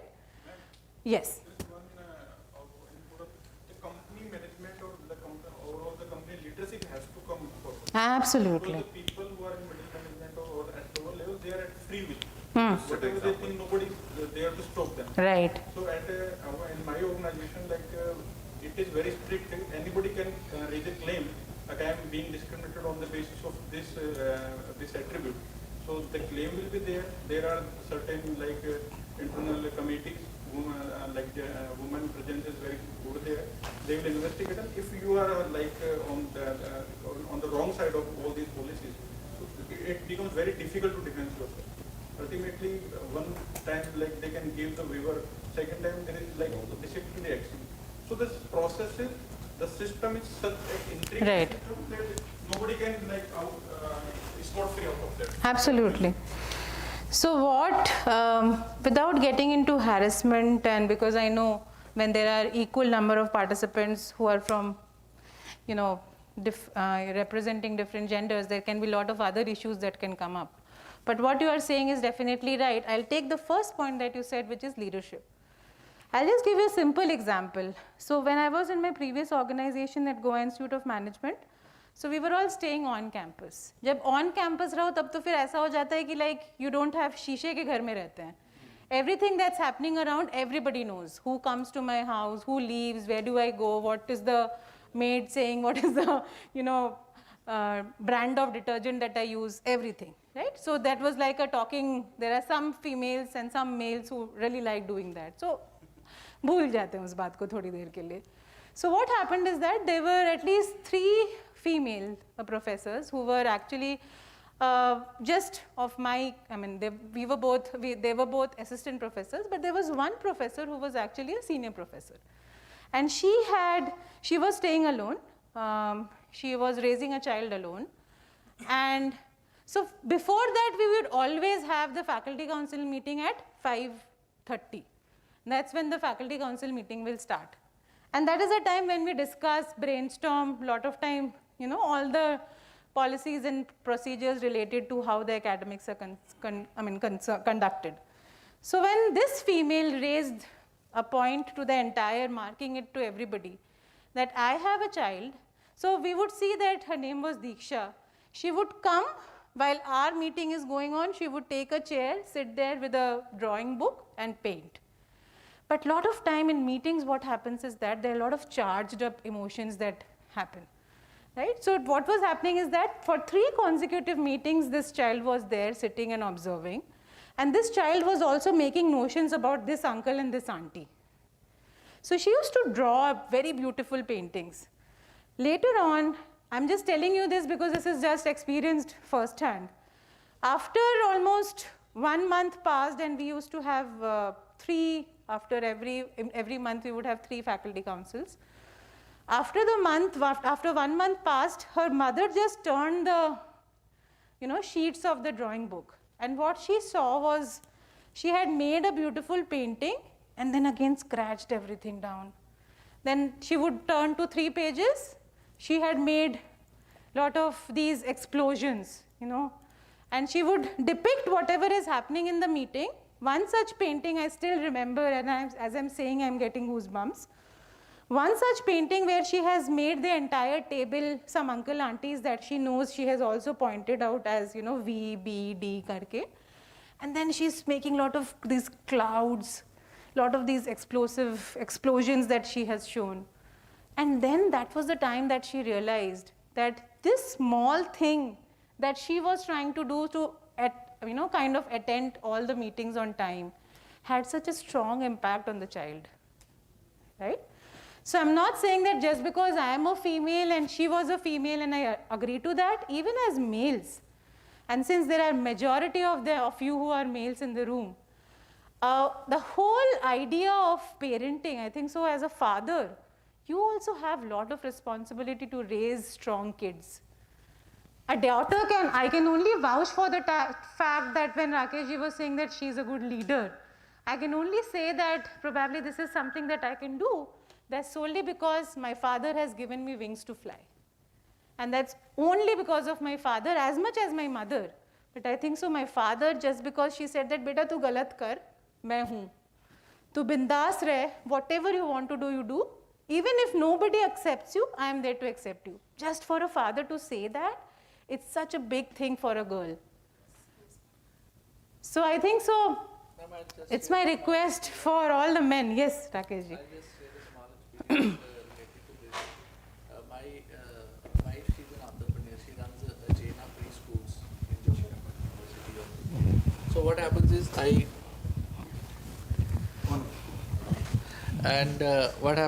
sometimes, one preschool is in our ground floor and we stay on the first floor actually. It's a small setup of 50-60 children. I used to notice one teacher, when I am walking down from there to the office, one teacher after the assembly, they are taking the children inside. One teacher is in the habit of, shouting at the children while, pushing them. So once I noticed, twice I noticed, third time I noticed, and I was like, very painful on that. Because I told my wife then, I told her that you should make it a policy to tell your teachers that don't shout on these small children. What happens is when you are shouting regularly on the small children, they, consider that shouting is normal. And after 30 years, when the boy or the girl grows up and the boy shouts at her wife, they have a failed marriage, and no one knows that the teacher is responsible for this. Absolutely. I mean, this is something which is so important. Where we should have, since you were talking about parenting, parenting is very important not to shout at your children, because children should never take it that shouting is normal. Because now shouting is something which is considered as it's so difficult to learn, because becoming a parent is also a new thing. Absolutely. Yeah, whatever Absolutely. I learned as an individual, mostly as a parent. Yes. Honestly speaking. And I think so all of you, even if you forget parenting for a while, I think so, I don't have a kid, but I think so all of you and others that I have, they're all like my kids. And I say that proudly, because I believe all of us are nurturers. As teachers, we are also to a great extent nurturers. If you are able to nurture the next leadership, if you are able to, and since all of you are managers, I think so all of you are also parents, at least you have the responsibility to nurture the next line in command. And when you are trying to do that, you have to be careful about these things which look very, very nice: trust, respect, empathy, diversity. But जब actual में छोटी छोटी चीज़ें हैं जो change करने से बहुत ज़्यादा फर्क पड़ जाता है, right? So I think so we will take a break here. We'll take a 15 minutes break, tea break, and then we'll assemble and we'll talk about something else.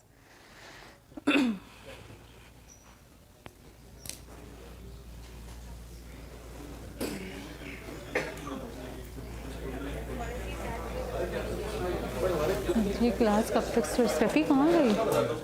बुलाना उसको।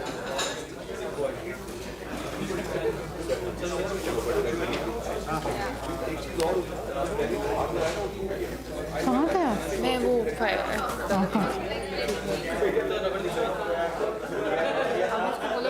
आवाज आ गई। But then I was just with the most of the time that we spend when we are in teams, which is making decisions.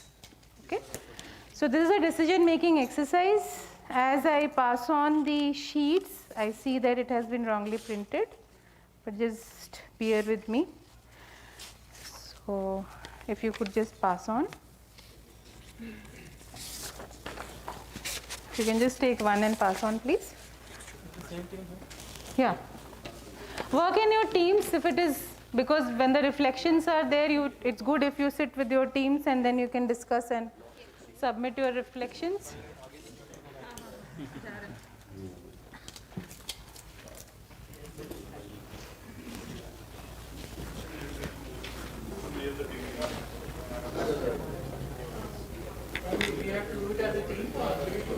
Look, I'll tell you.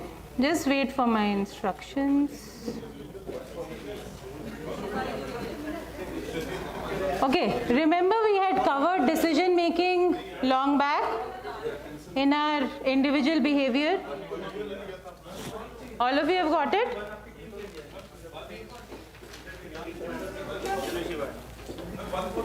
Abhishek, just pass. One for your own shelf. Just for everybody should have one sheet.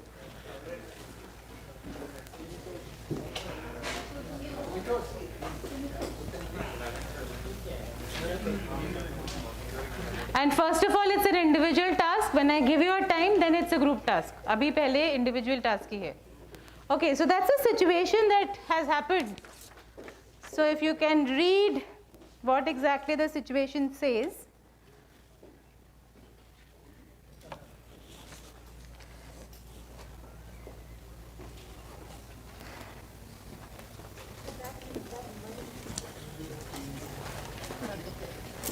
See, if I have just done this, You've already done that. Last week. Last week only you have done. You then come with me this side. You be an observer like me. Come.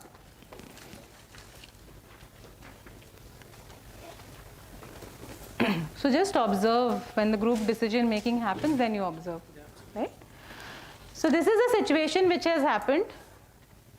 The first thing that you have to do is that you had a chartered yacht with friends, right? And as you were going, this is almost like a trip of the lifetime, Zindagi na milegi dobara type of trip, right? Now, unfortunately, in mid-ocean, a fierce fire breaks out in the ship's galley, and the skipper and the crew have been lost while trying to fight the blaze, okay? And much of the yacht is actually destroyed. And it is slowly sinking. So what you have to do is, your location is unclear, and because all the vital radio equipments have been lost in fire, your best estimate is that you are at least 100 miles from the nearest landfall, and you and your friends have been able to manage 15 items. The 15 items that you see at the back of the sheet, those are the 15 items that you have saved. So what I first want is that you take good 2 to 4 minutes or maybe 5 minutes to rank these items on your preferred what is the rationale, whatever that you want to use individually. So your time starts now. Take 5 minutes and rank these items on the basis of that you feel is something that can save you from this disaster.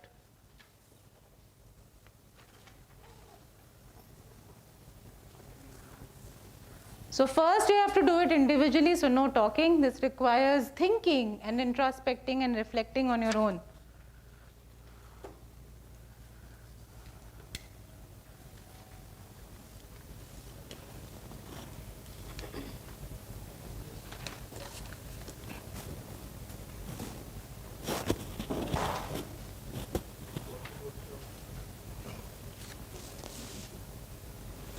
So I can see a lot of smiles. That happens all the time because there's a bottle of rum there. So rum mitai gum.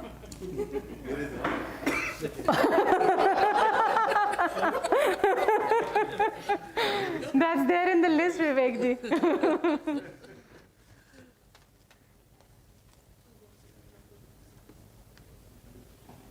We had a boss who used to tell him, sir, it is risky. He used to say, whiskey? Here it is. Done? All of you have done your individual scoring? Okay, 2 more minutes then.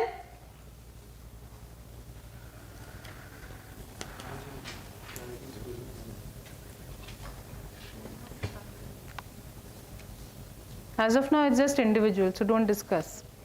Whatever is going in your head, think about it. Why are you giving it a rank 1 to 15?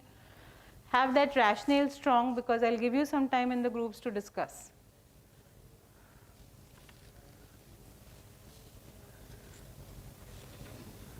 So Manu, since you have done the exercise, why don't you just like me, migrate to those groups and see once they start discussing. Just note down, I see that you have just walked in free, so maybe just take a pen and a paper and just note down as to what is the method that they are using.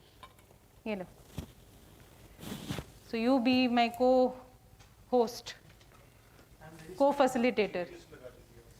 Without saying anything, just observe. Okay, done? Yes, ma'am. Okay, so if you have individually ranked your items, I'll give you now. Okay, fine. Can I take this?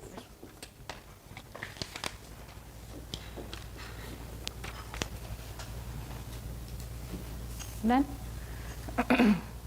So you all can take a chair somewhere if you want to sit there inside the room there. You can go there and discuss. There also you can go and discuss if you want, because I can understand it can get difficult for 4 of you. Rakesh ji, if you want, you can take that table there and go and discuss.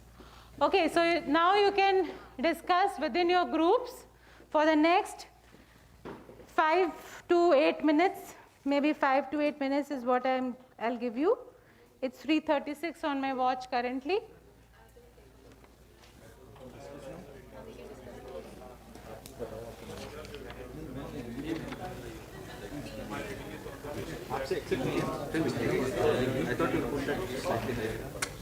So Manu, you can sit for a while there, you can sit for a while there, and just listen.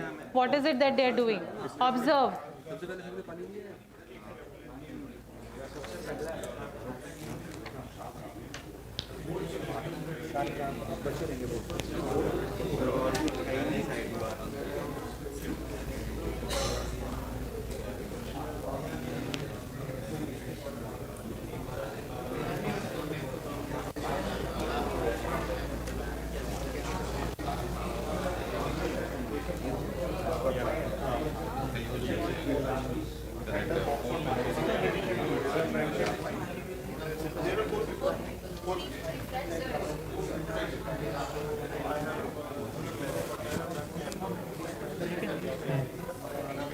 हो गया सबका individually? Yes, Mandeep, right?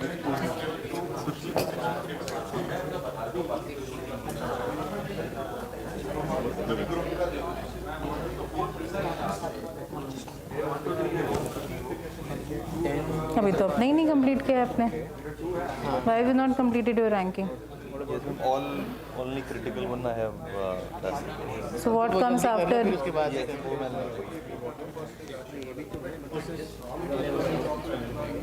You are Shashank, right? No, Shashank. Pooja is still there?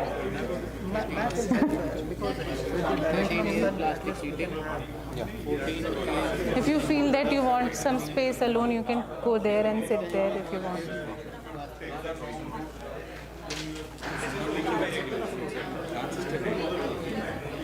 Shortwave radio.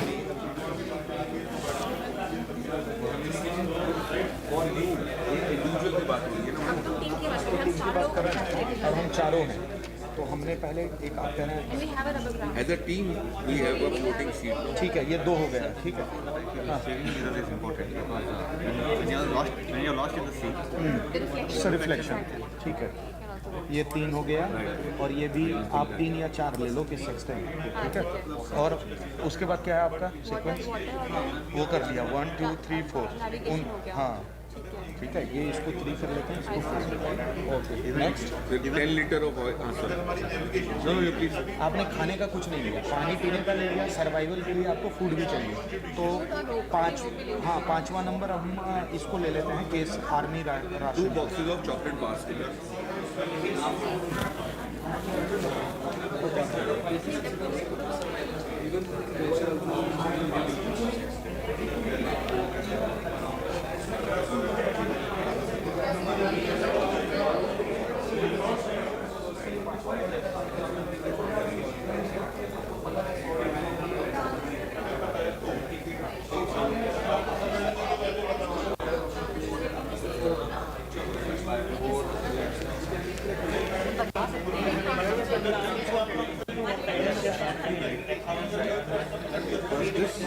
First one.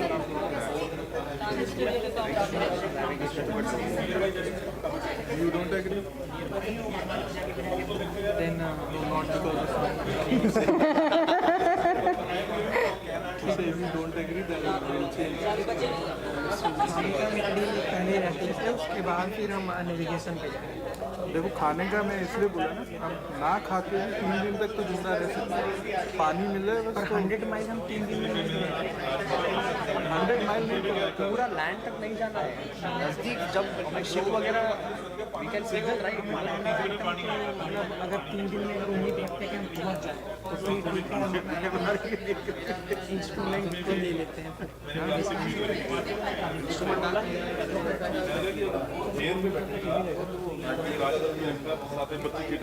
ठीक है, रख लो. 2 ठीक है रख लो. वो रखेगा जहाँ भी रखना है उसको.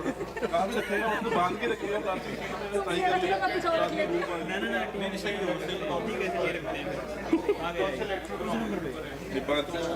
I'll lean on to you for understanding this group.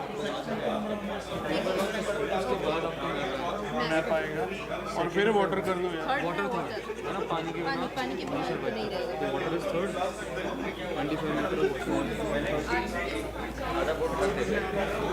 रोप लेके चीज़ें बांध देते हैं तभी फ्लोट कर पाए. तो that's why rope first sheet next. Rope is important. But कुछ भी ना है यू कैन हैंग योरसेल्फ. उसकी अपने का हो गया. हाँ, but you're floating on something, no? Otherwise you can't save it. You'll be saving yourself. तो हम रोप का यूज करके दूसरे भी ले जाएंगे. इसी के लिए जो नेविगेशन इंस्ट्रूमेंट है, नेविगेशन इंस्ट्रूमेंट के through you will know something and if you have fishing kit you know fishing kit number 6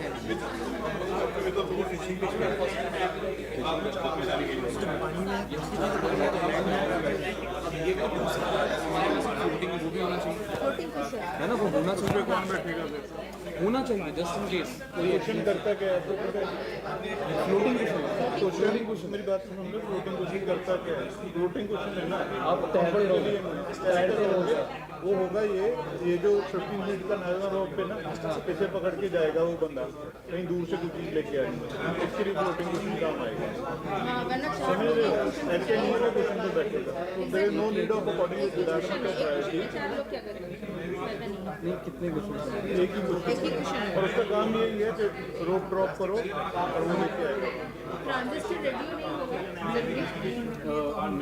number 4, मेरी बात सुनो, अब हम we have got water, logically we should go for C. Ration kit से भी मैं तो ओशियन फिशिंग किट पर जा रहा हूँ। अब मैं वेजिटेरियन हूँ, मैं नहीं खाऊंगा, वो मेरे कोर बिलीफ है ना, वो मेरे कोर बिलीफ है, मैं नहीं खाऊंगा। मछली पकड़ो खाओ। नहीं तो एनर्जी के लिए मेरा 10 लीटर ऑयल भी है हमारे पास, चॉकलेट ऑल्सो है ना हमारे पास, 10 लीटर ऑयल भी है। मैं अपने साथ में किसी वेजिटेरियन को लेके नहीं जाऊँगा, ये तो क्लियर है।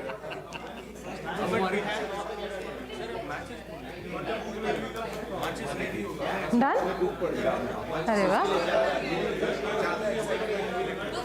3 more minutes.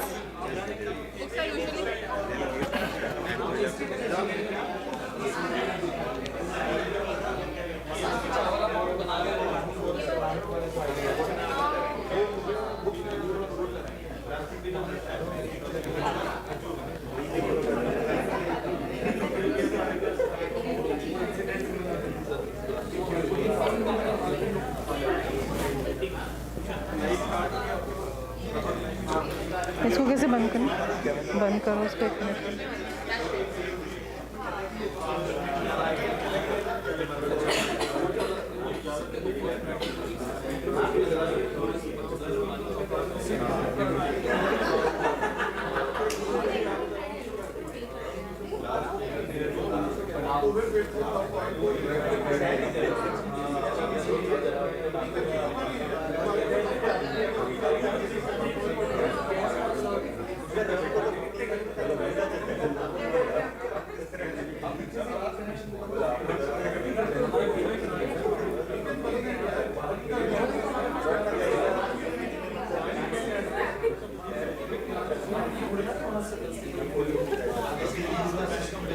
Okay, done? Last 2 minutes. They're busy having fun. कोई कह रहा है नॉन वेज नहीं खाना है, कोई कह रहा है वेज खाना है। नहीं ठीक है it's okay.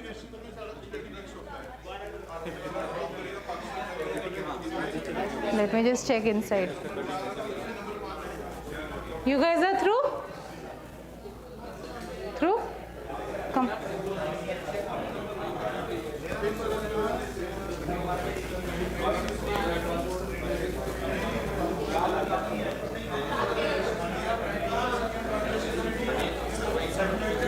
Where is Anirban and group? They are not inside.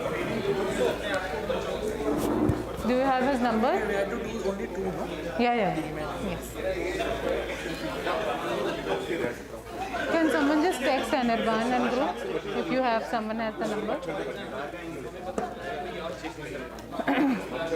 Okay, are we done? Manuji, done? They're still doing? उन लोग का देख लीजिए जरा।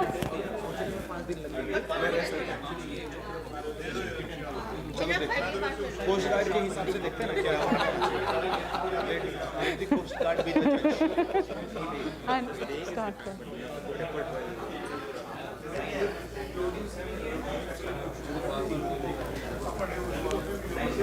Okay, done?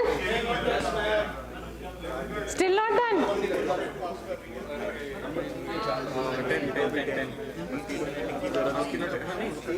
5 things together. 11 sharing mirror. Amrinder and group, done?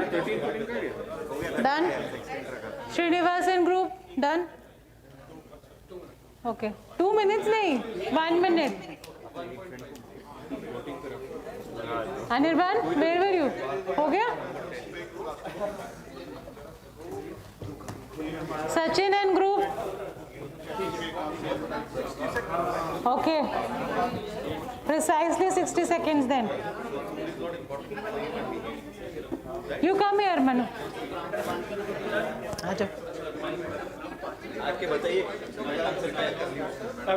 Yeah, come.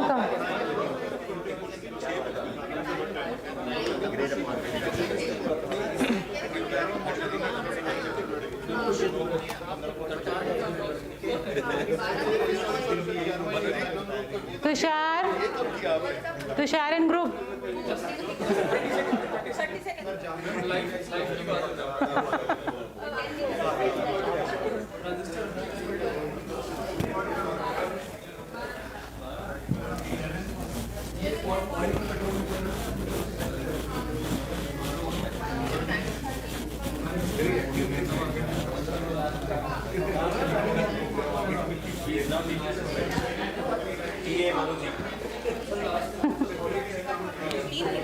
Okay, time out. Yes, ma'am. None. Sachin ji. Okay. Over. Okay. So what? How was the exercise? Interesting. What was challenging about this exercise? That group, you took the maximum time. There were a lot of views coming from each of them. Okay. We had to, put some time in deciding which, what this attribute has to be given more priority. Okay. We were discussing on that because the views were different from each of them. So which means you are saying that reaching consensus, because it is consensual decision making, right? Yes. I could not, मतलब मैं साथ नहीं दे पाया इनका क्योंकि यहाँ पे survival की बात हो रही थी तो मेरा डिसीजन कुछ अलग था तो हम टीम रिजल्ट पे नहीं मैं Okay, so you still have a different rating other than your teams. Okay, that's fine. What was the challenge that you all faced, if at all you faced any challenge? Time required to take this decision because when you are in a team, Huh. it will require a lot of discussions, right? Right. Though we tried our best to reach on the consensus quickly, but time was something that was less. Okay. To convince the team members about मेरा decision हुआ था तो वही होना चाहिए basically Okay. और 2-3 insights वो हैं कि जो सर ने हेल्प भी किया जैसे फॉर एग्जांपल शेविंग मिरर तो आई वाज थिंकिंग कि शेव करना इज नॉट अ प्रायोरिटी इसको हटा दो लेकिन shaving mirror is a concave तो बेसिकली कोई आसपास में नियर बाय शेफ है वो चीज को हम ट्रैक कर सकते हैं Okay. That point Shreyas also brought. But Shreyas ने हमें रम का बताया कि रम को मैंने जैसे एज ए इंडिविजुअली लास्ट में ऑप्ट किया था. Guys, just listen it out now. Yeah. Last option रखा था इंडिविजुअल सिलेक्शन में, बट ही टोल्ड दैट कि to survive cold weather in the night we might require the rum, तो फिर उसको एज अ टीम में उसको रैंकिंग बढ़ाया. Okay. Okay. Yes. But few of our group members were not rum. Okay. So Manu here has already done this exercise and he is almost like a co-facilitator today for this session. So Manu, you were actually very closely observing those two teams and there one individual is already saying that their rankings have not matched with the team. So what did you observe in that entire process? It is just the discussion part that takes longer. And for both the groups, they first decided what was that their priority was, whether it was food, survival, navigation. So they were all discussing in the same aspect. But again, as Krishna was also saying, he was probably not in agreement with what others were saying. The major problem was that some of us are not even aware, actually all of us, that what these instruments are for. So that is individual perception. Then discussions happen. So even within the team, everyone had different views. So And what about that group? That group has not spoken since. they have actually also focused on first food or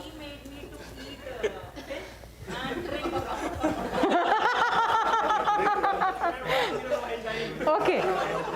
Okay. Jokes apart. Yes.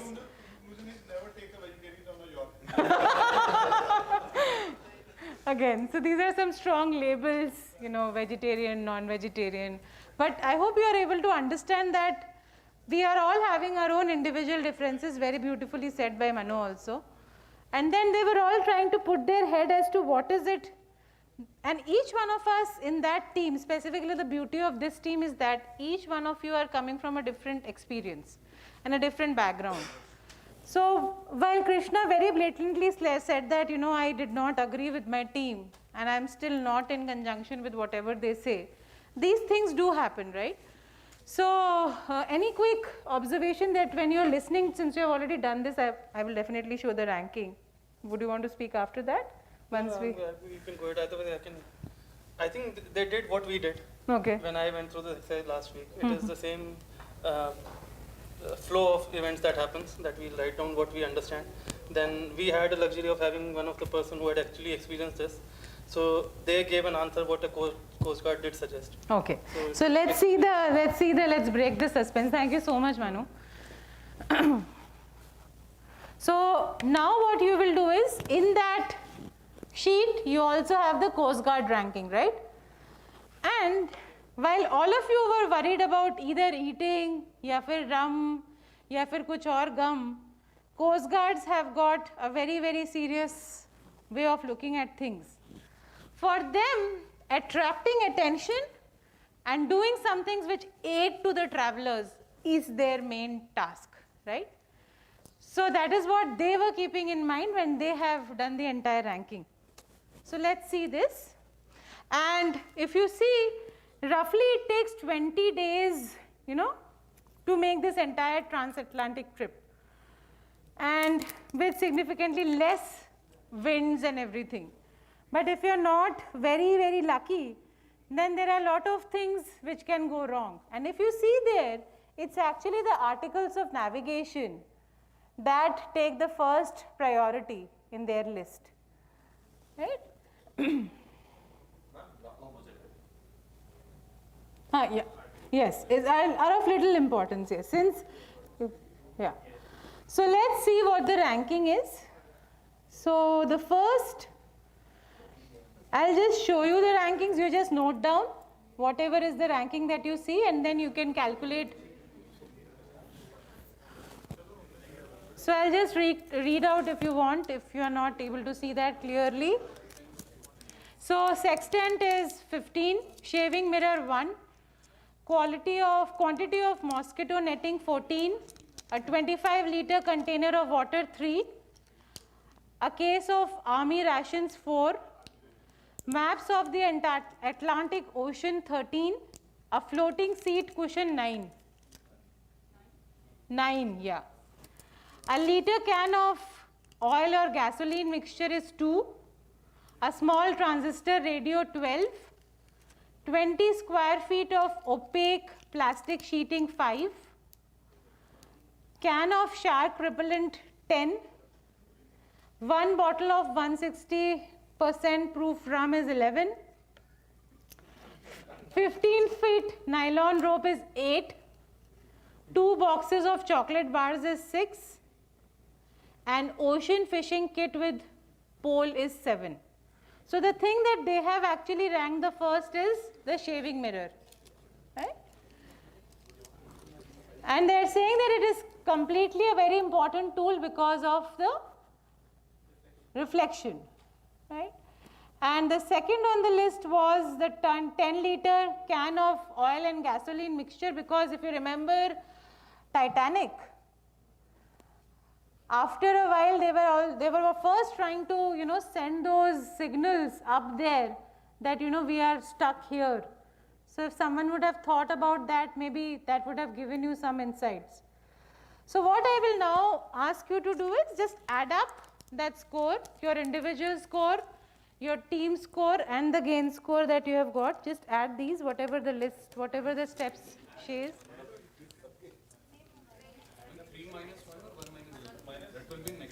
Negative, हाँ, negative में ही आएगा आपका answer. नहीं 1 - 3 नहीं करना. Negative जो आपका है, दिस माइनस दिस जो आ रहा है वही लिखिए आप. Step 3 1 - this. Yes. 4 minus 11 हो गया ना. 11 नहीं 4 है.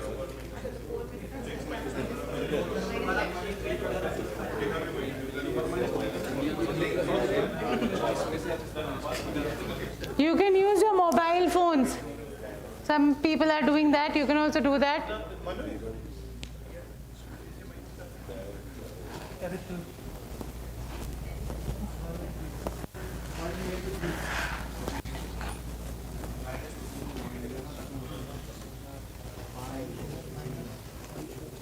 Yeah, what is the confusion?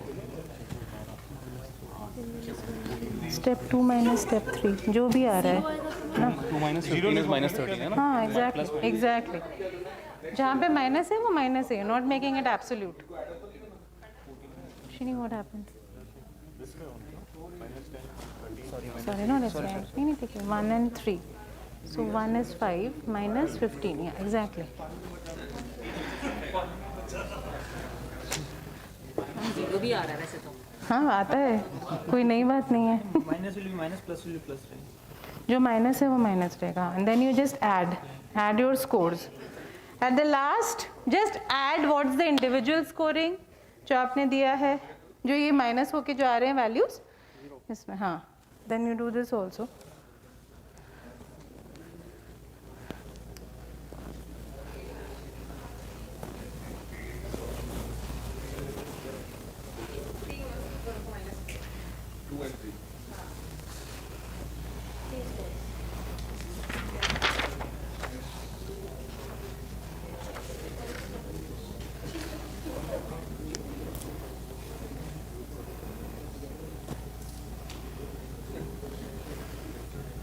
Done?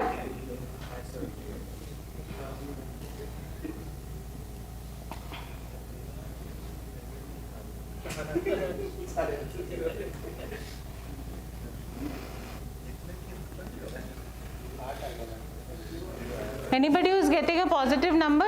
But both zero. हाँ ठीक है, आएगा जीरो, कोई प्रॉब्लम नहीं है. 8. Okay, which one is this? Okay. 1 and this is important. 1 and 2 तो नहीं किया ना? Individual ranking का. Okay. Step 2 and step 3 is your team ranking and your postcard. This is how much? 0. Okay. Actually, shaving mirror and all, we know that, is it, you have basic. Exactly. But if you remember Titanic, या कुछ भी ऐसा movie अगर आपको याद है, then it would have clicked that is how Rose had saved this guy. Okay, so this is what the general scores are. So there are people who get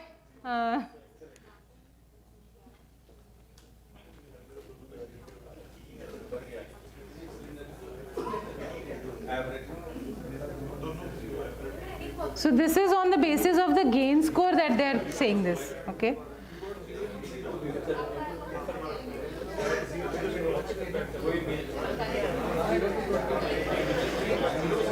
Okay. So what is it? Okay, let's read this. When you were actually doing this exercise,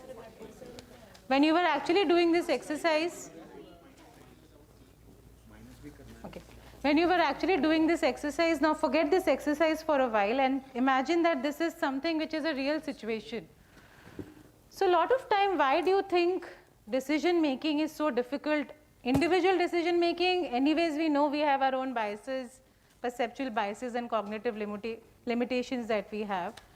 Now when we are talking of group decision making, what are the typical challenges that you all face? Okay. And why do you think it is such a difficult thing? Because 3 different people have 3 different priorities. So one of them wants instant help, and we were 2 people who actually thought that if we survive one more day, then we create one more chance of survival. So that was the prime dilemma which we had. Okay. So basically perspectives, what exactly was your perspective, then others was different. What else? If there is one member in the team who has power, right, then convincing that person becomes more difficult, and then you have to sometimes get convinced with whatever he's saying. You may walk down to your decision. Right. So what Amrinder is saying is actually something that lot of time can bring the group down is something which is called as group polarization. So either it will be too risky, or, you know, talking about the two poles, too positive, too negative, or very risky and someone who is absolutely risk averse, and someone who is absolutely a risk taker. Many times when you are talking of group decision making, if there is such a strong person in the group who is out and out a risk taker, he would actually want that everybody should take risks, right? And that time you would see that बहुत ज़्यादा polarization हो जाता है group में. इसका just opposite होता है, which is a very important term when it comes to group decision making. What is that? Maybe it falls in line with Amrinder's point. It's also important that everyone speaks up. Sometimes people think that maybe my point will not be valid, or that's not true. They are speaking. So if everyone does not speak, then we don't have enough ideas. So while this is called as group shift, what Abhishek is talking of is called as group think. जहाँ पे एक false need of cohesion है, like we just want to say that we are all one voice, but actually everybody is trying to just keep everybody, you know, चुप हो जाओ, एक ही चीज़ बोलनी है, बस यही बॉस को सुनना है, यही बोलना है, चुप रहो.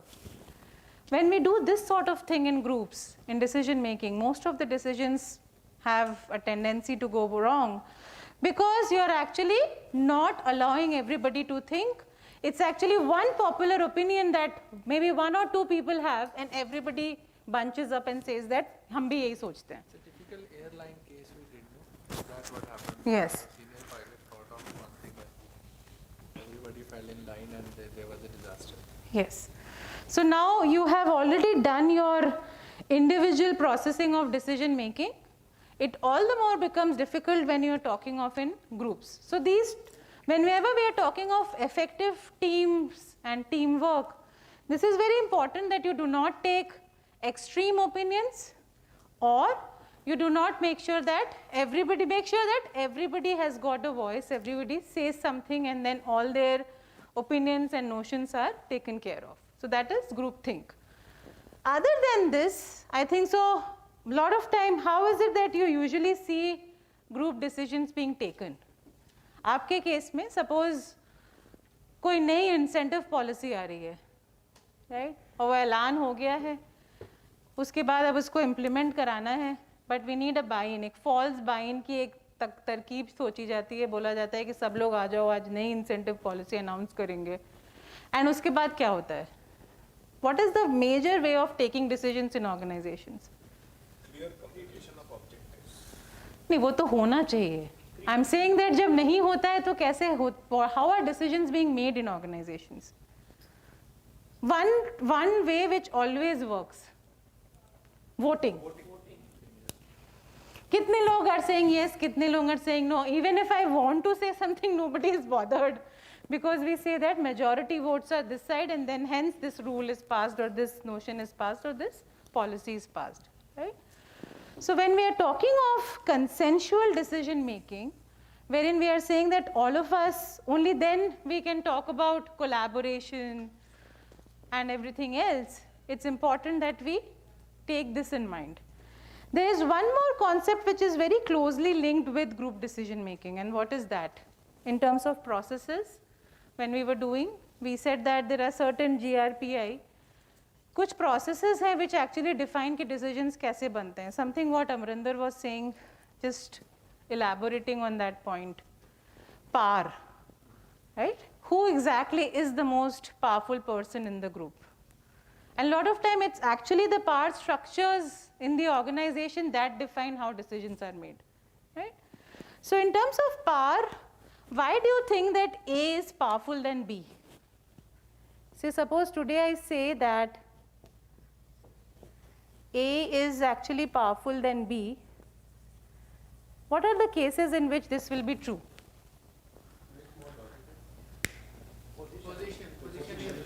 Okay. Okay. So one can be that he has position.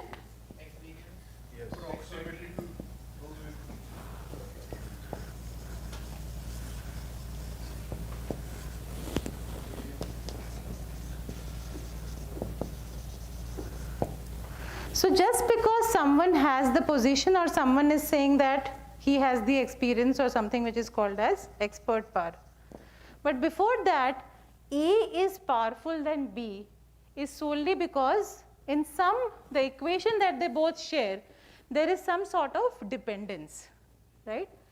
Just because, and it is also that scarcity, because A has something which B does not have, and that's why B is dependent on A. And that's why the power equation is imbalanced, right? Now when we talk of power, there are three things just with this position. Now suppose if I say there is a boss called Vartika, and there is a subordinate called Steffi. In this equation, what is the power that I have and what is the power that Steffi has? Let me explain you with some example so that you can then relate it in your own organization. Bhupesh, what is the power I have in terms of which I have which Steffi does not have? You are the leader. So basically, your decisions, she will have a discussion with you, but in case you make any decision, that has to be your final decision. So which means you are talking of some kind of legality there, that is just by the virtue of position, that I have the legitimate authority, right? So what Bhupesh is saying is right. So I have the legitimate authority to be powerful because I am senior, so, and she is actually reporting to me, so that is why legitimate power is something that is clearly visible in this equation. Yes, Ajay ji. In this relationship, you are having authority. Okay. You are a manager to her. Okay. But if she is having personal attributes and she can convince you, then she has power. Excellent. Excellent. So what you are saying is that the power that Steffi has is actually referent power. आज अगर वो चाहे कि you all should forget that Vartika exists or Vartika is someone responsible, she can actually spread some rumors, some grapevine, or actually just try to convince you that she is not the real leader is someone else. So she has the referral power there, right? And adding on to what Ajay ji was saying, another power that I have is coercion. That by force I can make her work, right? So it's actually just because of the position that I hold. What else? एक चीज और है जो आप भूल रहे हैं. Assertive. Your ability to be assertive. That is same, right? Coercion. I coerce. Assert माने क्या है? Force her to come here at 9 o'clock, leave at 9 o'clock. What else? There is one more thing that I have the power which she does not have. You have the power to remove her. She doesn't have. Okay. Which means एक तो remove हो गया, but actually I can also reward her. Right? Reward punishment. So I can also reward her on the basis of whatever is a performance. At the same time, even Steffi has got in this equation at least, if it's a 360-degree kind of a feedback, when you are asking a feedback from your subordinate, even they have that power to say something which is kind of reward. If they want, they can give you a bad rating, and that way they also have the reward power. So like when we talk of power, these are the different power equations that one has in different relationships, and then this is how it exists. Something else which goes hand in hand with power is? Responsibility. Okay, what else? तो responsibility है, वो तो करना है, duty है. What else? What else? How will that respect come? You are right, but think a little more. वो respect आएगा कैसे? Just because I am a teacher and you are a student, will that? Influence. Influence, right? I have the power to influence you, and similarly she has the power to influence me, right? So anytime when you are in a situation when we feel that we are actually powerless, हमारे पास तो कुछ भी नहीं है, हम ये भूल जाते हैं कि हमारे पास influence करने की फिर भी capacity hai. That's the power, that's the thing that we have. That's the Guru Mantra that we still have. We can influence, right? And when we are trying to influence, what are the techniques that we usually use when we are trying to influence our boss or anyone in the higher up? One way is to suck up. Ingratiate, flattery. Indra Chandra philosophy. Aap to Indra hai, aap to Chandra hai, and you know. So that's one term that I've never forgotten, given by my leadership teacher. He calls it at IC philosophy, Indra Chandra philosophy. जब कुछ मत समझ में आए तो ये करो and get your work done. What else? So that's one way of influencing. But the personal attribute, because sometimes people respect like maybe they are like on a lower level in a job, but some people have very good attribute, everybody listens to them for certain things. So they can influence the complete group. Okay. That's why we can say executive assistant to CEO, maybe he's just a manager, but he's like more powerful than certain VPs. Absolutely. So it depends on the personal attributes, how the main decision maker is Yes. by you. Yes, absolutely. So जो ये चीज़ आप बोल रहे हैं, what's the term for it is rational persuasion. Like I have the skill to rationally persuade you. आप सीधे boss से बात नहीं कर सकते हो, सीधे CEO से नहीं बात कर सकते, but you're going through this executive assistant. And this executive assistant has to influence both ways. He can influence the CEO also, he can influence the workers also, right? Some other things can be just showing them the right pointers that this is what you can do. So I'll just give you one framework, and probably that's the last thing from my side today. So when we talk of influence, I just want you to remember this. Okay, it's not there.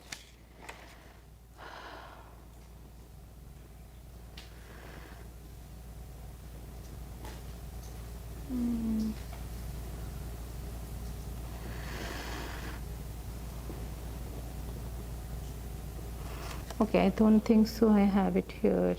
There's some goof up that has happened, no problem.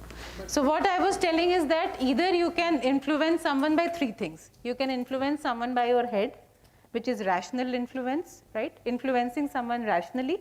You can influence someone from your heart, wherein you are saying we are making a lot of emotional appeal. You make that person feel good, and then you get the buy-in. Or you can influence someone through hands, which is collaboration. Acting together, making everyone come together, and then do that. Do or make them do a certain act.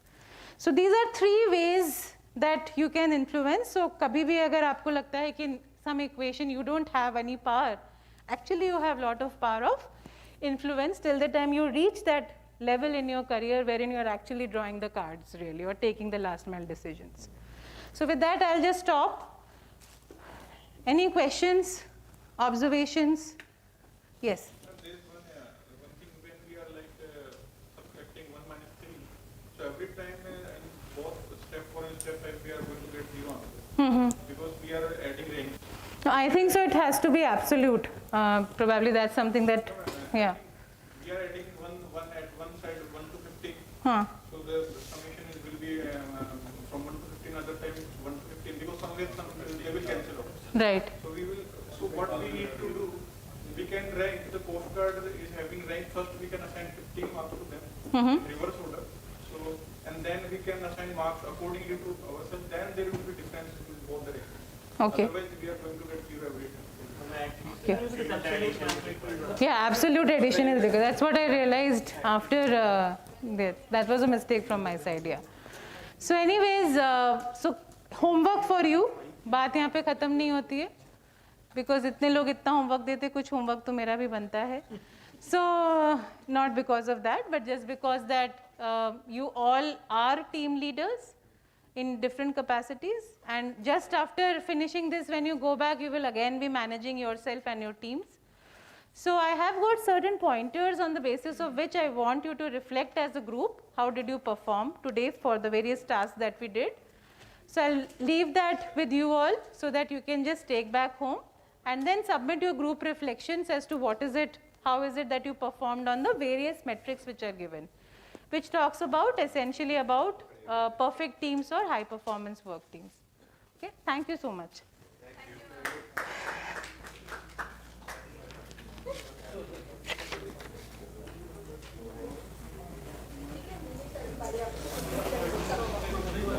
just close this.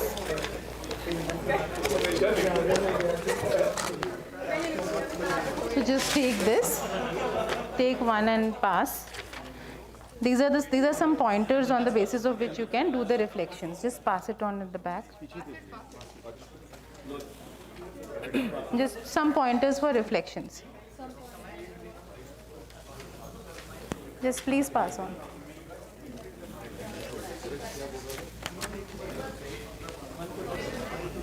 कब निकल गए? 40 पे almost everything is wrapped from there. 30 buses हैं नीचे. अच्छा. बोल दो फिर.